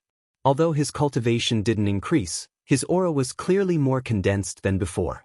He had long reached the peak of the 8th Order Open Heaven realm and had achieved the limit of his martial Dao in this lifetime, so he had no way of increasing his cultivation. However, his aura had become more solid because he had accomplished something while being inside the Myriad Dao sealed world. Any place where a peak 8th Order like him could benefit was indeed extraordinary. Jianghu Hen looked at the Myriad Dao sealed world and couldn't help but praise, a treasure. With the Myriad Dao sealed world, the human race's strength might be able to increase yet again. This was undoubtedly beneficial to the war in the future. Turning his head, Jianghu Hen didn't see Yang Kai but did see the space-time river floating in midair. Since the space-time river was here, it meant Yang Kai was as well, so Jianghu Hen didn't go anywhere and waited in place. A few days later, all the great emperors came out one after another, and from the order of each great emperor's return, one could see that the stronger the great emperor, the quicker they came out. That was because the stronger the great emperor, the smaller their chance of improving their strength, which meant the Myriad Dao sealed world couldn't help them too much. After nearly 10 days, scarlet clouds and wind and thunder came out one after another, both of them practically glowing with happiness. Duan Hongchen glanced at them and chuckled, "Congratulations." The others also congratulated the pair as well. This couldn't be helped because those two went in as 7th Order Masters but came out as 8th Order Masters. Martial Peak, Chapter 58-59, 3 years.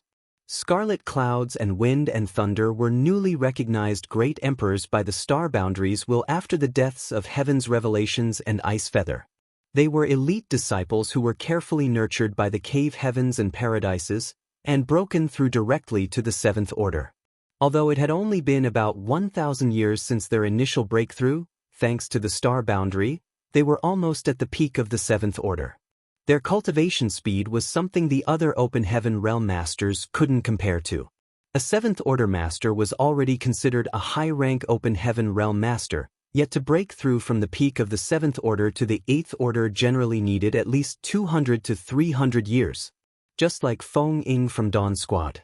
Her aptitude was also extraordinarily high, but she used a total of 300 years to advance from the 7th Order to the 8th Order. Of course, the lack of resources at the Black Ink battlefield was also one of the reasons for such slow progress. But even with ample resources, someone as talented as Feng Ying still wouldn't be able to break through so quickly. She would need at least a few thousand years of hard cultivation before using another 100 or so years to break through. Things were different for the Star Boundaries and the Myriad Monsters World's great emperors because the two Open Heaven Realm Cradles had World Tree clones nurturing them. Therefore, they had extremely dense world energy which could be freely absorbed by great emperors to greatly reduce the time they needed to accumulate their heritage. The reason the two young great emperors hadn't broken through to the 8th Order previously was that they were lacking in their comprehension of their grand Daos. The Myriad Dao sealed world just happened to fill in what they lacked. Once their small universes had accumulated enough heritage and their attainments in their grand Daos rose to an appropriate level, they broke through from the 7th Order to the 8th Order in a matter of days. Since the two exited the Myriad Dao sealed world, they felt very grateful to Yang Kai and wanted to thank him personally. It was a pity that Yang Kai seemed to have disappeared into his space-time river. How long has he been like this?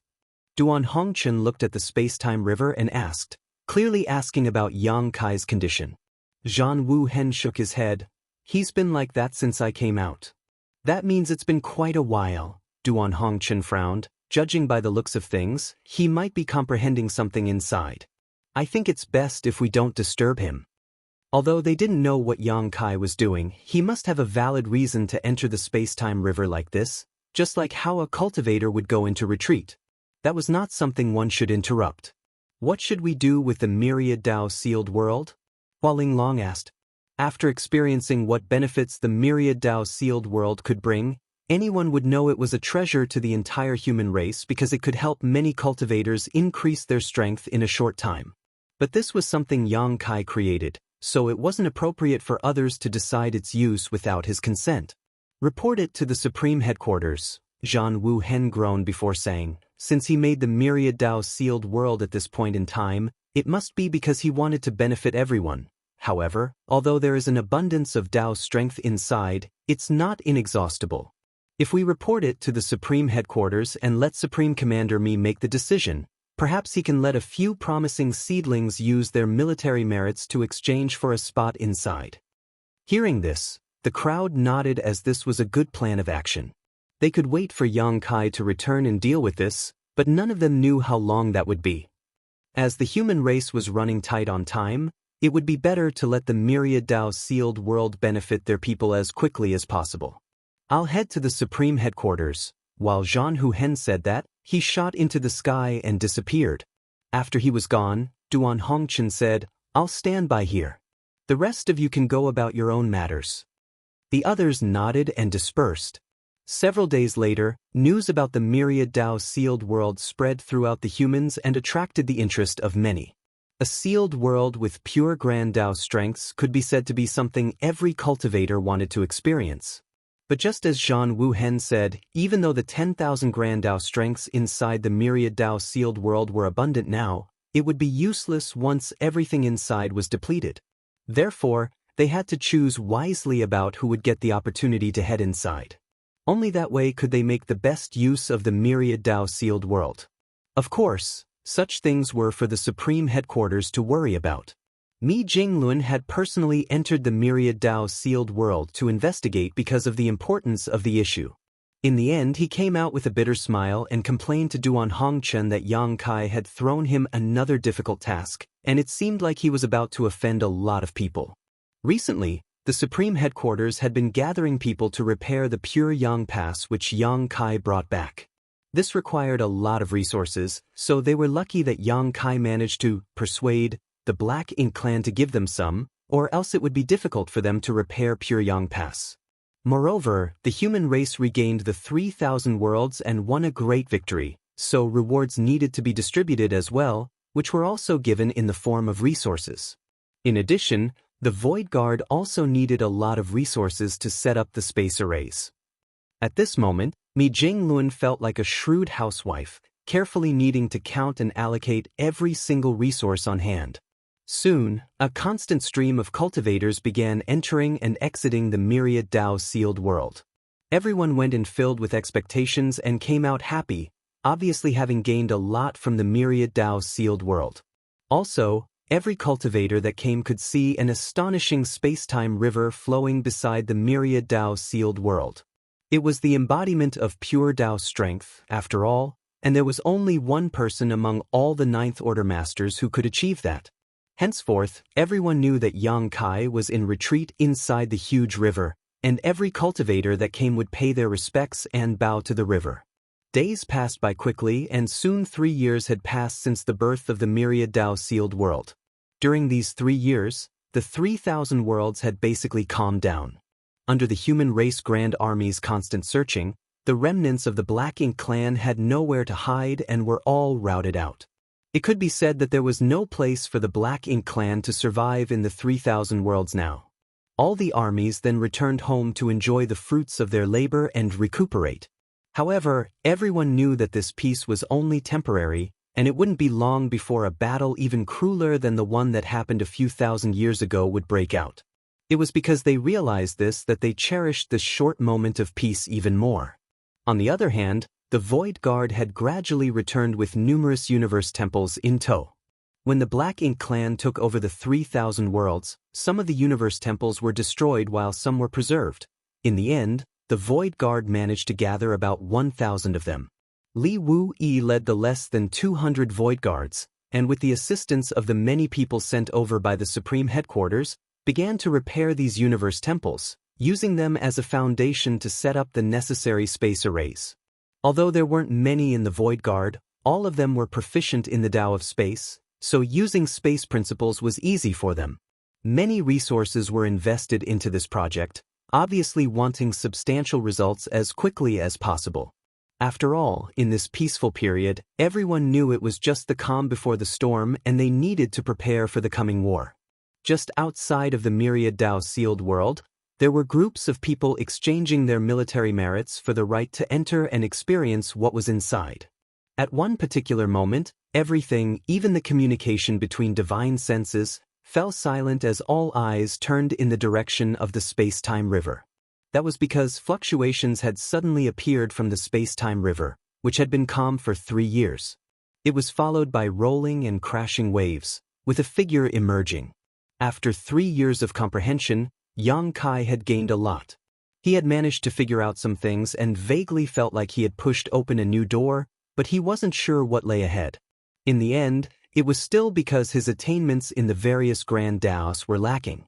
Both his attainments in the Grand Tao of Time and Grand Tao of Space had reached the 8th level, while his attainments in the other Grand Taos varied from the 7th level to the 4th level. Yang Kai had a feeling that if his attainments in all Grand Taos increased to another level, especially if his attainments in the Grand Tao of Time and Grand Tao of Space could reach the 9th level, he might be able to understand things more clearly. This bout of enlightenment had let him increase his attainments in all sorts of Grand Taos, especially the Grand Tao of Time and Grand Tao of Space, so he felt like he could break through to the 9th level at any moment. It could be said that his 3 years of retreat were very fruitful. "Greetings, sir." Below him, the group of cultivators bowed together. Most of them were in the 7th order or the 8th order, while a few were in the 6th order. None were below the 6th order. There were limited spots to enter the Myriad Tao sealed world. To maximize the increase of the human race's overall strength, the Supreme Headquarters had only allowed the more promising soldiers the opportunity to experience the sealed world. As for those less promising ones and those with lower cultivation, they naturally wouldn't have such a chance. Even so, Mi Jingluan still felt troubled by this matter because, just like he expressed a few years ago, the matter of who got the chance to enter the Myriad Tao sealed world was the subject of many complaints. However, he had the final say in this matter, and with his identity as a 9th Order Master, he wasn't afraid of offending anyone. Yang Kai nodded lightly and raised his hand slightly, no need for formalities. After putting away the space-time river, Yang Kai stepped over to Duan Hongchen, who had been keeping watch, and nodded before beaming, "You've worked hard." Duan Hongchen replied casually, "It was nothing. What's more, I've seen a lot of good scenery while standing guard here." While saying so, his eyes flitted across a few beautiful women among the crowd. Yang Kai was instantly at a loss for words. "By the way, Supreme Commander Mi asked for you to find him after you came out. He has something to discuss with you." Duan Hongchen suddenly remembered Mi Jingluan's instructions. "I'll head over right away," Yang Kai nodded. "There's also that brat Li Wu. He keeps complaining about you not taking charge of things, so go and help him once you have time." "Got it." After giving a simple reply, Yang Kai took a step forward and disappeared without a trace, shocking the many 8th Order Masters watching. Although there weren't many 9th Order Masters at this moment, there were still a few around, so all the 8th Order Masters had more or less interacted with them somewhat. However, there wasn't a 9th Order Master who could disappear right before their eyes like Yang Kai. Once Yang Kai left, Duan Hongchen took a few more looks at the beautiful scenery before reluctantly leaving. The reason he stayed here was to act as Yang Kai's protector. Now that Yang Kai had come out of his retreat, there was no reason for Duan Hongchen to stay around here any longer. Martial Peak, Chapter 5860, Arrangements. Yang Kai arrived at the Supreme Headquarters as requested and dashed inside the side hall. Meanwhile, Mi Jingluan sensed his presence and transmitted a message to him, telling Yang Kai to wait while he finished with a certain matter. Once he was done, he came out tiredly and sat beside Yang Kai before taping on the teacup beside him. Yang Kai grinned meaningfully and poured Mi Jingluan a cup. Then, Mi Jingluan finished his tea in one gulp before revealing a relaxed expression. After a long silence, Mi Jingluan suddenly spoke up, although there's no war, there are a lot of miscellaneous things to take care of. I don't have a competent adjutant with me, so if you don't have anything to do, how about you help out at the Supreme Headquarters? Sipping on his tea, Yang Kai looked outside the hall and asked, Senior Brother Xiang is a better candidate than me. Mi Jingluan pursed his lips. He says he's going to enter retreat. What about Senior Brother Yang? He also wants to enter retreat. Then, all of them want to enter retreat. While saying that, Mi Jingluan felt angry. We're all Ninth Order Masters. Do they think I don't want to enter retreat too? Yang Kai looked at him helplessly. There has to be someone dealing with these matters, and Senior Brother Mi is the best candidate. A short pause later, he continued, Don't feel too pressured. It's indeed hard for the human race to get to this point, so no matter what happens in the future, we just have to go all out and hope for the best. He could understand Mi Jingluan's frustrations. Now that the humans had taken back the 3,000 worlds, the situation seemed bright for them, but that was only on the surface. The following battle was critical to determining whether the human race would survive or perish. If they could take back the no-return pass, the humans would be taking one big step towards victory, but if they couldn't, all of their efforts would be for naught. Moreover, they had to be quick when taking down the no-return pass because they couldn't afford to fight a prolonged battle. Without mentioning other reasons, just their supply of resources wasn't enough to sustain a protracted war. Therefore, as the leading figure of the Supreme Headquarters responsible for integrating and managing all the armies, Mi Jingluan was shouldering an unfathomable amount of pressure. That pressure was so huge that Yang Kai couldn't shoulder it, even as a Ninth Order Master. If another Ninth Order Master were helping Mi Jingluan, they could help carry some of the responsibilities. However, there were only so many Ninth Order Masters at this moment, and none of them were suitable candidates. There had to be someone dealing with these matters. Though it didn't sound like much in conversation, Yang Kai knew how large of a burden was resting on Mi Jingluan's shoulders. Meanwhile, Mi Jingluan knew this as well. The reason he mentioned this to Yang Kai was not that he intended for Yang Kai to help and stay in the Supreme Headquarters, he was simply venting. Yang Kai was currently the strongest master they had besides the two giant spirit gods, so no matter what, he shouldn't be cooped up inside the Supreme Headquarters handling logistics. Instead, the place he belonged was the battlefield. Never mind. Let's talk about more serious matters. Mi Jingluan changed the topic, confirming he was only ranting just now. I've discussed this with the others. It will take 10 years at minimum, and 20 years at most for us to get ready. Then we'll be able to attack the no-return pass. Do you have any suggestions? 10 to 20 years may seem like a long time, but to prepare for a battle involving the entire race, it was actually a very short period of time. After all, they had to reorganize and coordinate all the individual armies and prepare the supplies and weapons prior to beginning the battle. All of these processes were time-consuming because the war wasn't only about sending all their troops out. Yang Kai shook his head. Since things have come to this point, I don't have anything to suggest. If we want to win, we simply need to have enough strength to do it.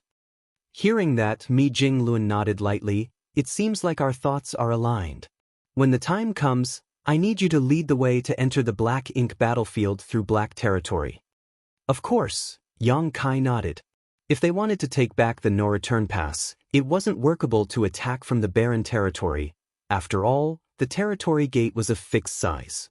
If the human race attacked through it, it would give the Black Ink clan a chance to gradually kill them. Therefore, the only option they had to attack the no-return pass was to first pass through that secret passage and gather their troops deep inside the Black Ink battlefield before assaulting the Black Ink clan's base. After a short pause, Yang Kai asked, How about the barren territory? I heard you left the two giant spirit gods there to guard the territory gate. With them there, I'm sure the Black Ink clan wouldn't doom themselves by trying to pass through. Also, they don't intend to do anything anyway. With Ada and Aer standing guard on the other side of the territory gate and keeping their eyes on the no-return pass, the Black Ink giant spirit gods wouldn't dare to act recklessly because that would only give Ada and Aer a chance to charge into the no-return pass and kill everyone. But the giant spirit gods don't have high intelligence, so we need someone there to communicate with them, telling them what they should and shouldn't do and when they should and shouldn't attack. Yang Kai pointed his thumb at himself. Don't tell me I'm the one to do it. Then Mi Jinglun looked at Yang Kai like he was a promising young man. There is no one else who can do this besides you. No one else has interacted much with those two giant spirit gods, so you're the only one familiar with them. If they'll listen to anyone, it will be you. Also, with your abilities, I'm sure the Black Ink clan wouldn't be able to do anything about you if they saw you guarding the barren territory with the two giant spirit gods. After thinking about it, Yang Kai sighed and nodded. Good. If that's your arrangement, I'll follow it.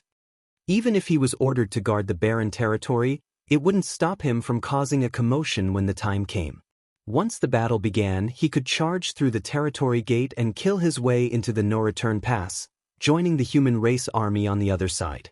From that perspective alone, there really was no other person more suitable than him to guard the barren territory. Though the other Ninth Order Masters were strong as well, they couldn't move about as effortlessly as Yang Kai could. Meanwhile, Mi Jinglun immediately saw through Yang Kai's thoughts and offered, how about we split into two routes and arrange for some soldiers to assemble in the barren territory? Perhaps we can attack from both sides at a crucial moment. That's not necessary. Attacking through the territory gate into the no-return pass is quite problematic. If we have too many people there, we won't be able to grasp the opportunity during the war, and there's no use if we have too few people. Ada, Air, and me working together should suffice. Mi Jinglun also thought that was reasonable and nodded. Let's keep it that way for now. Later, Yang Kai chatted with Mi Jinglun for a bit before leaving. Before he left, he quickly examined Pure Yang Pass situation. Pure Yang Pass was constantly being worked on, and after the past few years, they had successfully repaired the Great Pass superstructure. The destroyed arrays and artifacts needed to be replaced for Pure Yang Pass to be able to return to its full glory, but that would still require a lot of time and resources. One of the reasons the human race needed 10 to 20 years before attacking the no-return pass was that they needed to finish repairing Pure Yang Pass. An hour later, Yang Kai arrived at the star boundary. On top of a spirit peak in High Heaven Palace was a huge square, and on that square stood several majestic buildings. These buildings were worn to differing degrees, while some were even heavily damaged, seemingly having experienced the ravages of war. People were heading in and out of those grand halls, so the atmosphere in the square was very lively. These buildings were universe temples that the Void Guard retrieved from the many great territories. During the 3 years Yang Kai was in retreat and comprehending the mysteries of the Grand Tao, the Void Guard had gathered around 1,000 universe temples here. Now that the Supreme Headquarters had distributed their share of resources and assistance, the Void Guard took the lead to start arranging space arrays using these universe temples as a base. The more than 100 Void Guards had been swamped while the array masters and artifact refiners sent over were also working day and night without rest. Although they had made some small successes, their progress was quite slow, which worried Li Wu. At this moment, inside one of the grand halls, Li Wu-yi led several Void Guards in discussing how to best set up the arrays with a few array masters. It was a serious topic, so they concentrated hard on the matter. Just as they were carefully outlining and carving a pattern and were about to succeed, they heard a voice saying, "That's not right." In this silent grand hall, even the gentlest voice was like an exploding bomb, shocking everyone. Like that, the almost formed array shattered, its lines cracking while the energy inserted inside blew up. A bright light flashed inside the hall, leaving everyone with a dusty face. Li Wu-yi turned around and looked at Yang Kai with bloodshot eyes before gnashing his teeth. "You brat! You finally appeared." They had agreed beforehand that they would form the Void Guard to gather universe temples to be used to house space arrays so that the army could use them as rapid transit points in the coming war. Even though it seemed like Li Wu-yi was the leader here, it was actually Yang Kai who was in command. Otherwise, the Void Guard wouldn't have the word Void in the name because that was Yang Kai's title in the star boundary. However, 3 years. Do you know how I've spent these 3 years? Li Wu-yi roared viciously as he questioned Yang Kai's act of forgetting about the Void Guard after dumping everything on him. Something unexpected happened. Yang Kai coughed lightly into his fist. He didn't expect creating the Myriad Dao sealed world would suddenly enlighten him, and he would spend 3 years in retreat. "Anyway, I'm here now," Yang Kai tried to change the topic. Smelly brat. Li Wuyi was so angry that he wanted to laugh. Afterwards, Yang Kai held Li Wuyi's shoulder and whispered, "Don't keep calling me brat. I'm a ninth order master now, as well as the Tao Lord of the Void Tao Temple. How do you expect the disciples to respect me if you call me that?" Hearing that, Li Wuyi couldn't help but roll his eyes, but when he thought carefully about it, it did seem inappropriate because no matter whether he was Yang Kai's senior or not, Yang Kai was now a ninth order master, so he should get the respect he deserved. Li Wuyi's actions just now were because he was pissed off. He originally had a nominal role in the Void Guard and didn't need to worry about leading or organizing anything, but he suddenly became the one in charge after the Void Guard was formed. Taking a step back, Li Wuyi cupped his fist. "Greetings, sir." He had a serious expression on his face as if nothing had happened just now. The other disciples also cupped their fists and bowed. "Greetings, Tao Lord." Yang Kai nodded lightly. "Sir, you said this is not right. Can sir tell us what is the right way and perhaps show us an example?" Li Wuyi acted like a student and respectfully asked. While looking at him, Yang Kai felt his face twitch, but still replied, "Gather everyone over here and I'll demonstrate." Several Tao Temple disciples were instantly excited. Though they were from the Void Tao Temple, they didn't have many opportunities to interact with Yang Kai. Most of them only had the chance to see Yang Kai once when he brought them out of his small universe. Now that they heard that the Tao Lord was about to demonstrate a whole new type of space array, they naturally felt very excited. As such, they all swarmed out of the Grand Hall to gather their fellow Tao Temple disciples. Martial Peak, Chapter 5861, Demonstration. Soon, the busy Void Guard disciples inside the other universe temples, as well as Huang Xinyang and the couple dozen Phoenix clan members, were all gathered in the Grand Hall. Although the Grand Tao of Space was a bloodline talent of the Phoenix clan, their current heritage wasn't enough for any of their clansmen to obtain higher attainment than Yang Kai. Perhaps the former Phoenix clan leader who died in the Barren Territory War could match him, but until now, the Phoenix clan still hadn't seen the rise of a ninth order Phoenix. That was why the Phoenixes were also excited after hearing that Yang Kai would personally show them how to arrange the new space array. As for the Void Tao Temple disciples, there was no doubt that they were excited as well. They were born in the Void World and inherited their Grand Tao from Yang Kai. Hence, their respect and admiration for their Tao Lord was unparalleled. Once everyone was gathered, Yang Kai spoke up, "You've worked hard these past few years. The formation of the Void Guard is crucial to the future dispatch and support of our army. However, there are only a few who are proficient in the Tao of Space, so even though it will be difficult, I hope all of you can persevere through this." The disciples below answered, saying things like, "It was nothing," or "It was our duty." Yang Kai nodded and continued, "At first, I was planning on waiting until all the universe temples were gathered before demonstrating the new space arrays we would be arranging and their wonders, but something unexpected happened, so I was caught up for a while. Luckily, there is still ample time, so it's not a major concern. There are no large errors in how you all are approaching the new space arrays, so there are only some slight changes to be made. You might not understand with just my explanation, so I will personally arrange a space array while you observe and emulate my process." The crowd agreed and became excited. Watching a ninth order master setting up a space array up close, especially a ninth order master who was proficient in the Tao of Space, was equivalent to an opportunity to gain epiphany or enlightenment. It was a chance that was hard to come by. Back when Yang Kai was on the Black Ink battlefield, he needed to exchange a massive amount of military merits for a chance to listen to any ninth order old ancestor share their insights in person. Therefore, everyone present, even the Phoenixes, focused all their attention on what he did and said next. Yang Kai flew up and swiped with his hand. Space principles fell and completely removed the space array Li Wuyi and the others created, making it as though it never existed. After that, he took out the resources he had prepared in advance and used his technique to refine them. While doing so, he added the first pattern inside the Universe Temple. A space array is used as a means of transportation. With the help of the connection between space arrays, we can cross through the void and instantly move from one space array to another. So, the first thing we need to consider is the stability of the array. If an array isn't stable enough, it might cause an accident while one is in transit, exiling people to the void. Those of us who cultivate the Tao of space might be able to find our way out of such a situation, but ordinary soldiers won't be able to do that. While Yang Kai was explaining, several delicate but complex patterns began forming inside the Grand Hall. As the space principles fluctuated, all the Void Guard disciples had thoughtful expressions on their faces.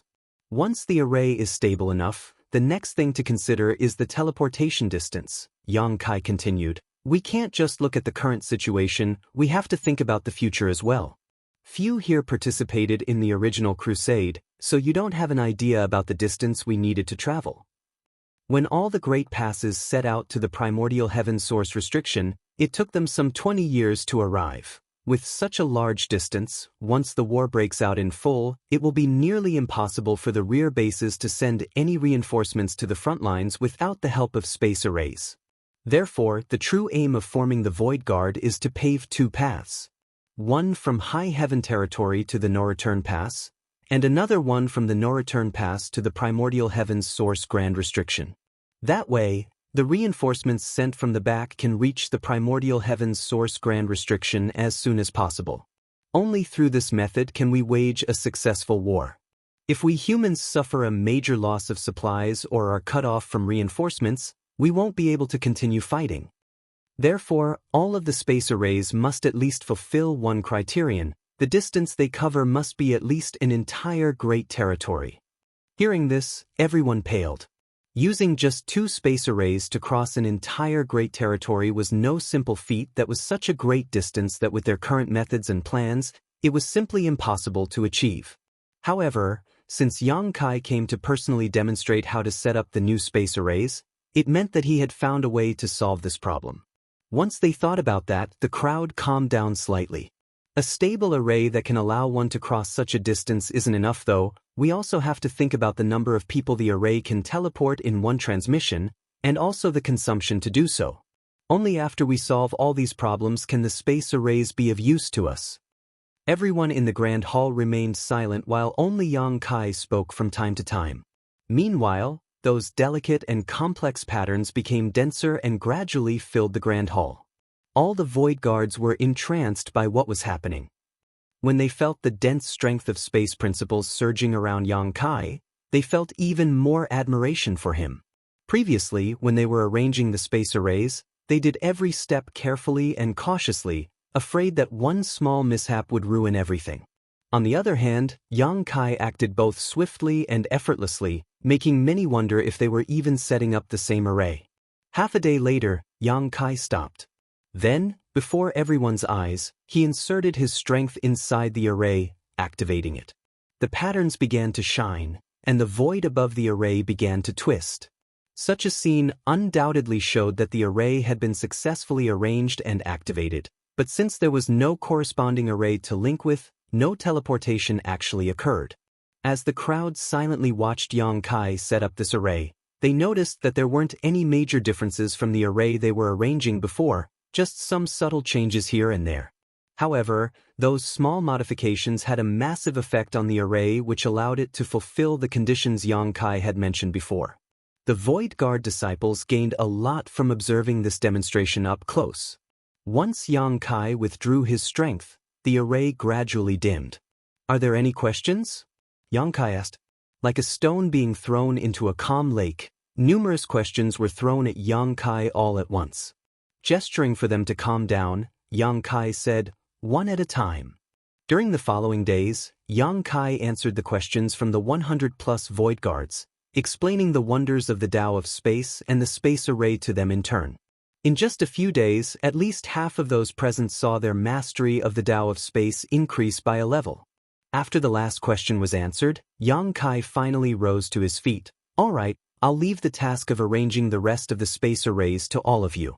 Whether the human race's second crusade goes smoothly depends on this matter, so please work together and don't slack off." Li Wu immediately cupped his fist. "Here. I leave you in charge of things here."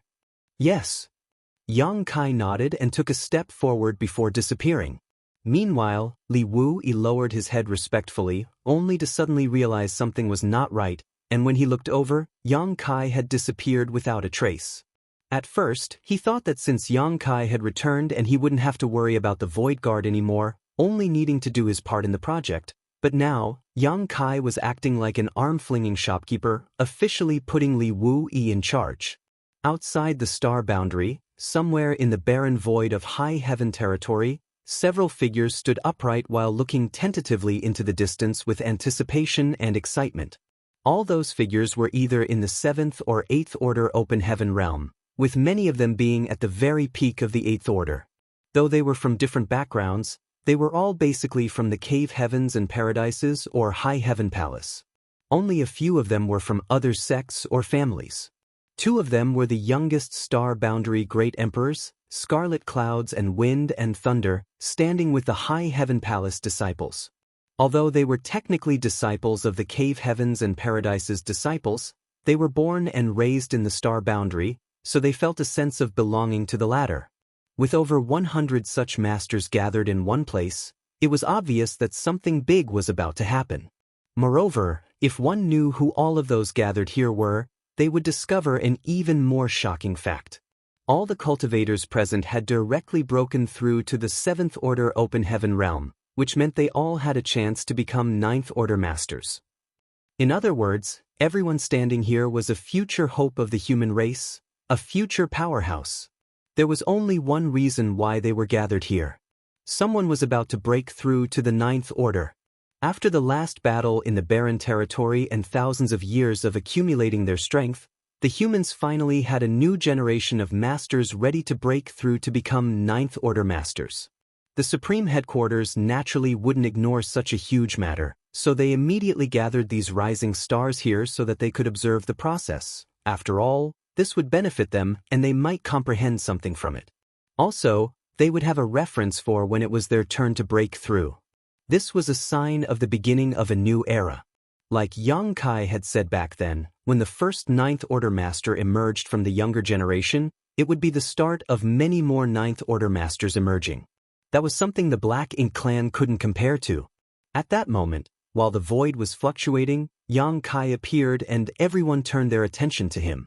Right then, everyone began calling out to him with Sir, Tao Lord, and Palace Master. Many of the cultivators observing the situation were either from the Void Tao Temple or High Heaven Palace. From the front of the crowd, Yang Lai beckoned to Yang Kai, "Over here." A major event like the first of the younger generation breaking through to reach the 9th order was something the Supreme Headquarters would pay great attention to. If Mi Jinglun hadn't been swamped with work, he would have even personally come to stand guard. It was a pity that he had many matters on his hands and couldn't make it. Therefore, he dragged Yang Lai out of his retreat and made him oversee the situation here.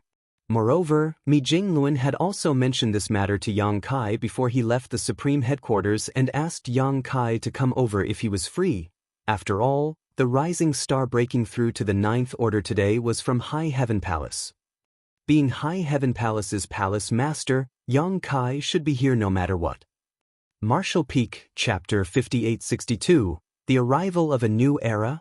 Yang Kai arrived beside Yang Lai in the void and cupped his fist at the old man to the side. "Congratulations, old you." Though Yu Changdao had already reached the peak of the 8th order a long time ago, he still couldn't help but feel nervous while replying, "Congratulations to you too, Palace Master." His nervousness wasn't without reason. The cultivator breaking through this time was his legacy disciple, the one he took under his wing and carefully trained, the one born with a special constitution made for cultivating his grand Tao, Shi Dezhuang. Shi Dezhuang was a man with a very modest name. If one only heard of his name but never saw him, one might mistake him for a villager living in some backwater countryside. However, from today onward, it would also be a name heralded through the ages as it belonged to the momentous first person to break through directly to the 7th order after the World Tree clone began nurturing the star boundary. One could say that Shi Dezhuang was a symbol of the rise of a new generation. When the cave heavens and paradises received news of the effects of the World Tree clone's nourishment, many came to the star boundary and built Tao temples, dividing up the land and taking in disciples. In the beginning, though all cultivators living in the star boundary received nourishment from the World Tree clone, There wasn't anyone who could be described as heaven-defying. That was until Yu Changdao found Shi Zhuang. The child who took his widowed mother's maiden name had a modest given name, but had a truly rare physique. He was born with the innate Dao body which was perfectly suited to cultivating a certain core secret art from free and unfettered paradise. Since Yu Changdao came from free and unfettered paradise, he naturally wanted to take Shi Zhuang as his disciple. If he got Shi Zhuang to become his disciple, he would be able to cultivate this secret art to its pinnacle and establish a lasting legacy. Moreover, Yu Changdao couldn't become a ninth-order master in his lifetime, but if he carefully taught Shi Zhuang, who had an exceptional attitude and was born with a perfect physique for cultivating, the latter might stand a chance to reach the ninth-order open heaven realm. Through this, Yu Changdao's successor would be remembered throughout history. Free and unfettered paradise was well known and highly ranked among the 72 paradises. Therefore, they were one of the top great forces in the 3,000 worlds. As for Yu Changdao, he was a seventh-order inner sect elder at the time and had a high status. Anyone who came across such an opportunity was extremely lucky and would probably agree to it happily. However, Shi Zhuang's widowed mother, Wuxia, had different ideas. When faced with the idea of Yu Changdao taking Shi Zhuang in as his legacy disciple, she firmly disagreed. Back then, it had not been long since Yang Kai worked with the other great emperors to defeat great demon god Mo Sheng and save the Star Boundary. High Heaven Palace had an unparalleled reputation in the Star Boundary and was well known throughout the world. All cultivators in the Star Boundary took joining High Heaven Palace as their goal in life, so they didn't care about any cave heaven or paradise. Shi Zhuang's father had died only months prior to Yu Changdao's arrival, and before he passed away, his final wish was that if his child could cultivate, he would enter High Heaven Palace. Wuxia was just an ordinary woman, simple-minded and ignorant, but such people could be more stubborn than any others. She remembered her husband's last words and insisted that Shi Zhuang enter High Heaven Palace. Yu Changdao was shocked and confused for quite a while after he went to Wuxia's doorstep and told her he wanted to take Shi Zhuang in as his disciple. After asking for the reason for her refusal, Yu Changdao didn't know whether to laugh or cry, but he felt how difficult this matter would be. With his identity and abilities, he naturally could forcefully bring Shi Zhuang away, but by the same token, trampling the wishes of a mortal couple was far beneath his dignity. With no other choice, Yu Changdao thought of Yang Kai and personally visited him to discuss this matter with him. At first, he wanted Yang Kai to come forward and persuade Wuxia to agree to let Yu Changdao take her son as his disciple. After all, this matter was greatly beneficial to Shi Zhuang. After many twists and turns, Yu Changdao somehow became a high-rank guest elder of High Heaven Palace and Shi Zhuang's master after he entered High Heaven Palace.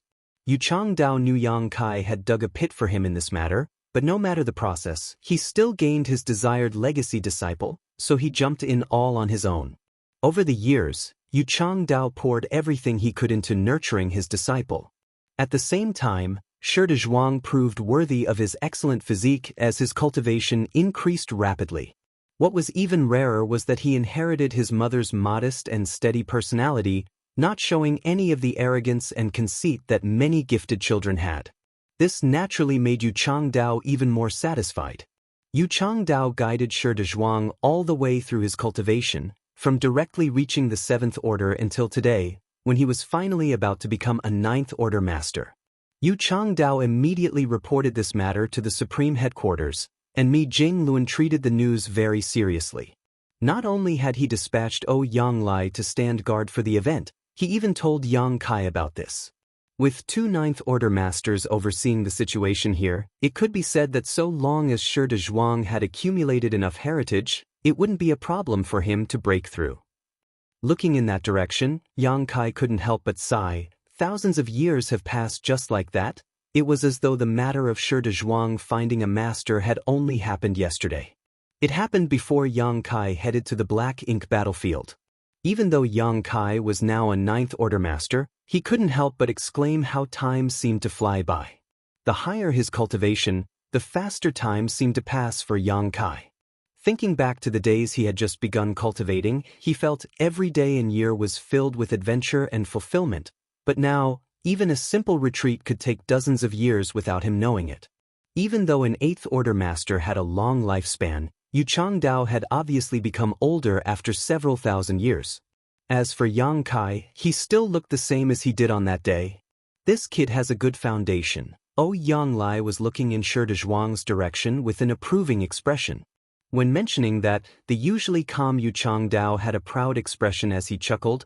The biggest virtue my disciple possesses is that he's never been anxious about his cultivation, so his foundation is naturally more stable than the others. Meanwhile, Yang Kai was laughing on the side. You need solid ground to build a grand tower. With a more stable foundation, he will be able to ascend higher than others. There's a good chance that his breakthrough will be smooth sailing, so you have nothing to worry about, old Yu. With a bitter laugh, Yu Changdao replied, I know, but how could I not be worried at this moment? Wouldn't you worry if it were your disciple here? Yang Kai smiled faintly. My 3 disciples are all people who exceed the ordinary to reach the extraordinary. They will definitely become 9th Order Masters, so I have nothing to worry about. Hearing that, Yu Changdao glared at him. Palace Master, if you say it like that, we have nothing to continue this conversation with. Rolling his eyes, Yang Lai quickly changed the subject. Now that you've mentioned your 3 disciples, are they still with the suppressing Black Ink Army? Yang Kai nodded, a trace of worry on his face. Because the old tree had fallen into a coma, he couldn't head to the primordial heaven's source Grand Restriction to check on the situation there.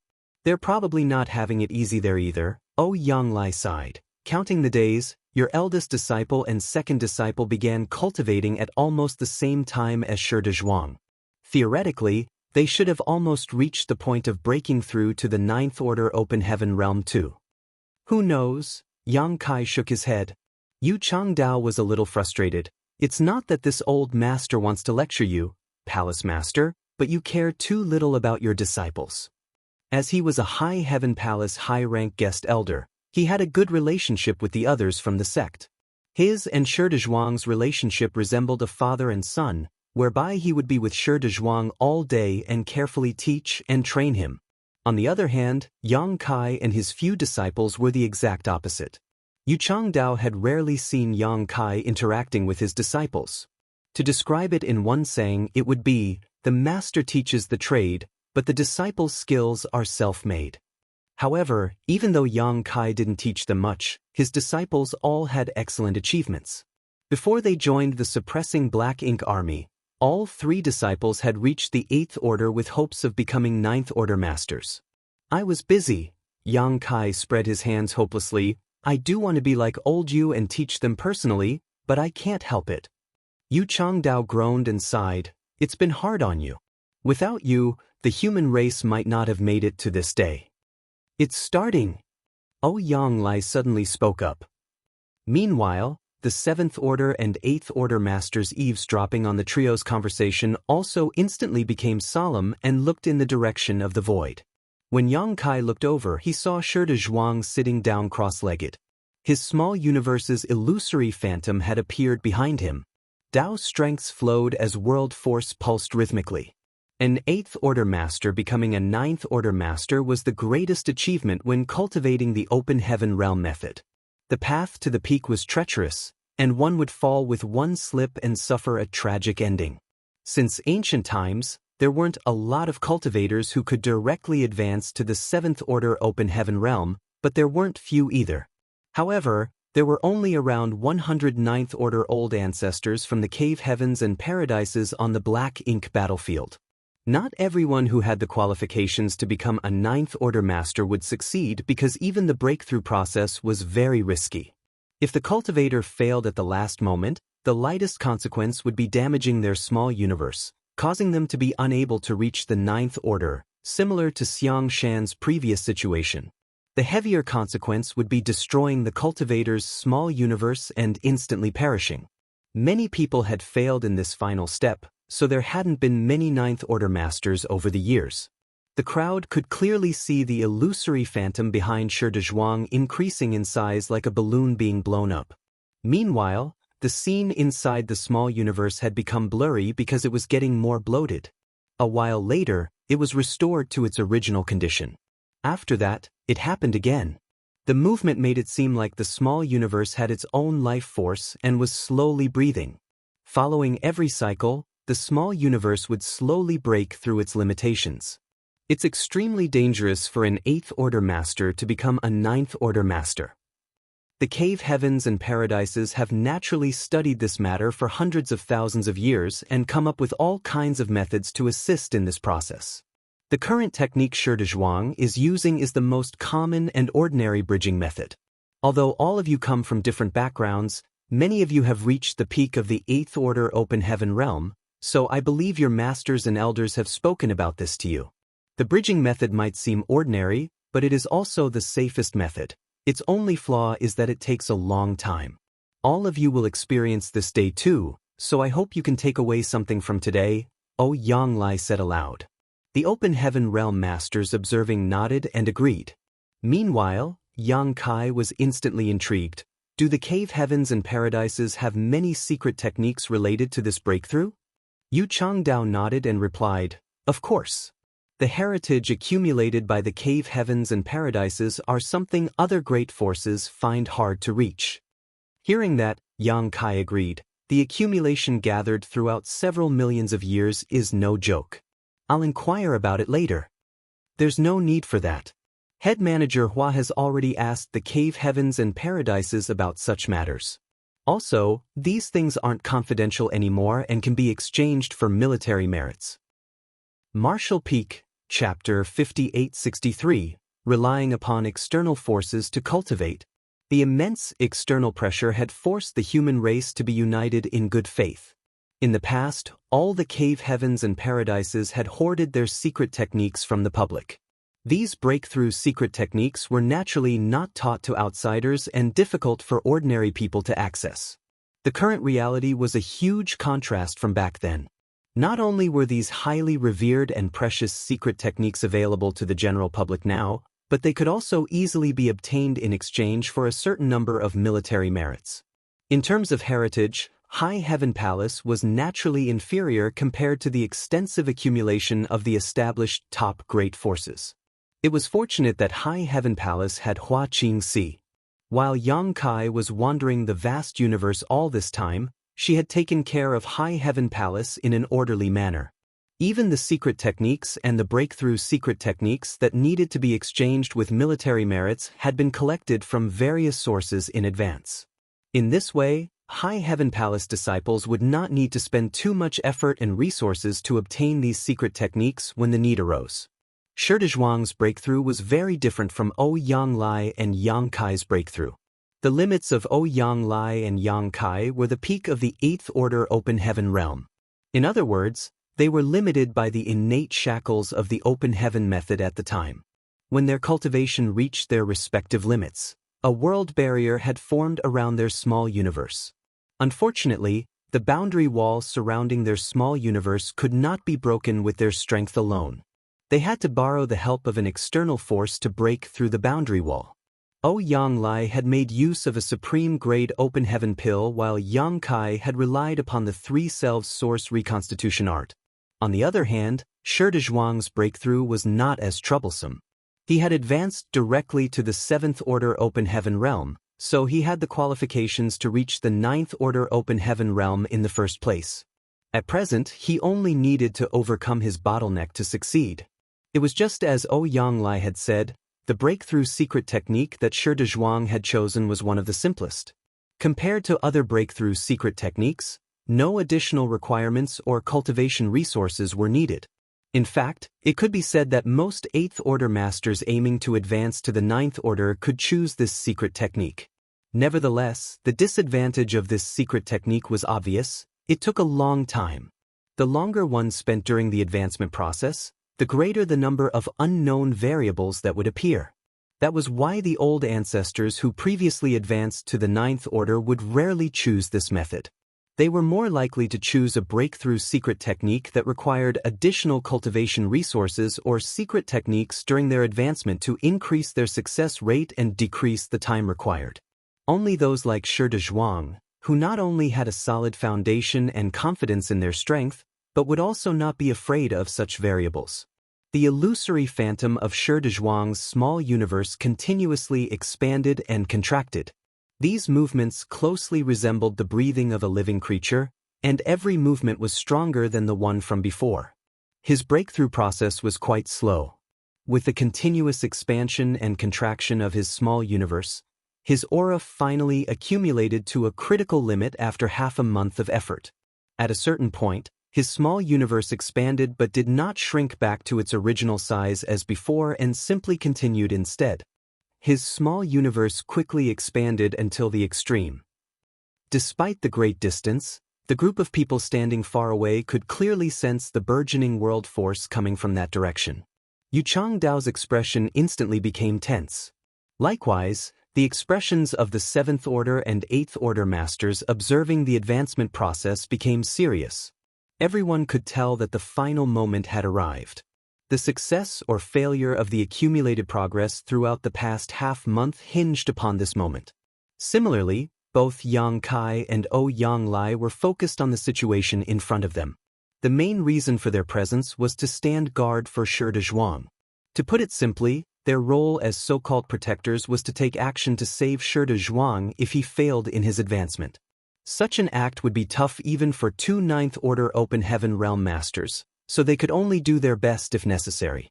However, Yang Kai's expression soon relaxed and he smiled lightly. "Congratulations, old Yu." He had made the same statement when he came here half a month ago. Nevertheless, the meaning was completely different when he repeated it now. Upon hearing those words, Yu Changdao hurriedly looked over. His tensed expression finally relaxed when he saw Yang Kai nodding at him. Almost at the same time, an astonishing amount of aura erupted from Shi Dezhuang's direction. It was followed by an intense wave of world force that swept outward into the surroundings. In front of everybody's eyes, his small universe, which should have already expanded to its limit, abruptly expanded even more. The greatest characteristic displayed during the advancement of an Open Heaven Realm Master was the expansion of their small universe. It was only when the territory of their small universe expanded exponentially that their strength would experience earth-shaking changes. Both Yang Lai and Yang Kai deeply understood this principle, but more importantly, Shi Dezhuang had undoubtedly achieved the desired results at this moment. Countless Open Heaven Realm Masters began to cheer at the sight.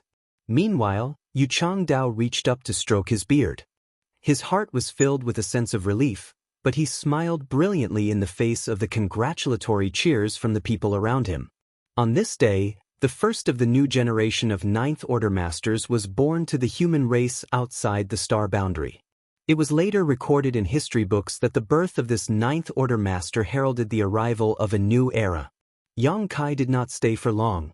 Although Shi Dezhuang had successfully advanced to the 9th Order, he would need time to consolidate his new strength. Therefore, Yang Kai left Yang Lai to watch over Shi Dezhuang and returned to the star boundary. Without alerting anyone, he came to a certain spot on the World Tree Clone where a tree cave was located. The interior was spacious and resembled a secluded home.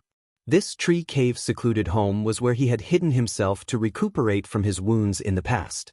To cultivate the 3 selves source reconstitution art back then, Yang Kai had paid a huge price to create his human self and monster self.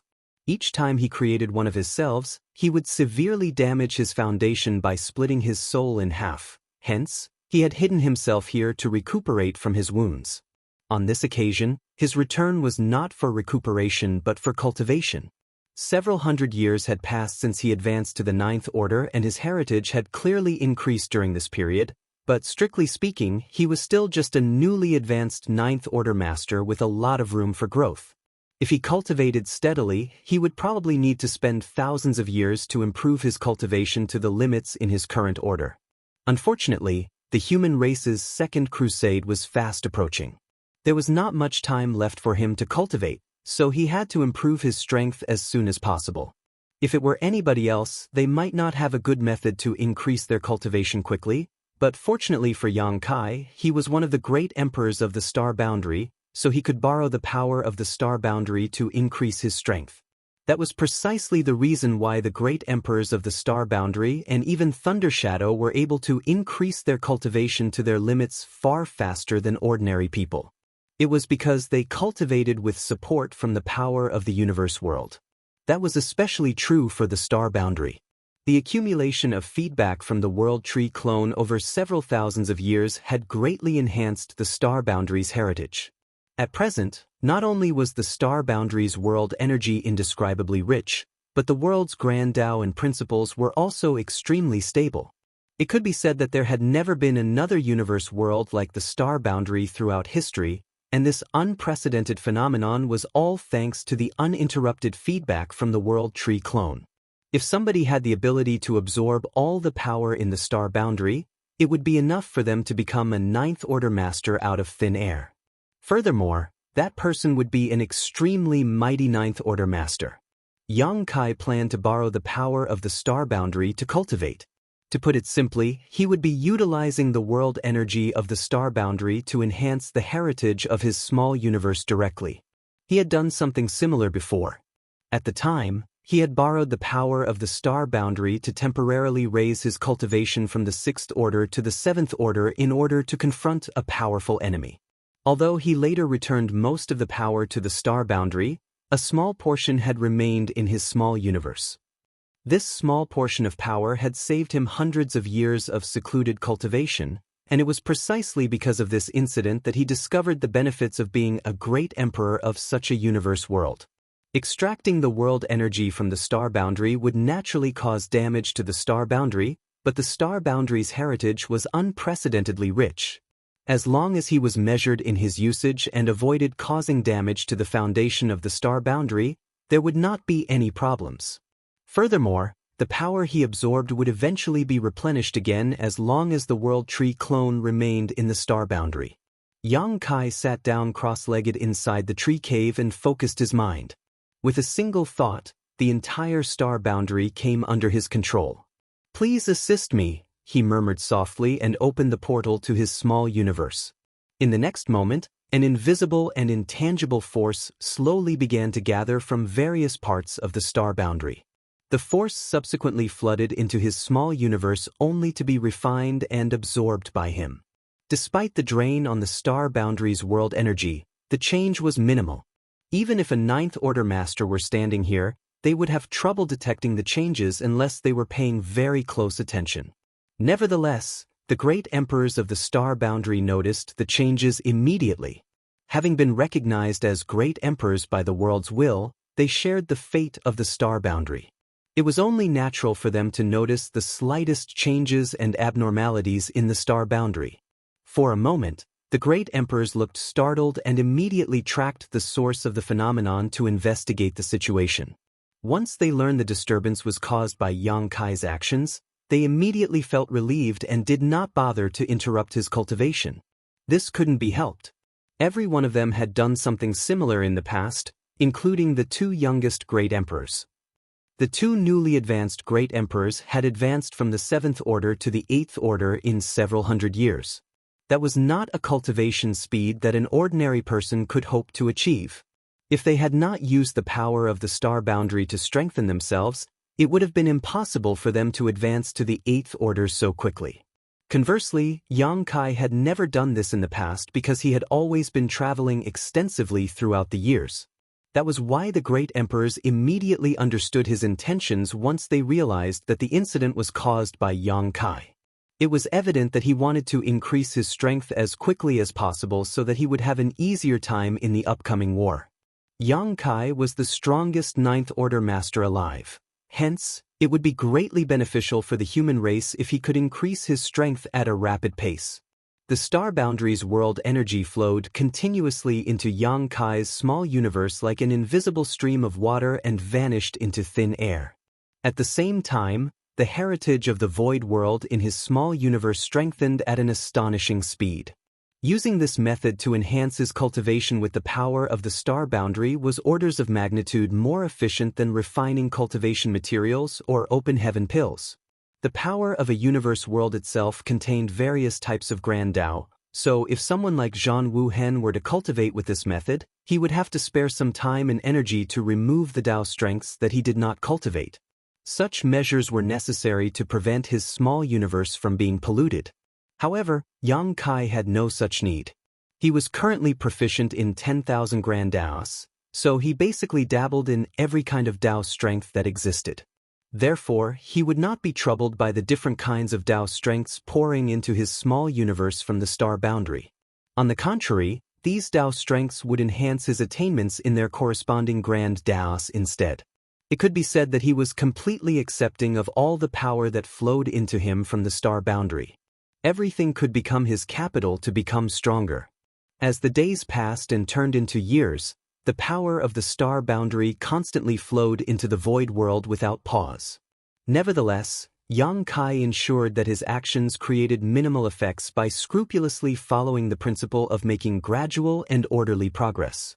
That was why ordinary cultivators could barely sense any changes to the star boundary. Only the open heaven realm masters with high enough cultivation gradually began to notice that the star boundary was different from before. Martial Peak, Chapter 5864, ready to set off. 10 years passed in the blink of an eye. On this day, Yang Kai opened his eyes inside the tree cave located in the world tree clone. Closing the portal to his small universe, he severed his connection with the star boundary and breathed out deeply. Although he had only cultivated in retreat for 10 short years, his overall strength had undergone earth-shaking changes. When he looked inside himself, he discovered that the heritage of his small universe had more than doubled in depth compared to 10 years ago. That was not all. Even the various Dao strengths in his small universe had gotten more potent during this period. If the ninth order was divided into early, middle, and late stages, then Yang Kai had undoubtedly belonged in the early stage 10 years ago. In contrast, he was now well into the middle stage. The past 10 years of cultivation had been almost as effective as cultivating for 2,000 years with normal methods. It was the benefit of using the power of a universe world to cultivate, as well as the exclusive right of a great emperor. Furthermore, this outcome was the product of Yang Kai's intentional restraint. If he had disregarded the consequences and opened his small universe wide to devour the world energy to his heart's content, he would have completely devoured the power of the star boundary in just a few short years. Just like how his heritage had improved by leaps and bounds, the star boundary's heritage had suffered a corresponding amount of damage as a result. Fortunately, the star boundary's heritage was rich enough that there was not much impact on it even though a substantial amount of world energy had been lost. At the very least, the cultivation and advancement of the cultivators in the star boundary would not be disrupted by this incident. Besides, the lost heritage would eventually be replenished by the world tree clone's continuous feedback. Yang Kai had carefully planned everything in advance before he borrowed the power of the star boundary to boost his cultivation. After all, he could not disregard the future of all the living creatures in the star boundary just for his own selfish interests. Otherwise, he would have done so a long time ago. Even though this was the fastest growth in his cultivation he had ever experienced since he advanced to the open heaven realm, Yang Kai could not shake the feeling that he had not grown enough. Back in the barren territory, he and several other Ninth Order masters had worked together with Ada and Aer to fight the two black ink giant spirit gods. Hence, he was very familiar with the strength of the giant spirit gods.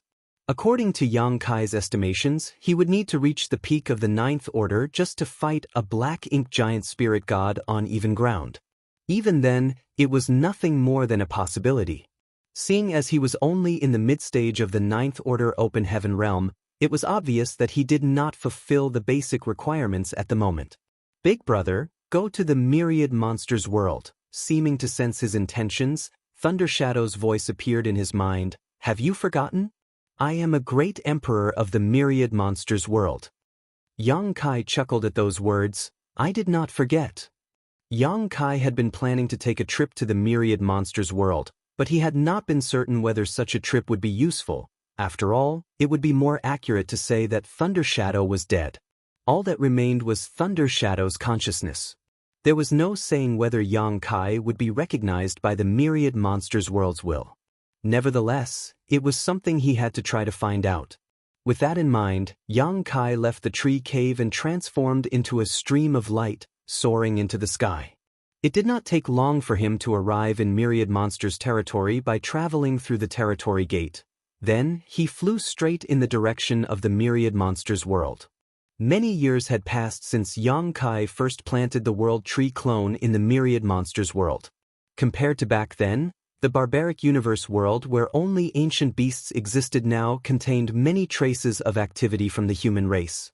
In fact, the entire Myriad Monsters world could be said to be ruled by both the human race and monster race.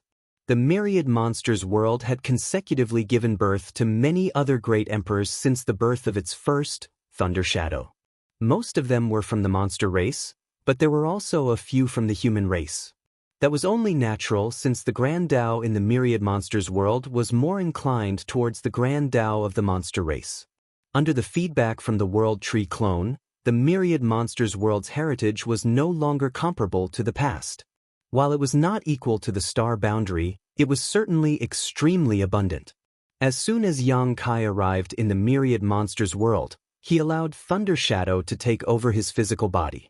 They found an isolated place with nobody around, and then Thunder Shadow sat down cross-legged and opened both his mind and small universe to connect with the Myriad Monsters world.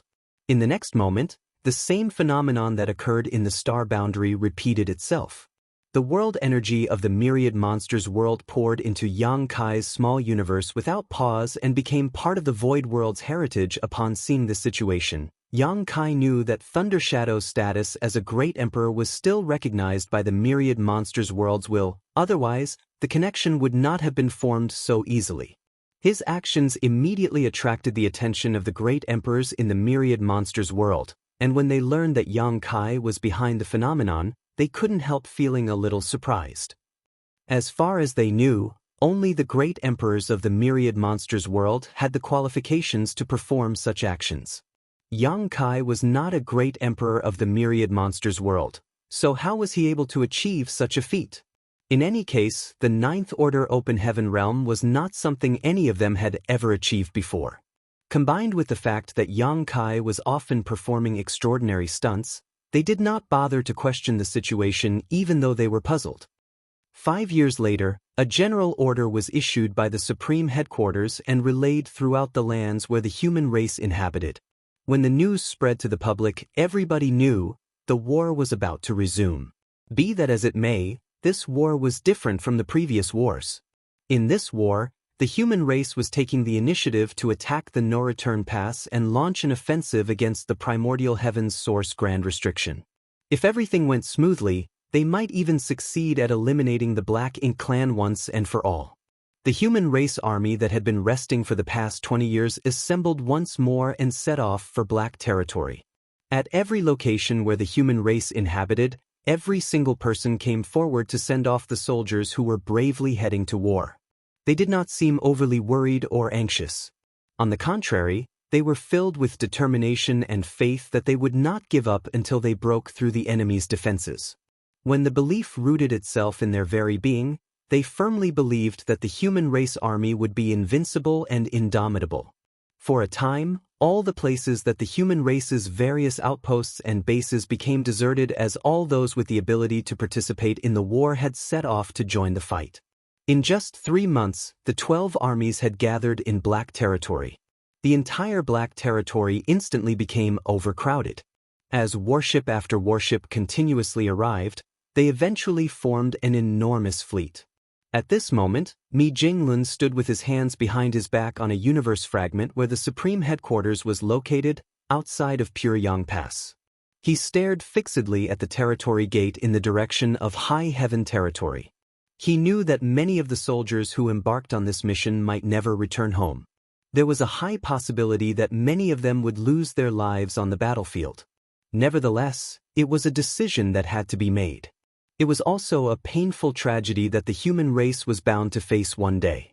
They could never coexist with the Black Ink clan, and this war would either see their ultimate rise or eternal fall.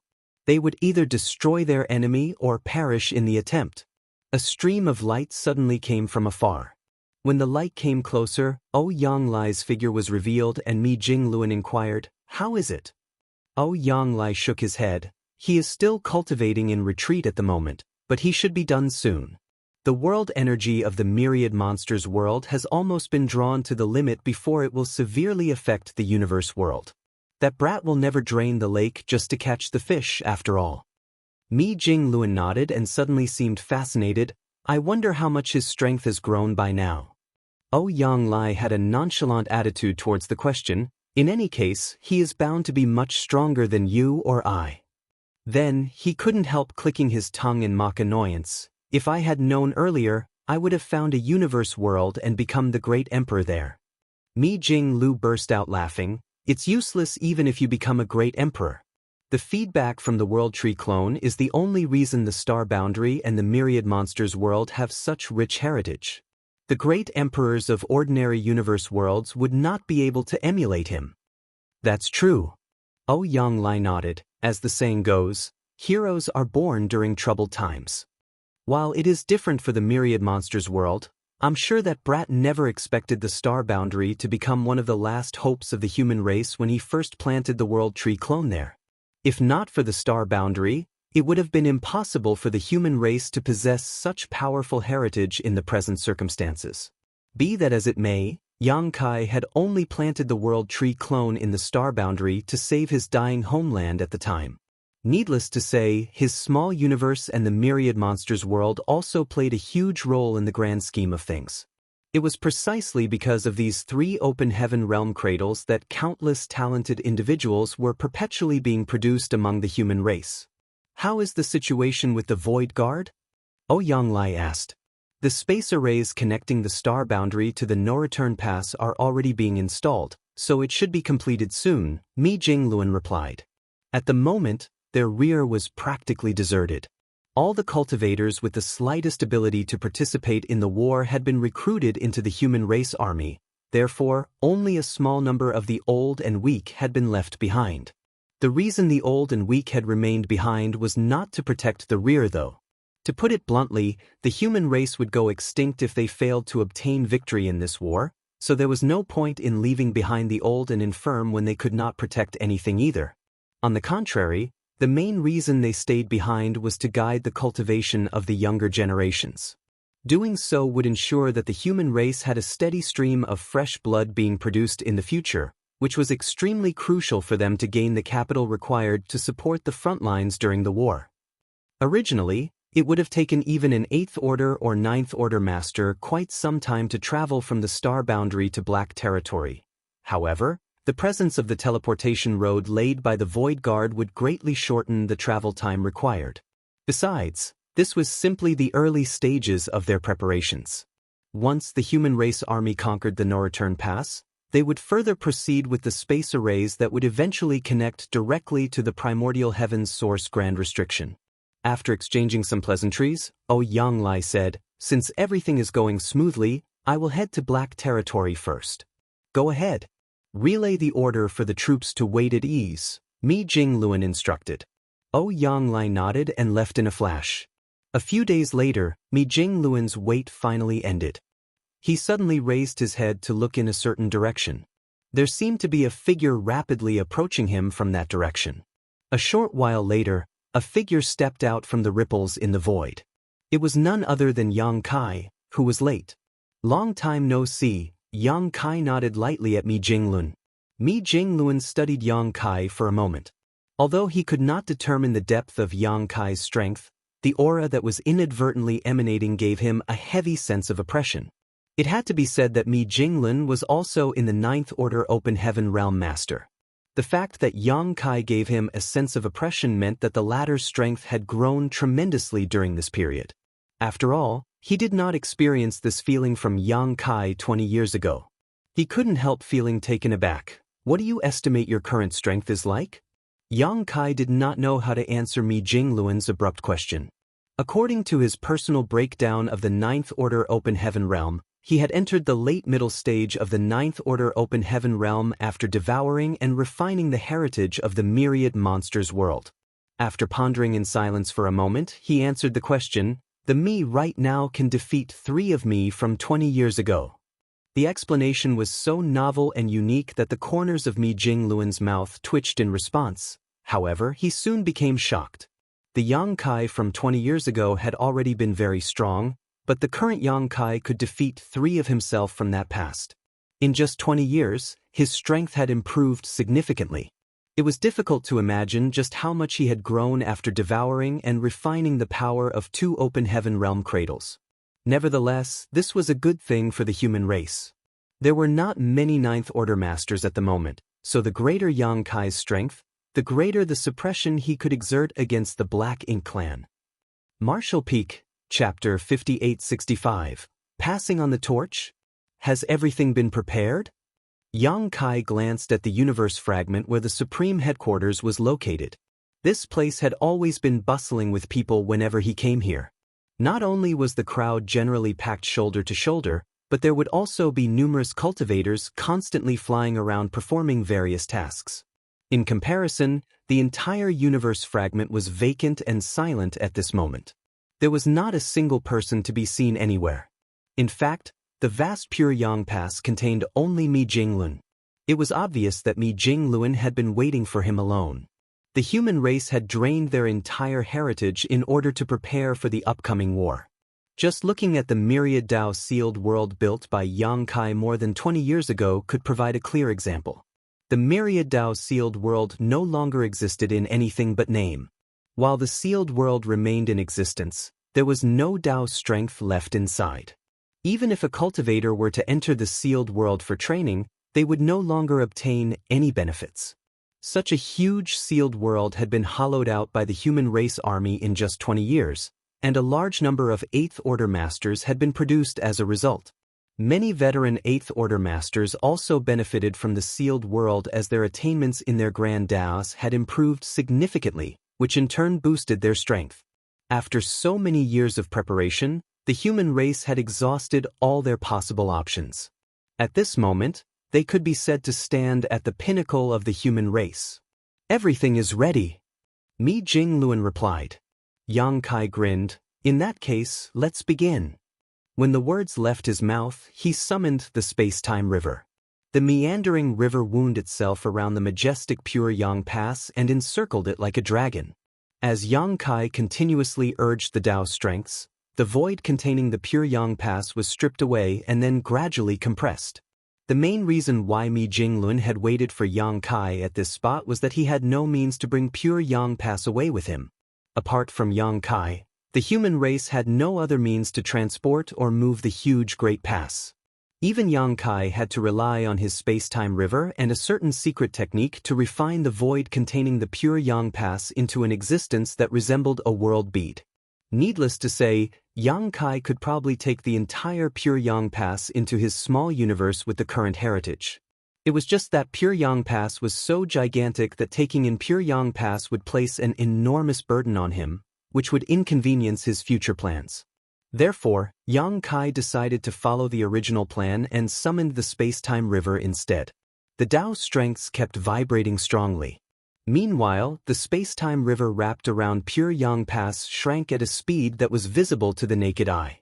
After an hour, Pure Yang Pass finally transformed into a fist-sized world bead. Yang Kai put the world bead away and called out to Mi Jinglun, "Let's go." Mi Jinglun took one last look at the universe fragment where the Supreme Headquarters had been located. Then, he quickly retracted his gaze and left with Yang Kai. After several transfers through various territory gates, Yang Kai and Mi Jinglun arrived at Black Territory a few days later. The huge void was densely packed with an overwhelming number of warships everywhere Yang Kai looked. Most of these warships were standard squad-class warships, but there were also quite a few purifying Black Ink battleships in the mix. The purifying Black Ink battleships, which were surrounded by squad-class warships, looked very conspicuous among the fleet. Even Yang Kai, who had experienced countless large-scale battles, could not help feeling amazed at his first glance at the scene in Black Territory. Back when the human army launched their first crusade against the primordial heavens source Grand Restriction, the size of the fleet had not been small either.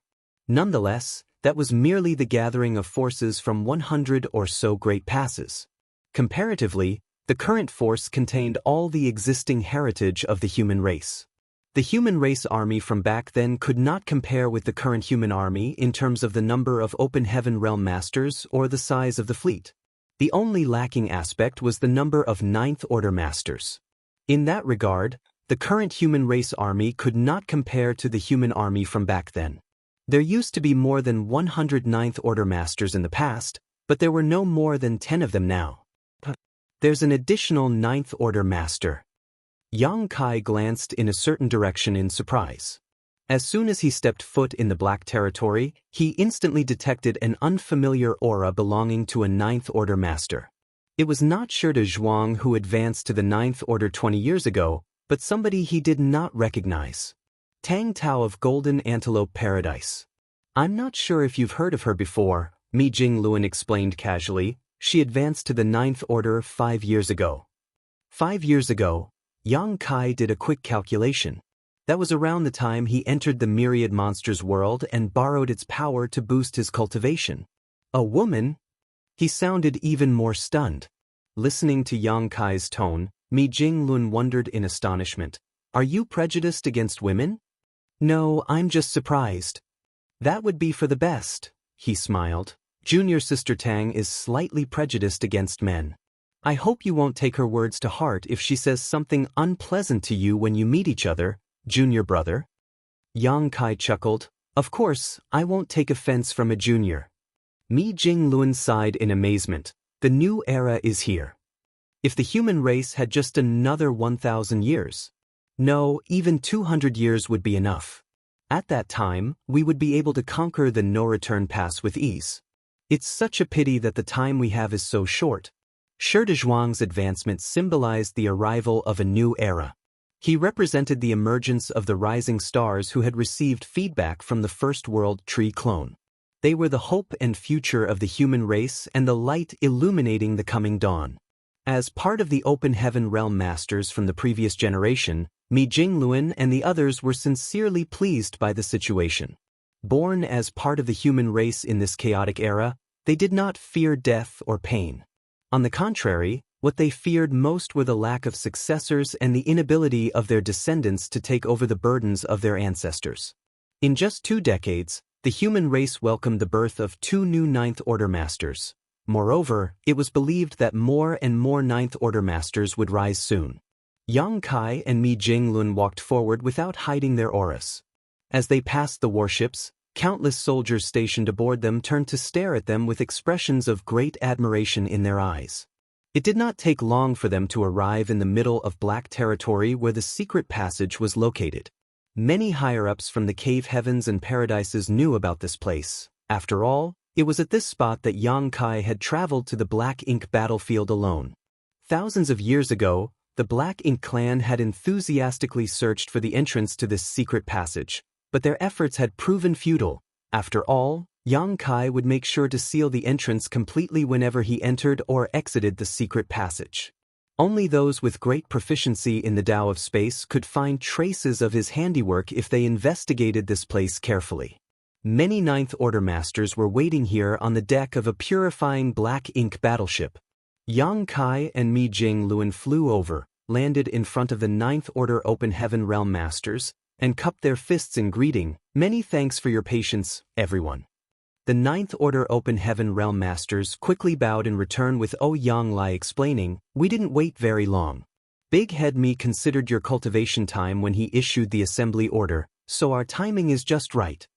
Yang Kai nodded lightly and swept his gaze across the gathered Ninth Order Masters. In the end, he fixed his gaze on an unfamiliar-looking woman and smiled warmly. You must be Junior Sister Tang. Tang Tao immediately took 2 steps forward and her face flushed as she bowed in greeting. Tang Tao greets Senior Brother Yang. He reached out his hand and gestured for her to skip the formalities, then he showered her with praises. Great talents are born in every generation indeed. The fact that both you and Junior Brother Shi managed to advance to the Ninth Order Open Heaven Realm at such a critical moment proves that the fate of the human race is not in decline. The future of the human race will depend on you now. After Yang Kai finished speaking, he involuntarily froze for a moment. What an elderly-sounding speech. I've truly gotten old. Strictly speaking, Yang Kai was indeed an old man in terms of both age and seniority. He was probably looking at Tang Tao and Shi Zhuang in the same way that the Ninth Order old ancestors had looked at him back then. It would seem that the torch of the human race was being passed down from generation to generation in an everlasting cycle. Tang Tao hurriedly waved her hands in embarrassment. You are praising me too much, senior brother. It has not been long since senior brother Shi and I advanced to the 9th Order Open Heaven realm. Please take care of us in the future, senior brothers, senior sisters.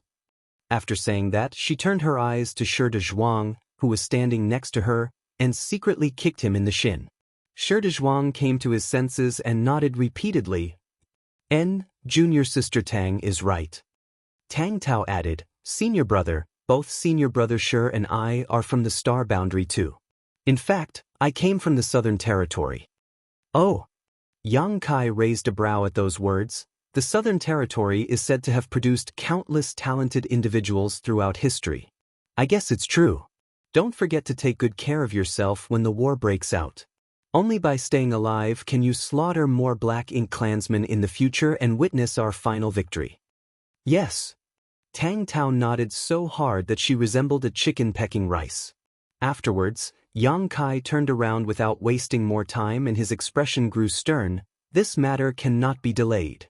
Let's begin. When the words left his mouth, he stepped forward and stood in the void. He then shouted, "Where are the Void Guard?" In the next moment, the Void Guard under the leadership of Li Wu responded from one of the nearby purifying Black Ink battleships. There were only 140 of them as not all of them were gathered here. Some of them had been dispatched to prepare the space arrays connecting to the no-return pass. Greetings, Sir Yang. They cupped their fists in greeting. Void Guard, heed my command. We now open a passage to the Black Ink battlefield. Yes. After the order was relayed, the Void Guard disciples sped off in a certain direction under Yang Kai's leadership and soon came to stand at a certain spot. Then, space principles flared as they began to unseal the previously sealed passage. Most of the people on the purifying Black Ink battleships were watching Yang Kai. However, Yang Lai was looking at Tang Tao with an amused expression. Sensing his gaze, Tang Tao glanced at him with a faint blush on her face. What are you looking at, senior brother Yang? He shook his head. Junior sister Tang, you can't treat Yang Kai differently just because that brat is handsome. You should show proper respect and treat everybody equally. She snorted, I don't know what you're talking about, senior brother. Then, she turned away and continued to watch Yang Kai. Nevertheless, the tips of her ears were pink with embarrassment. Yang Lai sighed and shook his head. Glancing at Mi Jinglin, he exchanged a wry smile with the other party. It should be said that he understood the situation perfectly and knew that Tang Tao's feelings were not of love for Yang Kai. In any case, he was a 9th Order master, so how could he be bothered by the romantic relationships between the younger generation, especially at such a critical moment when the survival of the human race was at stake? The truth was that the rising stars simply had an inherent sense of awe and admiration for Yang Kai, regardless of their cultivation or aptitude. This situation was related to the history of the human race, including the tragic events that transpired in the past and Yang Kai's contribution during that difficult time. More than that, it was related to the ones who taught and raised these rising stars. During the darkest days of the human race, there was a person who showed up to turn the tide when the situation seemed helpless. With his strength alone, he had obtained some breathing space for the human race and even saved the human race from the brink of extinction. It was also because of him that the human race gained the capital to resist the Black Ink clan. That was why even Tang Tao, who was prejudiced against men and constantly criticized an old man like Yang Lai with sharp words, couldn't help showing the attitude of an awestruck fangirl when she encountered Yang Kai in person. It could be said that the rising stars who were born in the darkest age of the human race could never escape the name Yang Kai during their growth process, and that was especially true for those with great aptitude. Martial Peak, Chapter 5866, Opening the Way. Everybody watched intently as the space principles fluctuated vigorously. It did not take long for the entrance of the passage that Yang Kai sealed in the past to appear before them in the form of a perpetually rotating vortex. Furthermore, there was an aura of nihility radiating from the entrance. Yang Kai slipped inside, and the Void Guard followed closely behind him, their figures vanishing from sight in the blink of an eye. The entrance to this passage was located in Black territory. On the other hand, the exit was located somewhere in the void of the Blue Sky Theater, within the Black Ink clan's former territory. Yang Kai had used this secret passage to travel between Black territory and the Black Ink battlefield on multiple occasions, so he was very familiar with the process. It would take no effort for Yang Kai to bring a small number of cultivators through this void corridor, as they would succeed as long as they persistently forged forward and overcame the few obstacles in their way. However, a massive number of people would soon be passing through this passage. There were 12 armies, and each one had at least 2 to 3 million soldiers in their ranks. In other words, the 12 human race armies consisted of nearly 30 million soldiers. The original passage could not meet the requirements of the human race army. If they wanted to transport the army to the Blue Sky Theater in short order, they had to figure out a method to expand and fortify the corridor. Even Yang Kai, who had advanced to the 9th Order, could not achieve such a feat with his strength alone. Fortunately, he was not the only person who was proficient in the Tao of Space. With 140 Void Guards assisting, this task was no longer impossible to pull off. Deep inside the passage, everyone immediately noticed the presence of the ubiquitous void turbulence around them. Strictly speaking, this corridor was just a long void crack. If those who entered this place were not proficient in the Tao of Space, they would quickly lose their way and never find their way out again, be it to the exit or the entrance. Even those who were proficient in the Tao of Space had to be very careful in such places. Yang Kai took the lead to clear and mark the path ahead, his space principles oscillating constantly. Meanwhile, the Void Guard formed a long line behind him and drew upon their respective space principles in a similar fashion. It was thanks to these actions that the passage was expanded at a steady pace and the void turbulence was smoothed into an orderly tunnel. During this period, Yang Kai also arranged Tao arrays along both sides of the passage to further increase its stability. The fortified passage continued to extend forward under their wholehearted cooperation. Whenever they progressed forward by a certain distance, a Void Guard would remain behind under Yang Kai's orders to monitor the situation and deal with any unexpected emergencies that might occur. Seeing as it was Yang Kai's first time undertaking such a task, he did not dare to guarantee that the passage would remain stable at all times. It was better to prepare some safety measures just in case. They steadily progressed forward with only 100 Void Guards remaining by the time they arrived at the exit. 40 Void Guards had been left behind to monitor various locations in the passage. At the exit, Yang Kai stood motionless and glanced behind him. When he saw that Li Wuyi and the others were following closely behind him, he raised his hand and pressed against the space before him. Space principles fluctuated, and ripples suddenly appeared in the void that had been sealed for many years. As the ripples spread out, a portal soon emerged. Yang Kai slipped out of the passage, and the Void Guard rushed out from behind him under Li Wuyi's lead. Stay here and expand the passage as quickly as possible. Don't forget to send a message to inform Supreme Commander Me that the preparations have been completed. I will go and check out the surrounding situation, Yang Kai instructed. Li Wuyi accepted the order. After choosing one person to report back to Mi Jinglun, he assigned a group of people to stand guard around the exit. As for the rest, they began to expand and stabilize the passage further. Back in Black Territory, Mi Jinglun soon received news of their progress. Following his command, the squads quickly kept their respective warships in their small universes before flying into the passage under the leadership of their higher-ups. On the other side, Yang Kai's figure flickered as he traveled through the void, his divine sense spreading out to investigate his surroundings. Now that he was in the 9th Order, his divine sense was extremely powerful, so it did not matter whether the movement was as slight as the wind blowing through the grass. Nothing in the vicinity could be concealed from his perception. A group of Black Ink clansmen with a dozen or so members was wandering around the void. They did not seem to have any fixed goals in mind. On the contrary, they seemed to be searching for something in all directions. Every corner of the void and every piece of rock and debris was carefully investigated without exception. When they reached a certain part of the void, something unexpected occurred. Space suddenly shattered apart like a piece of broken glass. Caught in the shattered void, they didn't even have time to react before they were turned into hashed meat and severed limbs. In the next instant, Yang Kai's figure appeared not far away with a deep scowl on his face. Several dozen years ago, Yang Kai had spent some time chatting with Emo Na Yi at the No Return Pass. Although they probed each other for information, neither party had gotten any valuable clues from their exchange. Yang Kai had failed to learn whether Mo, in the primordial heaven's source Grand Restriction, had awoken, and Emo Na Yi had failed to discover the location of the secret passage that led from the 3,000 worlds to the Black Ink battlefield. Although Emo Na Yi did not know much about the secret passage, that did not prevent him from taking action to search for it.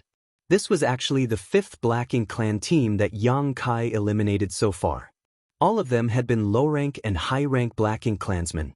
Strangely enough, not a single feudal lord had been seen. Furthermore, the number in each team was small, ranging from a handful to a dozen at most. It could be conceived that Emo Na Yi had dispatched many Black Ink clansmen to search in a grid-like manner over the years, all in hopes of finding the location of the secret passage. Despite knowing that this method might not show any results, Emo Na Yi still ordered it in the hopes of preventing an ambush from the human race.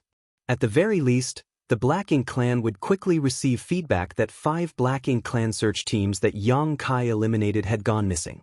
Based on such reports, Emo Na Yi would be able to determine the general location of the human race army and make some preparations in advance. It could even be said that these Black Ink clansmen were dispatched to be killed by the human race, which also explained their weak strength and low numbers. Emo Na Yi had no doubt that the human race army would enter the Black Ink battlefield via the secret passage and launch an offensive against the No Return Pass. After all, that was the only viable option. That was why he assigned a large number of scouts throughout the Black Ink battlefield. The places where the scouts disappeared would indicate the direction that the human race army would be attacking from. Although Yang Kai was aware of this fact, he had no choice but to act. The scale of the human race army was so large that it was not feasible to hide it. Once they gathered together to take action, the Black Ink clansmen scattered everywhere would surely notice their movements anyway, hence, he might as well remove all the scouts in the area beforehand. After searching a wide perimeter and eliminating at least 30 Black Ink clan teams, Yang Kai finally returned. From a distance, he saw that a large part of the army had gathered around the exit of the secret passage. Moreover, numerous warships were being summoned one after the other. The squads who arrived first were clearly making preparations for the arrival of their companions. Mi Jingluan and most of the other 9th Order Open Heaven Realm Masters had also arrived, leaving only a few to bring up the rear. The 9th Order Masters convened together, and Yang Kai reported his discoveries. Mi Jingluan nodded. Emo Na Yi is certainly not an easy opponent to face, but his actions are within our expectations. Besides, we never expected to succeed in launching a sneak attack on the No Return Pass. Since our movements have been discovered, we might as well start the fight with a spectacular bang. Yang Kai observed, the scouts in this vicinity have all been removed, so there should be some delay before the Black Ink clan receives news of our arrival. Even so, the delay will not be long. I estimate that we have a month at most, possibly even less. No matter how slow the reaction of the Black Ink clan was, they were bound to notice that something was wrong when so many of their scouting parties failed to contact them after a month. That's enough, Mi Jingluan said. The army will only take half a month to assemble here from Black territory. Looking back at the exit of the passage, he sighed heavily. It's just a pity about the passage. The location of the secret passage will be completely exposed. Through Yang Kai and the Void Guard's joint efforts to expand and fortify the passage, the corridor had been transformed into an existence that resembled a territory gate, though it still had some noticeable differences. A real territory gate connected 2 great territories together, allowing a cultivator to arrive at the opposite side by passing through it. The key feature of such territory gates was the journey would only take a brief moment. On the other hand, traveling through the entirety of this passage not only required a noticeable amount of time, but also came with all kinds of potential risks. Naturally, the risks were not too high thanks to the Void Guard stationed at various positions along the passage, but they undoubtedly existed. Such a passage could no longer be hidden completely at this stage. Even if Yang Kai used various means to seal the entrances to the passage again, it was no longer possible to completely conceal it. There was a high chance for the Black Ink clan to locate this opening if they worked hard enough. If we lose this battle, the human race will be doomed to extinction. It doesn't matter whether the passage is exposed or not, Xiang Shan said lightly from the side. Yang Kai nodded. Let's proceed as planned. Then, he turned to look at Li Wu-yi. Take a group of void guards and set off immediately towards the primordial heaven's source grand restriction. Don't forget to set up the space arrays along the way. Although the human race army was currently targeting the no-return pass, it was just as Yang Kai had said. They should not limit their focus to the situation at hand, they also have to look towards the future. Looking at the bigger picture, the primordial heaven's source grand restriction was the biggest affliction tormenting the human race. Not to mention, the journey to the primordial heaven's source grand restriction was very, very long. It was necessary to make various preparations in advance. They would not have enough time if they waited until the war at the no-return pass was won to get started. With this arrangement, the best outcome was that the human race would spend a dozen years conquering the no-return pass.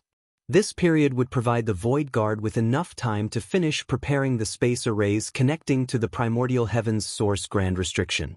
At that time, the human race army would only need to undergo some slight reorganization before quickly traveling to the primordial heaven's source grand restriction via the space arrays.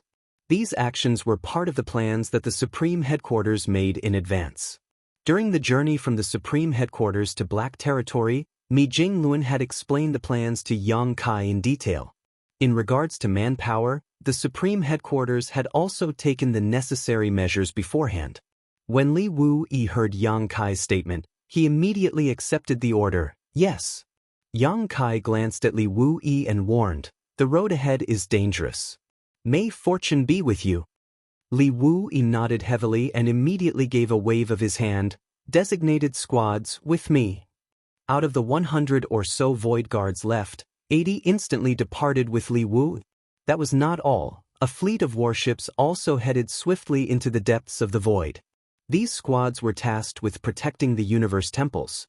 After all, the distance between this place and the primordial heaven's source grand restriction was too vast. Li Wu-yi and the others would have to prepare more than one space array along the way, and every space array they established would need to be guarded.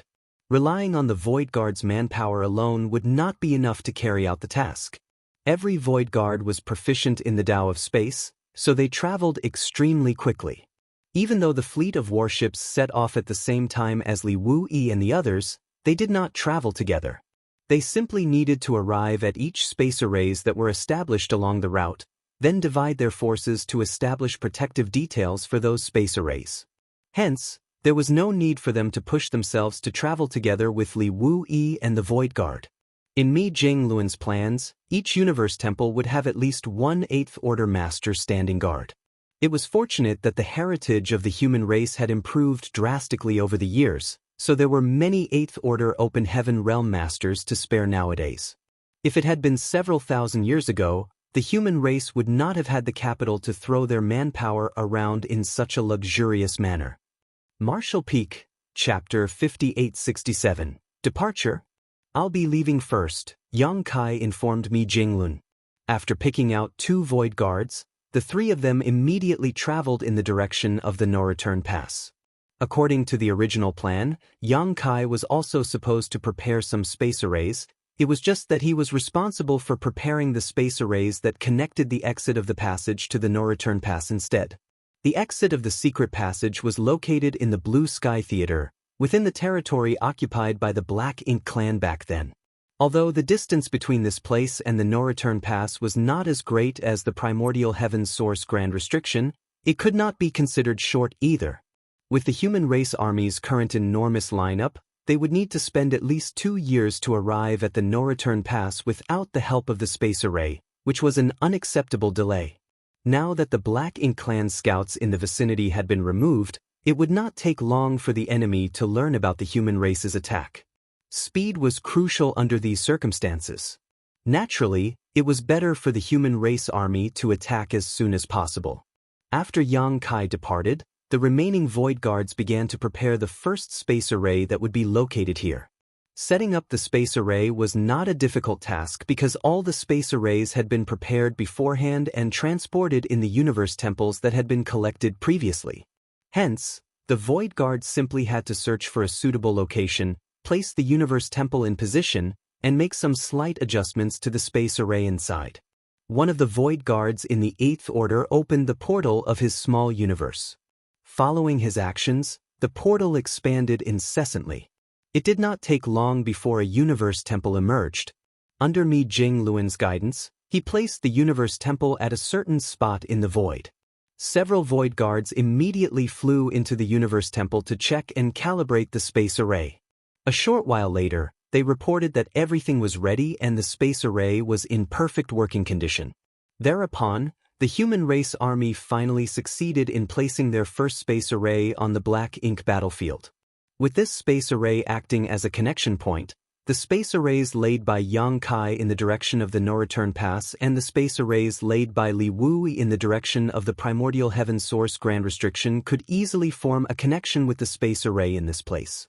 As such, they would have a direct transportation route from the no-return pass to the primordial heaven's source grand restriction once they completed their tasks. There would be many transfer points along the way, but that was preferable compared to the long journey that the human race army would have had to make instead. In this way, they could aim straight at the heart of their enemy as soon as they conquered the no-return pass and launch a crusade towards the primordial heaven's source grand restriction at the fastest speed. Afterwards, a steady stream of soldiers poured out from the exit of the secret passage. Aside from the group of elites who arrived earlier, all those who came later were soldiers with lower cultivation. The current human race was extremely powerful, and their heritage was unprecedentedly rich. Be that as it may, the mid-rank Open Heaven Realm Masters and low-rank Open Heaven Realm Masters occupied the largest proportion of their strength. In particular, the mid-rank Open Heaven Realm Masters held the highest numbers.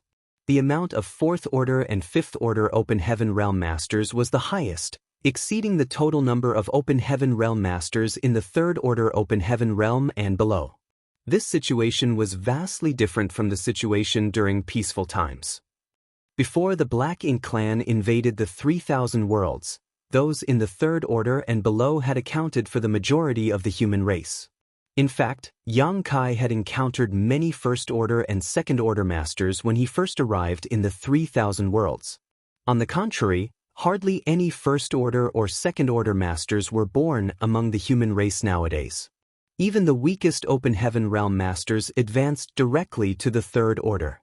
As for those who came from the 2 Open Heaven Realm cradles, the Star Boundary and the Myriad Monsters world, the 4th Order was the minimum. There were 2 reasons for this situation. In addition to the feedback from the World Tree clone, the process to obtain resources was also much simpler than before. In the past, most of the lowborn cultivators had neither the ability nor the capital to obtain the resources needed to advance to the Open Heaven Realm.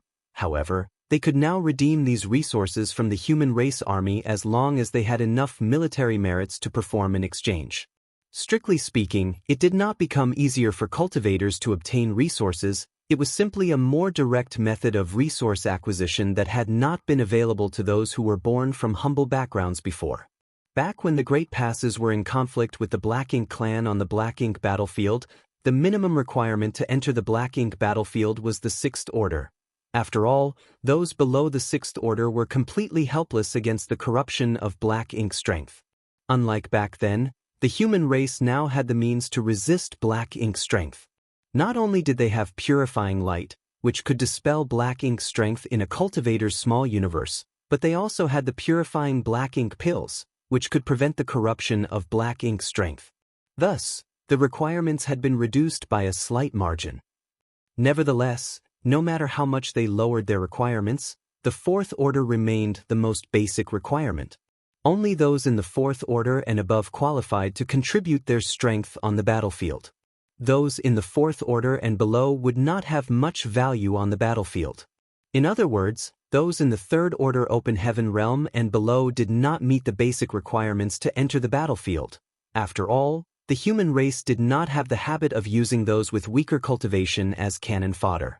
Even so, Mi Jingluan did not hesitate to bring along all those who were in the 3rd Order and below for this crusade.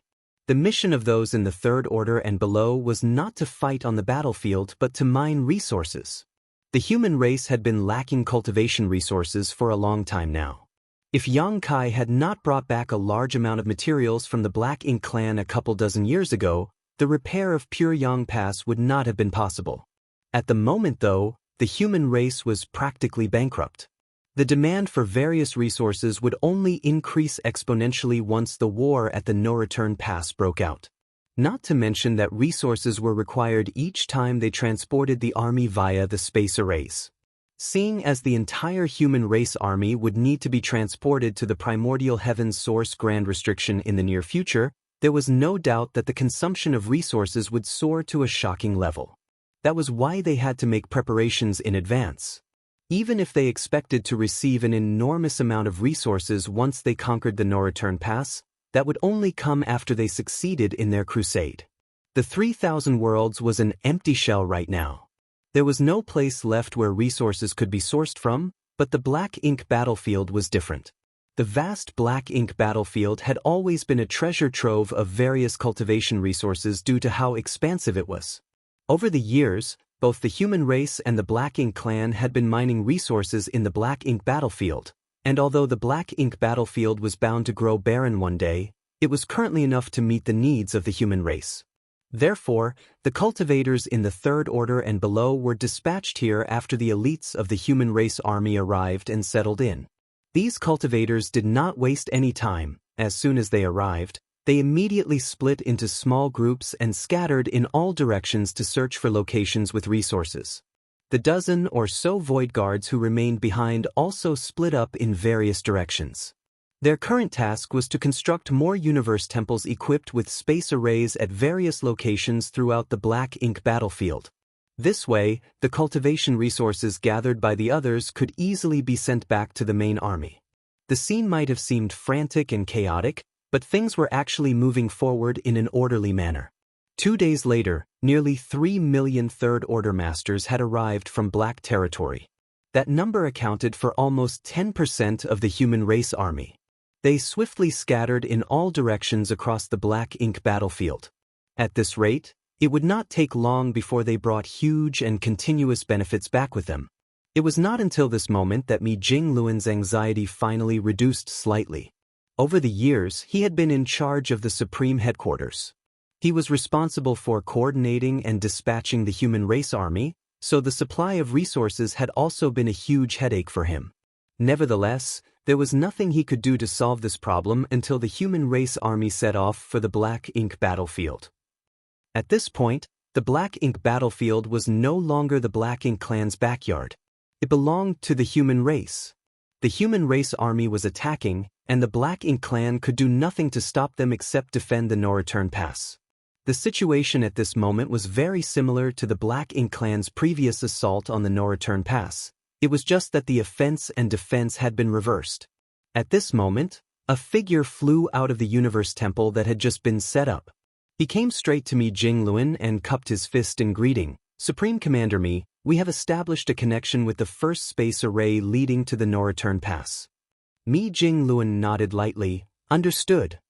Although he seemed calm and collected on the surface, he was secretly amazed by the news. Yang Kai was very fast indeed. No news came from Li Wuyi, who had departed earlier. On the other hand, Yang Kai had already finished placing his first space array. Thinking about it again though, it was not a surprise. Yang Kai had higher attainments in the Tao of space compared to Li Wuyi in the first place, so it was only natural for him to be much faster. Turning to look at Xiang Shan and the others, Mi Jingluan issued the order, "Start making arrangements for the teleportation of the army." Xiang Shan and the others nodded, then left to make the necessary arrangements. Every teleportation that was performed required resources. More importantly, the number of resources consumed was closely related to the number of people being transported.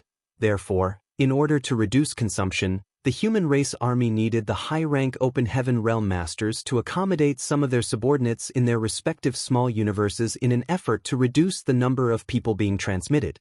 These measures would affect the strength of the high-rank Open Heaven Realm Masters to a certain extent, but they would not be affected to the extent that they would be completely helpless in the face of danger as long as they were careful about the number of people they took into their small universe. Naturally, it was not a great concern currently since the chance of them being in danger was very minimal. There were many high-rank Open Heaven Realm Masters nowadays, so almost every squad had at least 2 or 3 7th Order Masters. Some squads might even have as many as 4 7th Order Masters. This was a situation that would never be seen on the Black Ink battlefield back then. If each squad was considered a unit, then the 7th Order Masters were perfectly capable of accommodating all the members of their respective squads inside their small universe. Some of the 7th Order Masters could even be accommodated by the 8th Order Masters. Under this arrangement, the consumption of resources would be greatly reduced. At the same time, the efficiency of transmission would also be significantly improved. At this moment, the first portion of the human race army to arrive was preparing to teleport to the location of the first universe temple that had been set up. Nevertheless, more troops were streaming in from Black territory. With both sides rushing forward simultaneously, the human race army was practically unstoppable as they traveled towards the no-return pass in quick leaping motions via the universe temples established along the way. A new space array would be added to the network every 2 days or so, meaning soldiers would have to embark on their next teleportation after only a short respite following their arrival at the previous universe temple. Needless to say, they had to leave some manpower behind to guard and defend the universe temples lest they be damaged or destroyed by any unexpected incidents. This was true for both the space arrays that Yang Kai and Li Wuyi prepared. According to the plan, each universe temple would be protected by a void guard once the space array was activated. It was expected that such high-intensity and frequent teleportation would have some impact on the space arrays. If any accidents were to happen, these void guards could immediately step in to maintain and repair the space arrays. Excluding Yang Kai, there were almost 150 void guards, which was just enough for such a task. During this period, they finally received news from Li Wuyi. The first space array had not only been established, but also successfully connected with the space array located in front of the entrance to the secret passage. Half a month later, the entire human race army that had previously gathered in Black territory arrived without a single member missing, with Wei Junyang, who was in charge of bringing up the rear, arriving last. Martial Peak, Chapter 5868, Goading the Giant Spirit Gods? At this moment, Yang Kai and the 2 void guards who were preparing the space arrays in the direction of the no-return pass were already halfway through their journey. They also left behind 3 universe temples that they deployed along the way.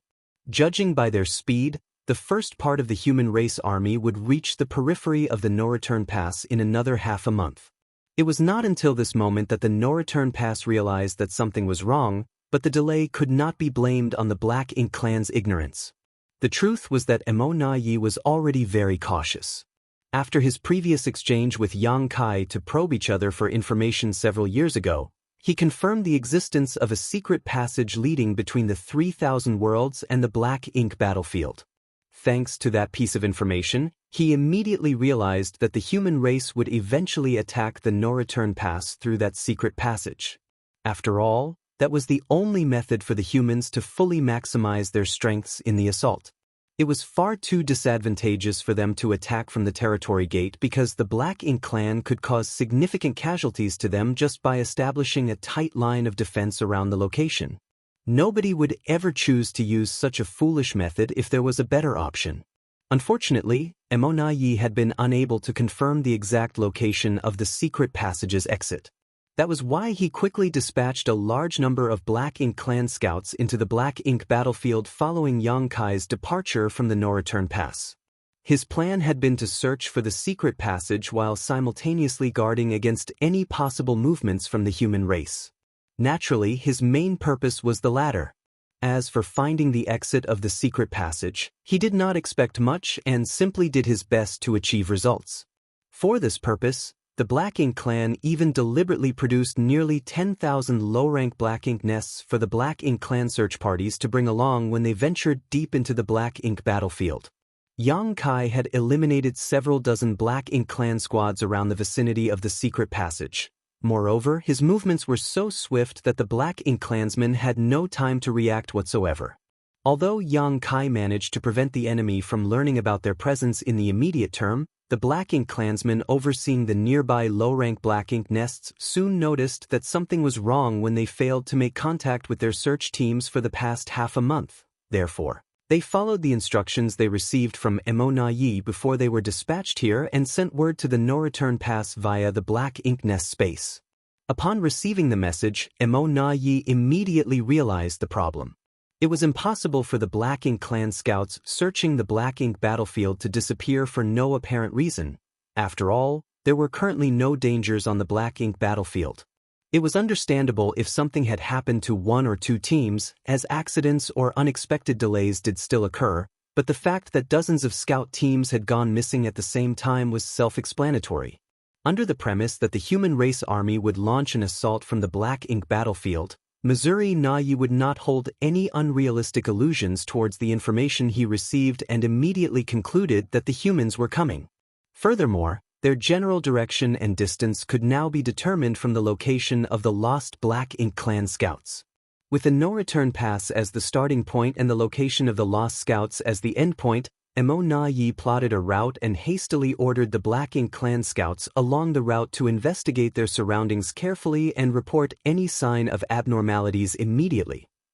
The arrival of the human race army came far earlier than he expected, which was extremely bad for him. Mo Na Yi's only consolation was that their starting point was extremely distant. Even if the human race army moved at full speed, he estimated they would not be able to reach the no-return pass for at least a year or two, which would give the Black Ink clan some time and space to prepare countermeasures. After he pondered for some time, he hurried to MOU and reported the situation. Then he discussed some countermeasures. At the same time, he ordered the pseudo-royal lords under his command to continue tempting the two giant spirit gods in the barren territory. When the two Black Ink giant spirit gods escaped into the no-return pass back then, Yang Kai had decisively sealed the territory gate shut. Be that as it may, the Black Ink clan had long since reopened the territory gate. Moreover, the Black Ink clan had never stopped trying to target Ada and Air over the past few years. Mo Na Yi knew that these two giant spirit gods were the strongest forces of the human race army. If they could eliminate the two giant spirit gods before the humans arrived, then the enemy would be no match for the Black Ink clan, regardless of how many Ninth Order Masters were born during this period. Among the Black Ink clan nowadays, the number of Royal Lords could no longer compare to the Ninth Order Masters, and the number of Territory Lords could no longer compare to the number of Eighth Order Masters. Nevertheless, there were many pseudo-royal lords, so if the humans lost their two giant spirit gods, who were the pillars of their army, how could they prevent the onslaught of the numerous pseudo-royal lords and the two Black Ink giant spirit gods? According to the information that Mo Na Yi received from the Black Ink disciples, the giant spirit gods were of a race that did not boast high sentience despite their overwhelming strength.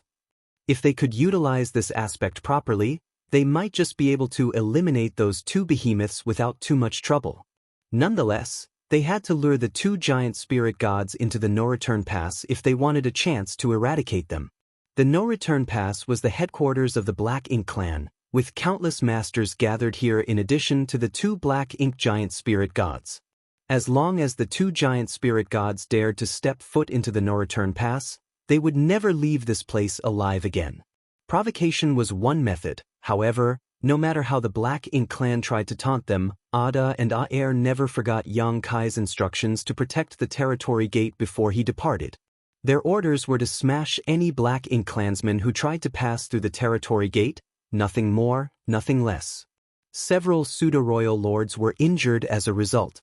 After that, no pseudo-royal lord dared to enter the barren territory at will again. A single slap from the giant spirit gods contained a heaven-destroying and earth-shattering might. Not even a pseudo-royal lord could survive a direct hit. The Black Ink clan did not stop at provocation though, they also employed another method, temptation. The Black Ink disciples who originated from the human race had given Mo Na Yi another valuable piece of information. The giant spirit gods fed on dead universe worlds. The 3,000 worlds was now barren and infertile, so the two giant spirit gods had probably been starving for many years now. For that reason, Nai ordered his men to drag over several dead universes worlds from the far depths of the Black Ink battlefield to tempt Ada and Aer through the territory gate. This plan nearly succeeded. As soon as the bald giant spirit god saw the dead universes worlds through the territory gate, his drool flowed down his chest like a waterfall. In fact, he nearly charged right into the no-return pass at first sight. If not for the giant spirit god with a tuft of hair on his head who desperately held his clansmen back and ruined the plan, the Black Ink clan could have obliterated one of them on the spot. Back when Nai first witnessed the scene, he was so furious that he nearly choked on his rage. Now that the pseudo-royal lords received another order from Nai recently, they immediately looked very distressed. Their confrontation with the giant spirit gods over the past 10 years or so had shown them that the two beings were not easy opponents despite their slow-witted appearances. When the overwhelming power of each giant spirit god surpassed essentially all other living creatures in the universe, their low sentience no longer mattered. Their strength alone was not something that could be ignored. Fortunately, one of the pseudo-royal lords quickly came up with a good idea. He smashed one of the dead universe's worlds nearby to pieces and threw a small universe fragment into the barren territory. The two giant spirit gods happily shared the universe fragment between themselves, then they turned to look at the pseudo-royal lord eagerly through the territory gate. He quickly threw a larger universe fragment to them, and they immediately shared the food again. Then he threw another larger piece. After repeating the cycle several times, he picked up an enormous universe fragment and pretended to throw it into the barren territory. However, the territory gate was too small for the enormous universe fragment to pass through. He then set down the universe fragment and beckoned towards the two giant spirit gods through the territory gate, as though inviting them over to eat. Ada was tempted. Aer smacked his bald head hard several times.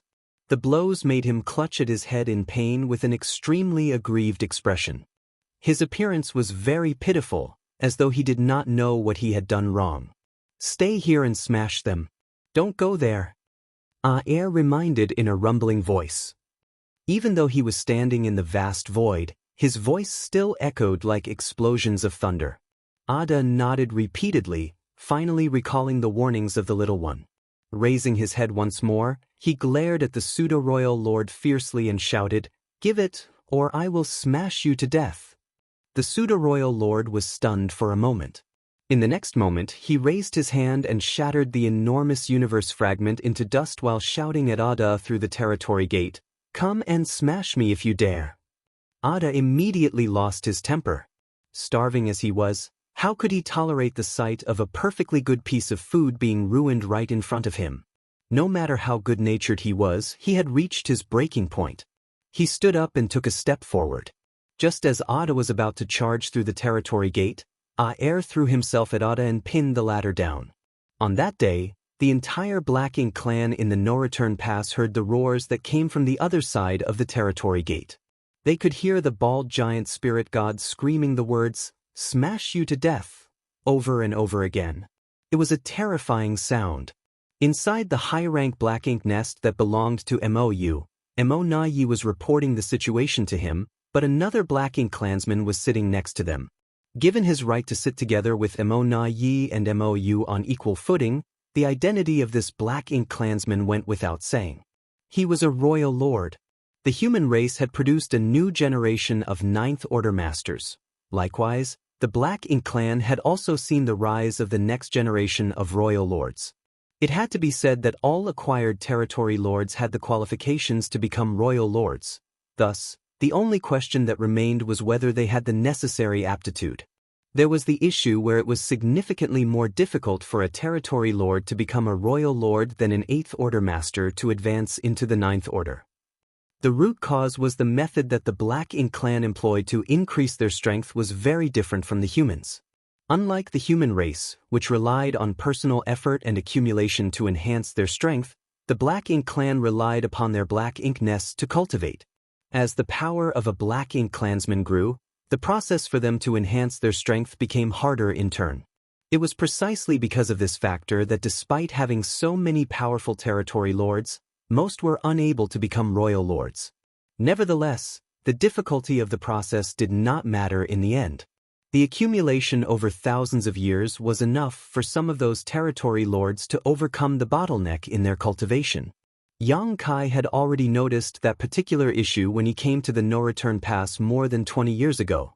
At that moment, he was certain that new royal lords were going to be born into the Black Ink clan in the near future. A few years after that, the Black Ink clan had indeed produced a third royal lord. It was none other than the individual sitting here with Mo Na Yi and Mou. Although sitting here meant that he could join the discussion between Mo Na Yi and Mou, the newly advanced royal lord simply sat there and listened quietly. In terms of qualifications and strength, he was much inferior compared to Mo Na Yi and Mou. The Black Ink clan was different from the human race. There was no place for him to express his opinions here. He was only summoned so that he could listen to their discussion. Is there a need to intercept the human race army? Mou scowled deeply. There are many Ninth Order masters with them now. Won't it be disadvantageous for us if we send out our troops to confront them? Upon learning that the human race army was coming to attack them, Mo Na Yi immediately came up with a plan that Mou frowned upon. His plan was to prepare an ambush along the route and intercept the human race army during their advance. On the other hand, Mou preferred to fortify the defenses of the no-return pass and fight the human race army from within the no-return pass. The fate of the entire Black Ink clan rested upon this matter, so it was only natural for the higher-ups to have various conflicting opinions. Mo Na Yi was not surprised by Mou's stance in this matter. In fact, he had already anticipated Mou's opinion before he even came here. Martial Peak, Chapter 5869, The Enemy Approaches. Hence, Mo Na Yi brought out the speech he had prepared in advance. Sir, the human race army is taking an extremely aggressive approach. I'm sure they are fighting with everything they have. Moreover, based on my understanding of the human race, the no-return pass is not their true goal.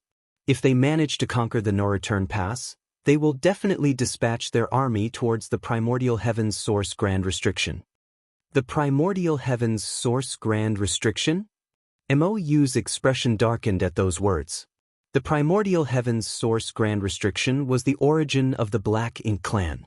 It was understandable for the human race to attack the no-return pass, especially since the no-return pass originally belonged to them.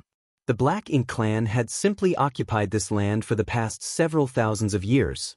However, the fact that the humans planned to use the no-return pass as their stepping stone to launch an offensive against the Primordial Heavens Source Grand Restriction enraged Mou.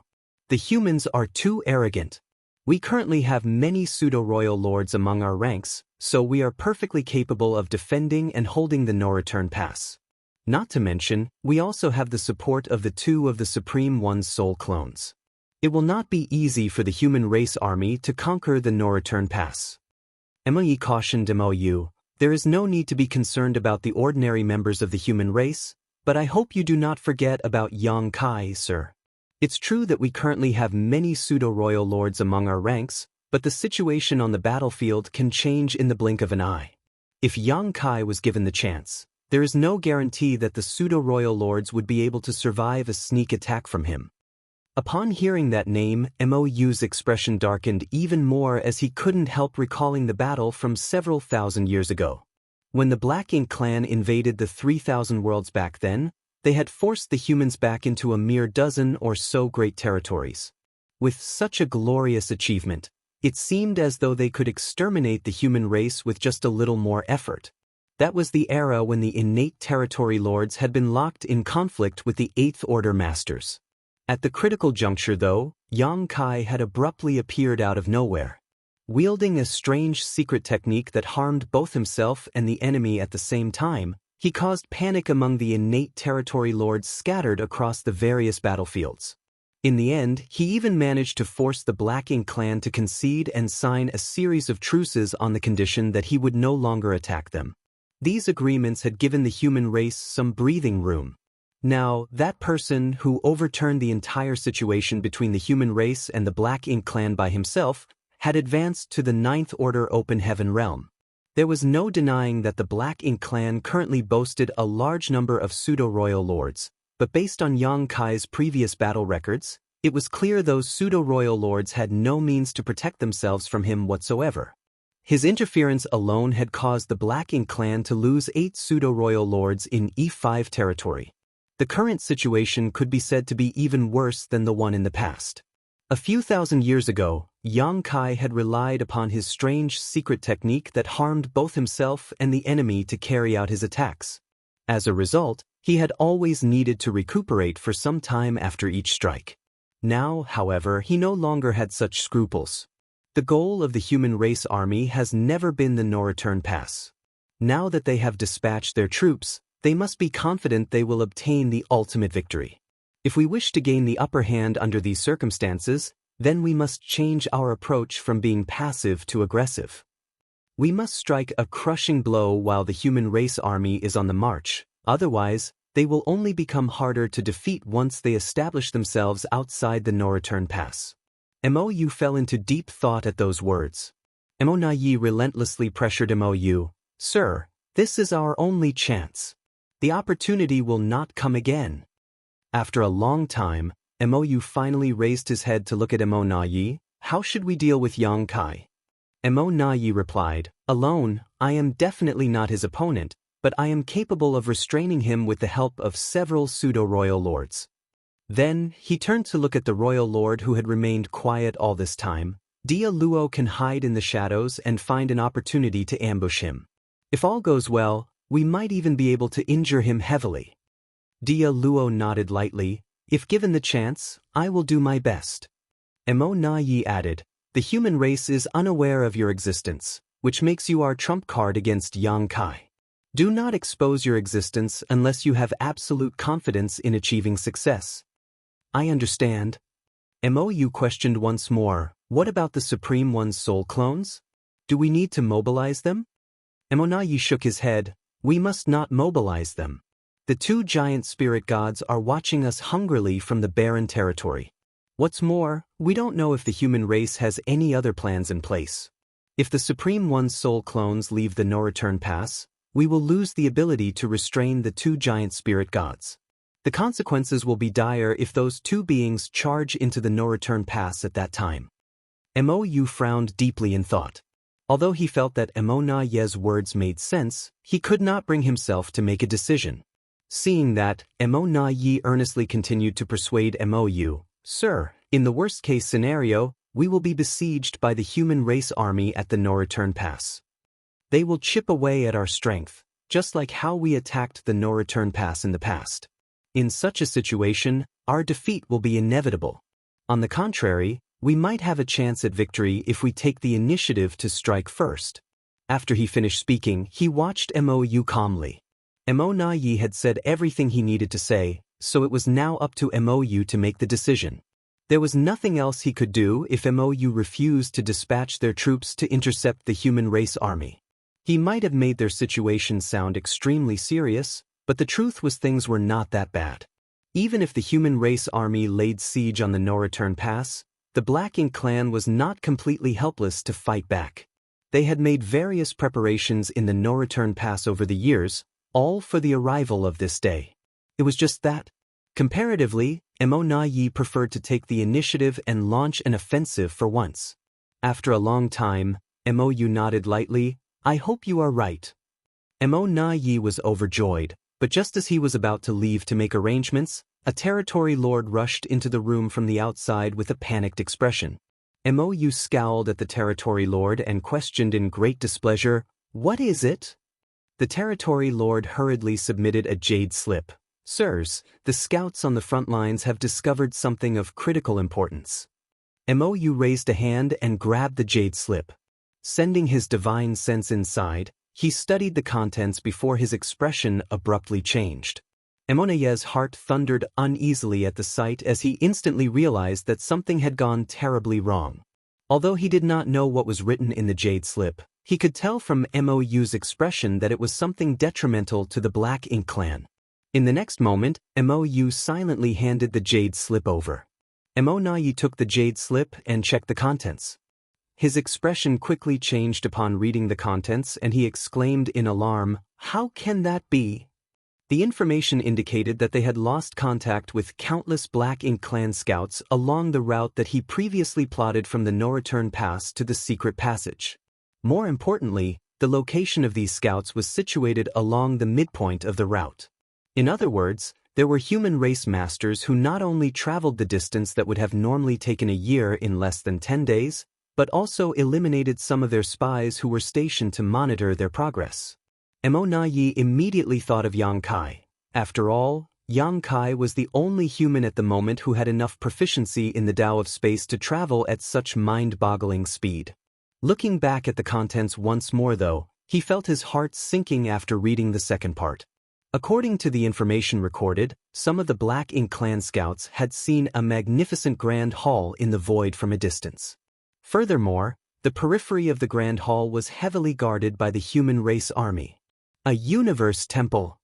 The Black Ink Clan was no stranger to these early ancient era creations, having learned about the functions of the universe temples from the Black Ink disciples.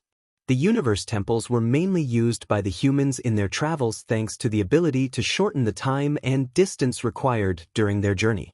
Almost every great territory in the 3,000 worlds had a universe temple. It was just that the Black Ink Clan had destroyed many of them during the initial invasion.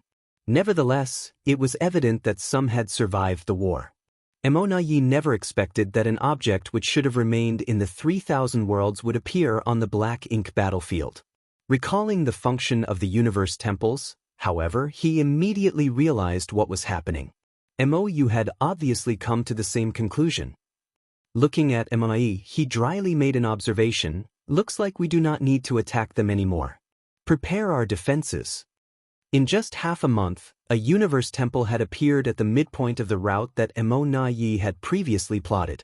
Wouldn't that mean that a universe temple would appear outside the no-return pass in another half a month? Under these circumstances, there was not enough time for the Black Ink Clan to even organize an attack on the human race army. By the time they finished their preparations, the humans would already be at their doorstep. At this point, there was nothing else that Mo Yi could do about the situation.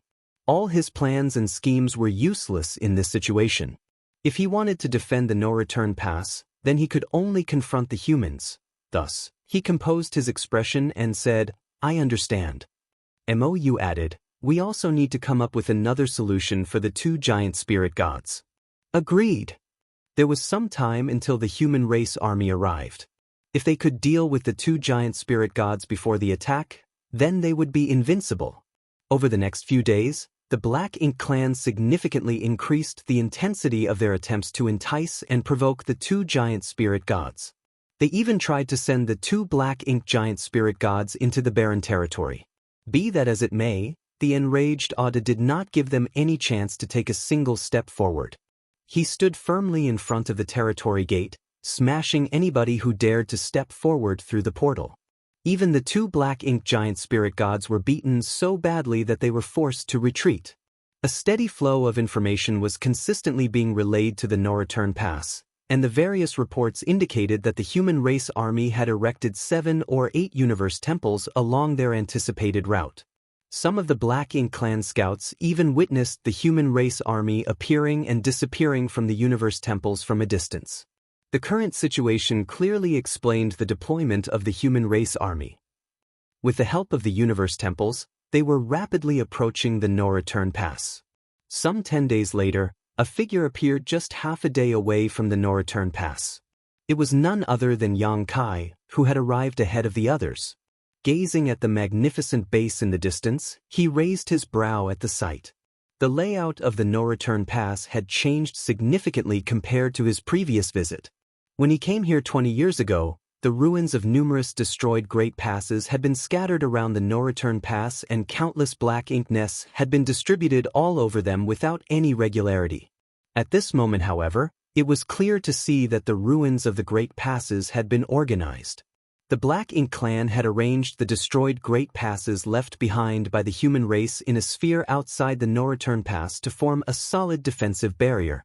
Furthermore, the Black Ink Clan army was gathered on the great passes. The impressive high-rank Black Ink nests had also been moved closer to the center of the no-return pass so that they could be strictly protected. It could be seen that the Black Ink Clan had made various preparations in advance to deal with the humans' impending attack. Yang Kai even saw traces of large-scale artifacts on some of the destroyed great passes. The Black Ink clan were unable to perform artifact refining themselves, but they had many Black Ink disciples under their command. These artifacts must be the handiwork of those Black Ink disciples. Furthermore, 2 enormous Black Ink giant spirit gods stood guard on either side of the no-return pass, like 2 guardian gods. They towered over the majestic base with a chilling atmosphere around them. As soon as Yang Kai emerged, the 2 Black Ink giant spirit gods immediately detected his presence, raising their heads and turning to look in his direction. The Black Ink giant spirit god on the left even raised his hand and grabbed hold of a universe fragment nearby. In the next moment, he viciously threw the universe fragment in Yang Kai's direction with a roar. Thanks to his immense strength, the universe fragment, which contained heaven-destroying and earth-shattering power, broke through the barriers of space as it rapidly hurtled towards Yang Kai. Martial Peak, Chapter 5870, Preparations? Although Yang Kai was half a day's journey away from the no-return pass, that only referred to the time required to arrive at the no-return pass through normal means for a human race squad class warship. Be that as it may, such a distance was well within the attack range of Yang Kai and the Black Ink giant spirit gods. At any rate, the Black Ink giant spirit god did not expect his attack to harm Yang Kai in any way. Yang Kai was in the 9th order, so how could a trivial universe fragment injure him? In response to the menacing attack, Yang Kai simply raised his hand slightly.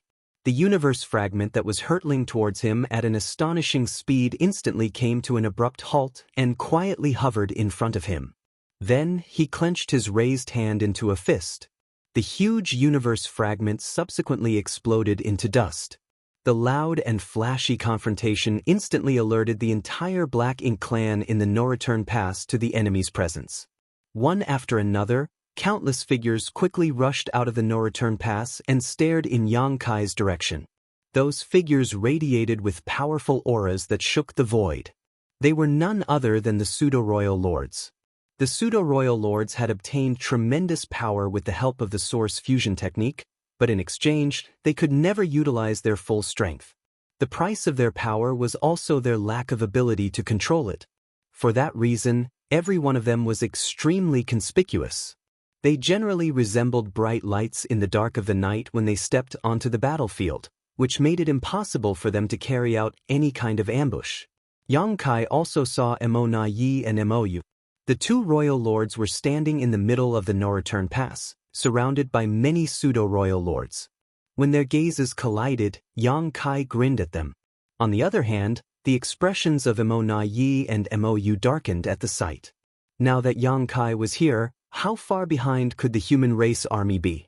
The Black Ink clan had known that the humans were coming to attack the no-return pass and consequently made the necessary preparations in anticipation of the enemy's imminent arrival.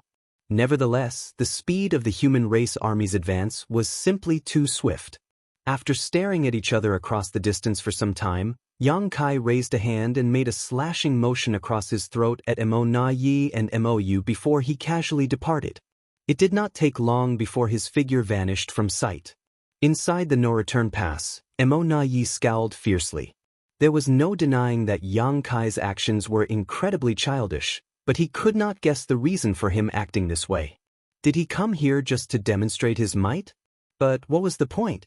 Could he have other intentions? Mo Na Yi instantly fell into deep thought, but he could not be blamed for being so cautious. Having been in conflict with Yang Kai for so many years, he knew that the latter had always taken advantage of the situation on every occasion. That was why, in his opinion, Yang Kai's every move was worthy of vigilance.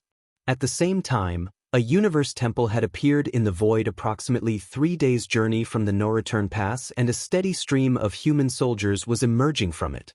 The first to arrive was the Azure Sun Army. When their members had all been assembled, they quickly formed a solid line of defense around the Universe Temple. That was not all, as the Void Guard who arrived here the earliest were also searching for universe fragments of various sizes in the vicinity to serve as temporary camps. Mi Jinglun was standing near the Universe Temple when Yang Kai hurried over and reported his discovery at the no-return pass. Upon hearing Yang Kai's report, Mi Jinglun nodded. I expected as much. The Black Ink clan has always ignored the Great Passes because we had no means to threaten the safety of the no return pass, but now, they are the ones under attack instead. Knowing that an attack by our army is imminent, I am sure they made various arrangements in preparation. The Great Passes that we left behind back then are perfect as barricades and barriers.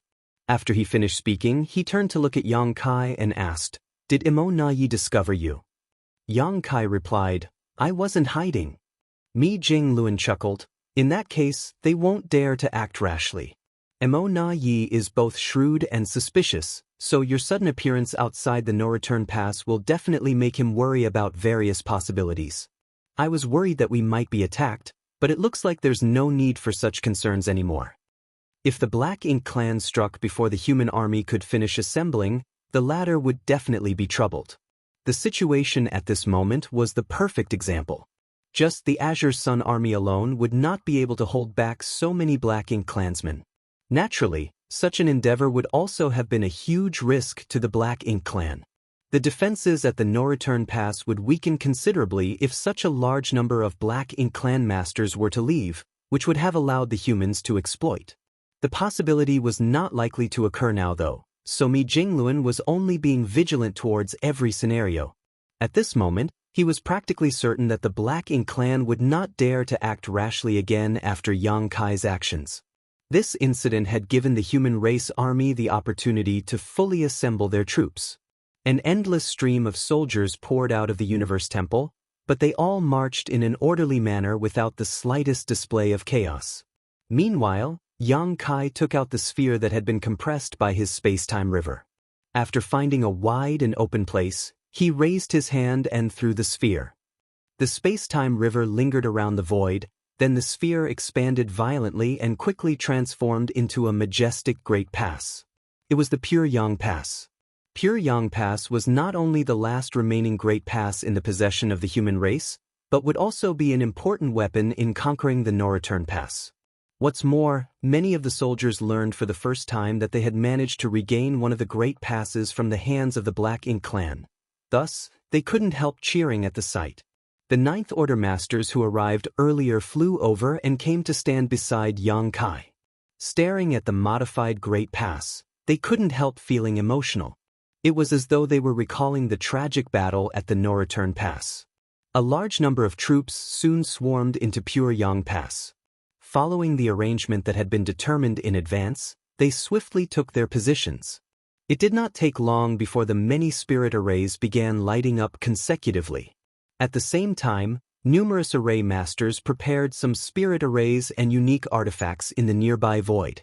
There was no need to mention the specific purpose of the spirit arrays for the time being. On the other hand, the artifacts were actually a set of void yin-yang mirrors, something that Yang Kai researched and refined in the past. The artifact was a large-scale one meant for teleporting massive objects, so it had no power for offense or defense. Each set of the void yin-yang mirrors was composed of 16 array boards, which were divided into two sides, yin and yang. Once activated, the artifact could swap the spaces within the range of the yin and yang mirrors like flipping the front and back of a mirror. The effect was both profound and mysterious. Yang Kai had mainly researched the artifact for the purpose of mining resources in Black Territory. At the time, he had used the loyalty list to bring Luan Baifeng under his command. Black Territory had also fallen into his hands as a result. Black Territory was abundant with resources, but mining them was extremely dangerous. Nobody could delve deep into Black Territory due to a massive early ancient era superarray.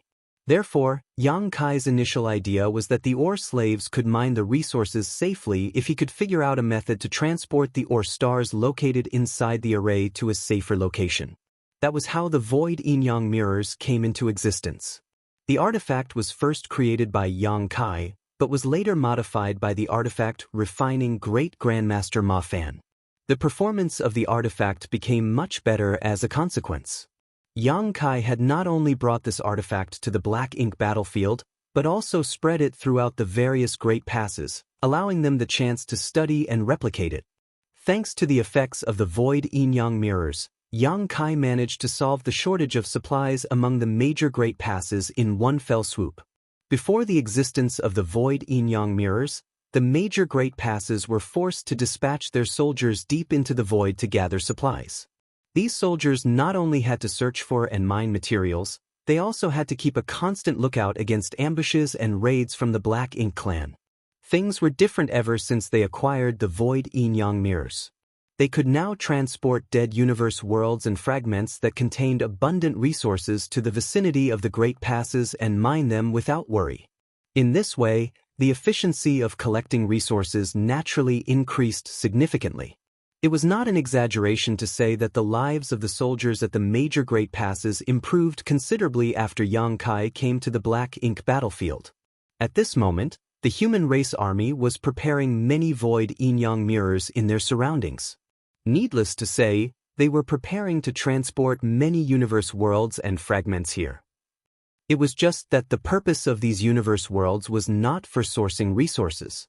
The 3 million human race masters in the Third Order Open Heaven realm and below were responsible for collecting resources, so there was no need for the main army to worry about supplies. As for the universe worlds that they transported here from deep within the void, there were other uses for them. For this purpose, the remaining Void Guard, except those who had to stay behind to monitor the universe temples along the way, had immediately sprung into action after Li Wu-Yi left for the Primordial Heaven's Source Grand Restriction with 80 Void Guard. Each of them had carried either the Yin mirrors or the Yang mirrors of a Void Yin-Yang mirrors set and searched various areas of the void. As time passed, the various armies gathered in this place. Aside from the central army under Mi Jingluan's direct command who occupied Pure Yang Pass, the other armies claimed a universe world or large universe fragment in the vicinity as their base camp. Each of these camps was soon overflowing with people as they worked to establish temporary outposts. The human race currently retained 12 armies, just like before. Mi Jingluan had not made many adjustments to the organization. After all, each army had experienced thousands of years of fighting together. The heart of the army was united by the blood of their companions and their enemies at this point, and it might instead be detrimental to make any rash changes. Therefore, the 12 armies remained even though there were not enough Ninth Order Masters to oversee them all. Luo Ting he was in command of the Azure Sun Army, Xiang Shan was in charge of the Blood Flame Army, Ouyang Lai commanded the Profound Nether Army, Wei Junyang led the Wolf Fang Army, Xiao Xiao was in command of the Soaring Cloud Army, Wu Qing commanded the Purple Feather Army, the newly advanced Shi De Zhuang was in command of the Shocking Thunder Army while Tang Tao led the Red Flame Army. As for the Burning Moon Army, Twin Instrument Army, Azure Dawn Army, and Jade Cicada Army, these four remained unchanged. These four armies might not be under the leadership of a Ninth Order Master, but they had the largest numbers of divine spirits. In terms of overall strength, they were not inferior to the rest of the armies. Besides, these four armies contained many new generation 8th Order Masters who could advance to the 9th Order at any time. Once they experienced a breakthrough, these armies would also have the protection of a 9th Order Master.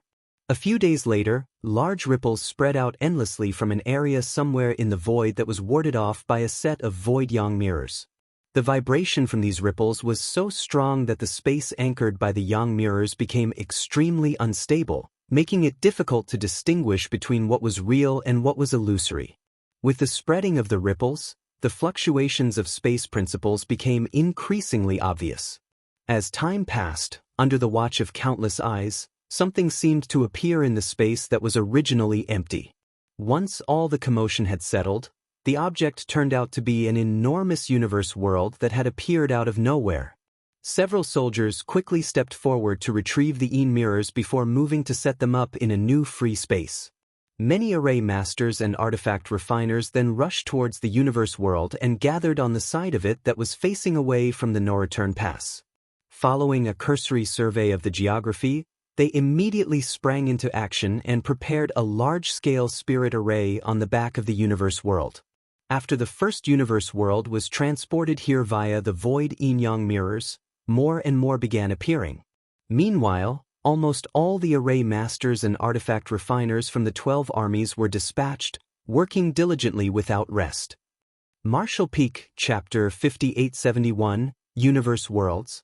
In the short span of 1 month, Hundreds of universe worlds of varying sizes appeared in the void where the human race army had gathered thanks to the teleportation effects of the void yin-yang mirrors. At this moment, every single artifact refiner and array master in the human race army was hard at work. Even Yang Kai was toiling away alongside them. Following the consumption of substantial resources, numerous spirit arrays were constructed on the universe worlds. Another 2 months later, their preparations were complete.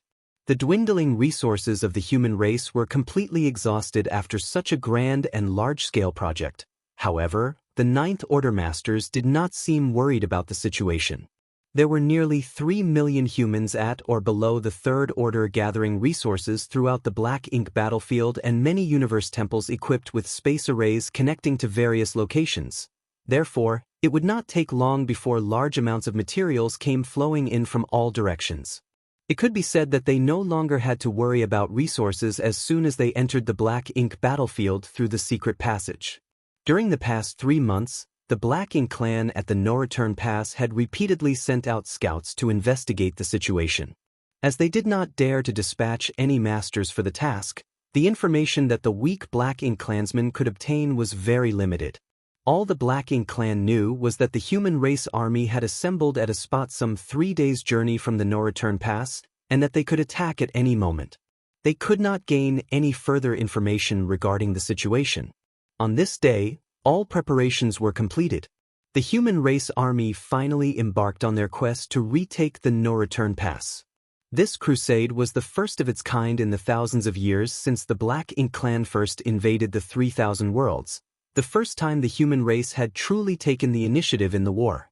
The roles of the hunter and the prey were reversed at this moment. It was also the first battle since the human race army launched their offensive, hence, every single soldier in the human race army displayed high morale and intense fighting spirit. The bustling void became empty in a flash. Aside from the squads who had to stay behind and guard the universe temples and the human race masters with special duties, the rest of the army had divided into 2 groups and advanced towards the No Return Pass. 1 day later, the movements of the human race army were relayed to the No Return Pass by their lookouts. Yi finally felt his anxiety receding slightly at the knowledge. The human race army had come to attack, but there had been no movement from them for the past 3 months. The feeling of having a knife held against his neck was extremely uncomfortable. He did not know what sort of preparations and arrangements the enemy was making during this period, but he could be certain about one thing: he could not afford to underestimate them. Now that the blade had been swung, who was stronger and who was weaker would be determined in combat. There was no doubt that the human race army was the strongest it had ever been, but the Black Ink clan was not inferior. Yi also believed that the Black Ink clan had a slight advantage as the defending party. Under these circumstances, the human race army would most likely be sent back in defeat if they came attacking directly from the front. It was truly unfortunate that the commander of the opposing party was Mi Jinglun, who would never make such a stupid decision. After receiving the report from the scouts on the front lines, Yi glanced at the information and frowned deeply. It was just as he had expected. The human race army had made various deployments and arrangements in advance. The reports indicated that the human race army was not aiming for a frontal attack. On the contrary, they had divided their forces into 2 groups and taken a considerable detour by traveling in a wide arc. Judging by their formation, they seemed to be approaching the No Return Pass from both the right and left sides in a pincer attack. The deployment of the human race army was both reasonable yet also unexpected. Nevertheless, their actions confused Yi. He knew that Mi Jinglun was not naive enough to believe the humans could conquer the No Return Pass with such a simple pincer attack, but he could not figure out the purpose behind their deployment either. Unable to determine their aim, Yi could only adopt countermeasures on the fly according to how the situation evolved. At his command, most of the Black Ink clan army in the No Return Pass mobilized various defensive measures ahead of the human race army's advance. The humans sailed forward aggressively. It was always necessary to take the initiative in a war. After all, the only deciding factor between victory and defeat was the limit of casualties that could be sustained by the respective parties. At this moment, Yang Kai was back at the base camp of the human army on one of the largest universe worlds in the vicinity of the Universe Temple. He was lying down in a deserted mountain valley with his arms behind his head and one leg crossed over his knee. Staring into the void blankly, he looked like he was enjoying a rare moment of peace amidst the chaotic situation. He had been fighting the Black Ink clan for countless years. During this period, he had always been cultivating hard or rushing somewhere to accomplish a mission. There had never been a time when he could relax, so he couldn't help feeling a little strange at the abrupt change. Nevertheless, the reason he did not join the assault was that he had his own mission to carry out. Dozens of Void Guard and hundreds of Eighth Order Masters were also tasked with carrying out similar missions. At this moment, they were scattered around the numerous universe worlds that had been prepared beforehand. All of a sudden, Yang Kai's unfocused gaze sharpened without warning and a light flashed through his eyes at the same time. "It's about time," he muttered to himself, climbing to his feet as he stretched lazily. Peaceful and happy times were often short-lived in this age of chaos. After taking the time to forget about his troubles and enjoying a carefree rest for a day, Yang Kai felt refreshed and full of energy. It was time to take action. With a shout, he circulated his strength and channeled his world force into the spirit array beneath his feet. The intricate patterns of the spirit array immediately lit up and rapidly spread outward like an uncontrolled wildfire. Looking down from the void, it could be seen that the spirit array was extremely large. In fact, the spirit array practically covered 10% the entire universe world surface. When the spirit array was activated, an enormous light barrier emerged to surround the universe world. Propelled by the power of the light barrier under Yang Kai's control, the gigantic universe world which had been peacefully hovering in the void slowly began to move as though it was being pushed by a large, invisible hand. At first, this movement was slight. However, its momentum became greater and greater with the passage of time. After passing through the various spirit arrays that were constructed in the void beforehand, the speed of the universe worlds increased sharply. Furthermore, the direction in which the enormous universe world was advancing was none other than the direction where the no-return pass was located. Behind this enormous universe world, countless other universe worlds and fragments of varying sizes were moving in the same direction. It was a magnificent sight to behold. Yang Kai stood on top of the universe world, looking bold and heroic. Throwing his head back with laughter, he sent a divine sense transmission in all directions. "Proud soldiers of the human race, let us charge into battle."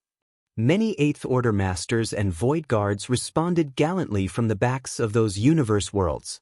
The strategy to attack the Black Ink clan by making use of the impact caused by the collision of universe worlds was pioneered by the Great Evolution Army during the previous war. While the Northern and Southern Great Evolution armies blockaded the Great Evolution Pass under Mi Jingluan's command, Xiang Shan led the Eastern and Western armies to assault the royal city. At that time, Xiang Shan had repeatedly unleashed this tactic, draining the strength of the Black Ink clan to a huge extent. This strategy was generally very difficult to employ. After all, it was very strenuous to gather the universe worlds that were scattered throughout the void. Simply transporting appropriate universe worlds with manpower alone was not only extremely time-consuming but also incredibly labor-intensive, so the effort was considered impractical. However, the strategy became much more viable with Yang Kai's void yin-yang mirrors. The human race army gained the ability to gather universe worlds that were originally scattered throughout the void thanks to the support of the void yin-yang mirrors. Then, they prepared various spirit arrays to support and reinforce their weapons. The Great Evolution Army had employed this tactic to cause not only tremendous damage to the Black Ink clan, but to also threaten the royal city in the Great Evolution Theater. At the same time, the losses faced by the Great Evolution Army were reduced significantly. The scouts dispatched by the No-Return Pass had naturally discovered traces of the human race army gathering universe worlds. Needless to say, even low-rank Black Ink clansmen couldn't miss hundreds of universe worlds being brought over by the humans. The gathering of so many universe worlds was by no means a small-scale action after all. When Mo Na-Yi received the information from his scouts, he was amazed that the humans had such mysterious means. He did not think too much about this matter though, as he simply assumed that the human race masters were planning to mine resources from those universe worlds. How could he have known that they were planning to use these universe worlds to attack the No Return Pass? If there were any survivors from the Black Ink Clan army of Great Evolution Theater, they would have understood the human race army's intentions in a heartbeat. It was a pity that the entire Black Ink Clan army from the Black Ink battlefield back then had been exterminated by the humans during the First Crusade. Furthermore, the Black Ink disciples under the current Black Ink Clan's control had not participated in the previous war on the Black Ink battlefield. There had also been no need for the human race army to employ this tactic over the past few thousands of years. The assault on the No Return Pass was the first opportunity to make use of this strategy. Mi Jingluan did not expect this battle to determine victory and defeat. There were countless masters in the No Return Pass, not to mention 2 Black Ink giant spirit gods. They were by no means easy prey to defeat. Nevertheless, it was the first battle since the human race army set off to conquer the No Return Pass, so it was only natural to start things off on the right foot. Therefore, they had not hesitated to bring out the universe world impact strategy that was used to besiege Great Evolution Royal City in the past. The humans even exhausted their remaining resources transporting and modifying several hundred universe worlds for this initial battle. The reason why the human race army had to divide into 2 groups and sail in a wide arc was to leave a clear path for the universe worlds that were hurtling towards the No Return Pass. Otherwise, these universe worlds would have collided with their troops that were blocking the way. It would be extremely embarrassing if they struck their own forces before they even managed to attack their enemy. Besides, the human race army would also distract the Black Ink Clan's attention by marching ahead. All the forces of the Black Ink Clan in the No Return Pass were currently focused on the human race army advancing from the left and right sides. How could they ever have imagined that hundreds of universe worlds would come flying at them from their center? Many Black Ink clansmen were gathered in the Grand Hall of the No Return Pass, and the atmosphere was gloomy. The attack of the human race army had long been expected. In fact, Yi had already anticipated today's situation all the way back when he recalled all the pseudo-royal lords more than 20 years ago. At the time, the Black Ink clan could have chosen to retreat from the No Return Pass, but where would they go after leaving this place? Were they supposed to aimlessly wander around the Black Ink battlefield? Even if they did that, they would be found by the human race army one day. Rather than fighting in the void of the Black Ink battlefield, it was better to stay and defend the already fortified No Return Pass. Furthermore, the mission of the Black Ink clan had always been to erode the 3,000 worlds and destroy the human race so that Mo would rule the universe. The Black Ink clan was not born to fight for their survival, but for their Supreme One's ultimate hegemony. Report after report came from the front. Following the steady approach of the human race army from both sides, the atmosphere in the Grand Hall became increasingly depressed. It was not until the human army was only half a day's journey away from the No Return Pass that Yi slowly got to his feet. Glancing around at the many pseudo-royal lords gathered below him, he solemnly declared, "Everyone, assume your duties and take your positions. Since the humans dare to come attacking, then we will slaughter them until not a single one of them is left alive." The pseudo-royal lords accepted the order and hurriedly flew away. Then, Yi looked at Mou again. "Sir, when the time comes, we will need you to restrain one of the Ninth Order Masters. However, the situation on the battlefield changes rapidly. Please adapt to the circumstances as you see fit." Mou nodded. "I know, but I probably won't even need to worry about anything. The Ninth Order Masters will come to me themselves." Yi agreed. There were more Ninth Order Masters than Royal Lords at the moment, so they would surely attempt to restrain both himself and Mou. There was really no need for Mou to bother taking the initiative. Martial Peak, Chapter 5872, One-Way Journey. Yi glanced at Dia Luo. "I will engage with Yang Kai in battle. Meanwhile, look for an opportunity to make your move. Do not expose yourself unless you find a suitable opening." "I understand." Dia Luo nodded heavily. As the only royal lord born within the Black Ink clan over the past 20 years, he was the trump card that Yi had prepared against Yang Kai, so his existence could not be exposed. The moment he appeared, he had to strike a deadly blow against Yang Kai. Among all the Ninth Order Masters, Yang Kai posed the greatest threat to the Black Ink clan. No matter the strength of the other Ninth Order Masters, they could be contained by several pseudo-royal lords working together. Only Yang Kai, whose Dao Strength River was both profound and mysterious, was extremely difficult to handle. The pseudo-royal lords alone were not enough to restrain him. It was only possible to stop him if a royal lord personally took action. Moreover, it would also depend on whether there was an opportunity to obstruct Yang Kai, as the latter was proficient in the Tao of space, which made him as slippery as an eel.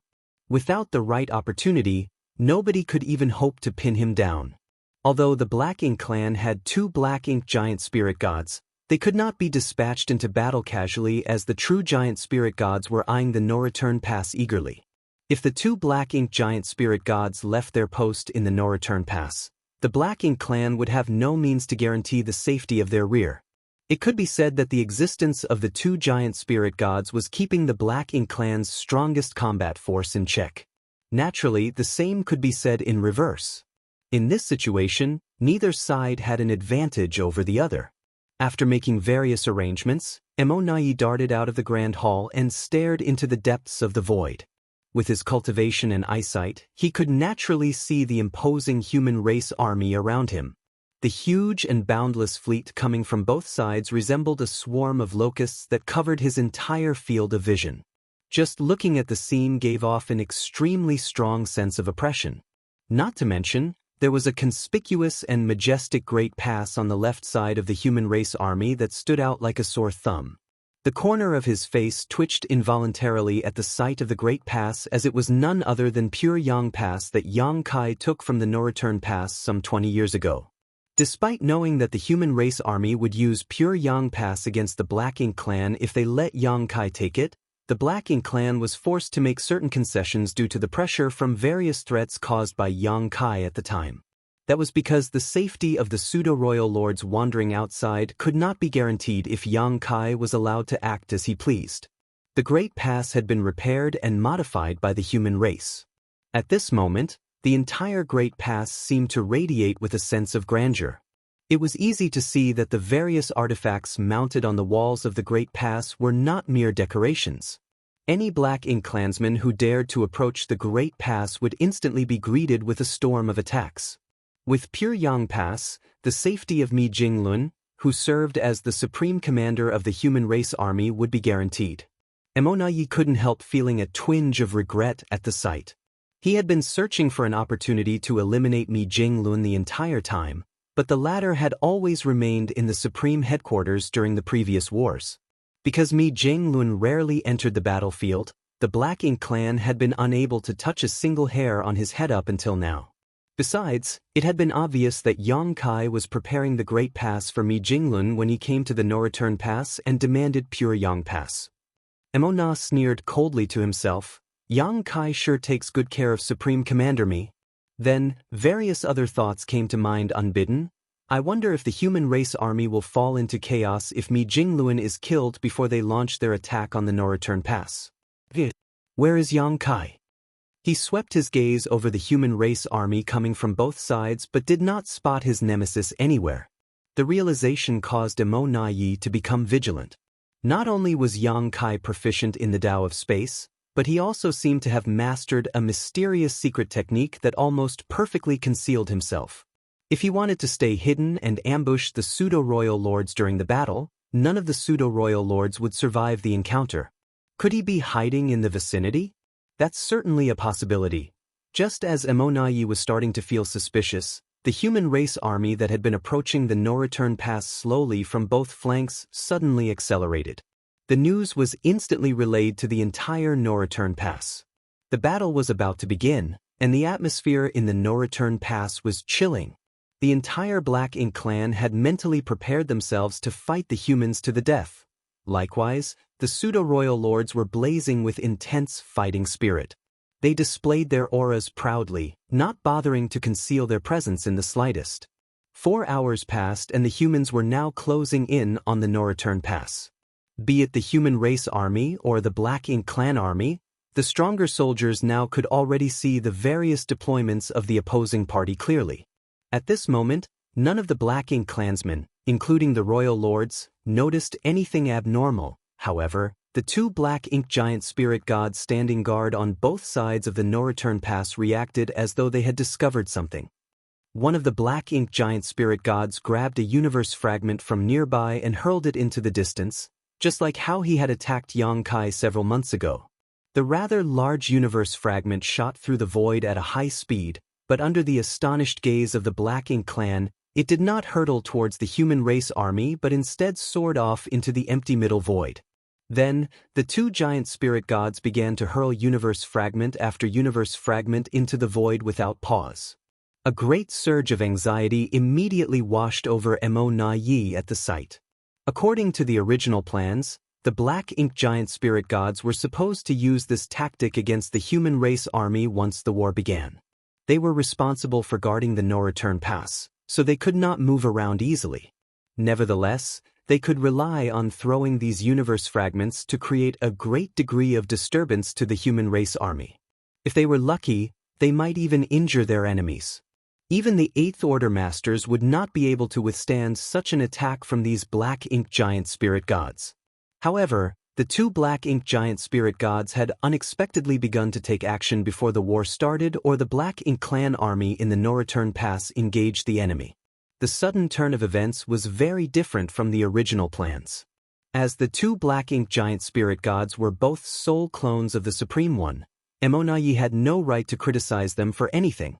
Be that as it may, he gradually began to notice the abnormality after observing their actions.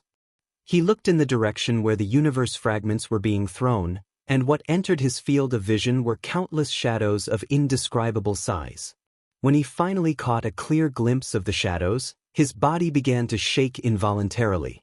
At the same time, he felt as though his head was about to explode at the sight. Those shadows were actually enormous universe worlds. He finally realized something about the piece of information that he had neglected before. The reason the human race army had gathered so many universe worlds was not to mine for resources. They were using them as weapons to attack the no-return pass.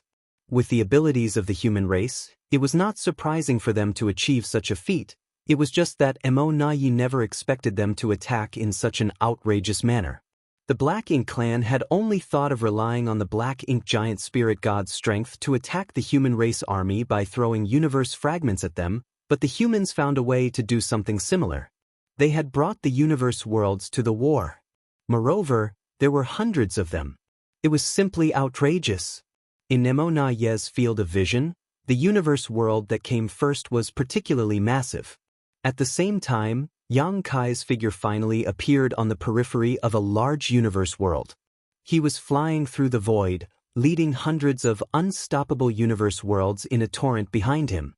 Facing the first universe fragment that the Black Ink giant spirit god hurled at him, Yang Kai simply raised his hands slightly and clenched his fist lightly. In response, the universe fragment instantly exploded into dust. Pointless tricks. 10 million kilometers away, Yang Kai looked in the direction of the no-return pass and grinned at Mo Na Yi. Immediately after that, he summoned the space-time river. The river was like a whip, dancing wildly in the void, smashing all the universe fragments hurtling towards him. Useless. All useless. His voice resounded through the void. Mo Na Yi, there is an old saying among the human race that goes, "It's rude not to reciprocate a kind gesture." The Black Ink clan delivered pure Yang Pass and a considerable amount of resources to me 20 years ago, so I brought you a generous gift today in return. Please accept my sincerity. Behind the universe fragments, hundreds of Eighth Order Masters shouted in unison, "Please accept our sincerity." Their unrestrained and defiant expressions nearly gave Mo Na Yi a heart attack from rage. Likewise, the expressions of the Black Ink clansmen in the no-return pass turned increasingly solemn. They would not have worried if they were simply attacked with hundreds of universe worlds. All from the Black Ink clan masters were currently assembled in the no-return pass, so with their combined strength, mere hundreds of universe worlds could easily be destroyed before they even got close.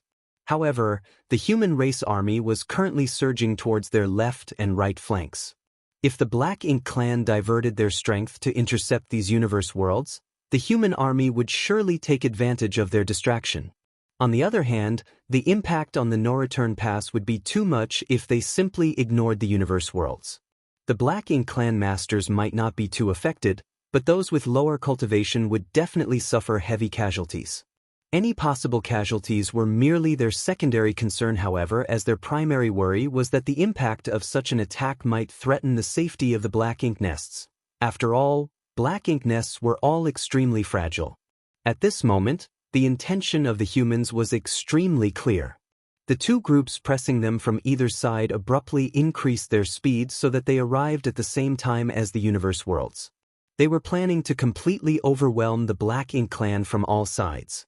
It was too late to reposition the troops at this point, so all Emonai could do was make some subtle adjustments here and there. He relayed order after order to the Black Ink clan army, and to their credit, the Black Ink clan army flawlessly executed his commands. The short wait that followed felt like endless torture. As the hundreds of universe worlds drew nearer, their huge shadows seemed to block out the entire sky, causing every single Black Ink clansman to feel a heavy and oppressive pressure. Many Black Ink clan masters also held their breaths and braced themselves against the coming impact. An hour later, the hundreds of universe worlds that were launched from the depths of the void finally entered the attacking range of the Black Ink clan. Emonai swiftly unleashed a secret technique. His actions were immediately followed by an overwhelming wave of attacks that burst out from the no-return pass and blasted towards the distance. Good.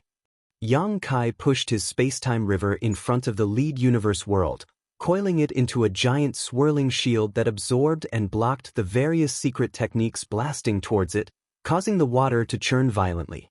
Yang Kai could only endure this barrage for 10 breaths before he began to buckle under the pressure. His strength was impressive and his attainments in the Grand Daos were extremely profound. Nevertheless, it was an extravagant hope to withstand the combined attacks of so many masters from the Black Ink clan. If he stubbornly insisted on this course of action, the very foundation of his Grand Daos would be affected once the space-time river was damaged. After uttering such haughty words, Yang Kai decisively dodged to the side. Without his interference, the enormous universe world was blasted apart by the rain of secret techniques that came flying over in the next moment. The universe world shattered to pieces and scattered about at the same time. The human army approaching the no-return pass unleashed a volley of attacks. The void immediately lit up in various colors of all intensities. Then, these lights streaked across space like shooting stars and rained down upon the no-return pass.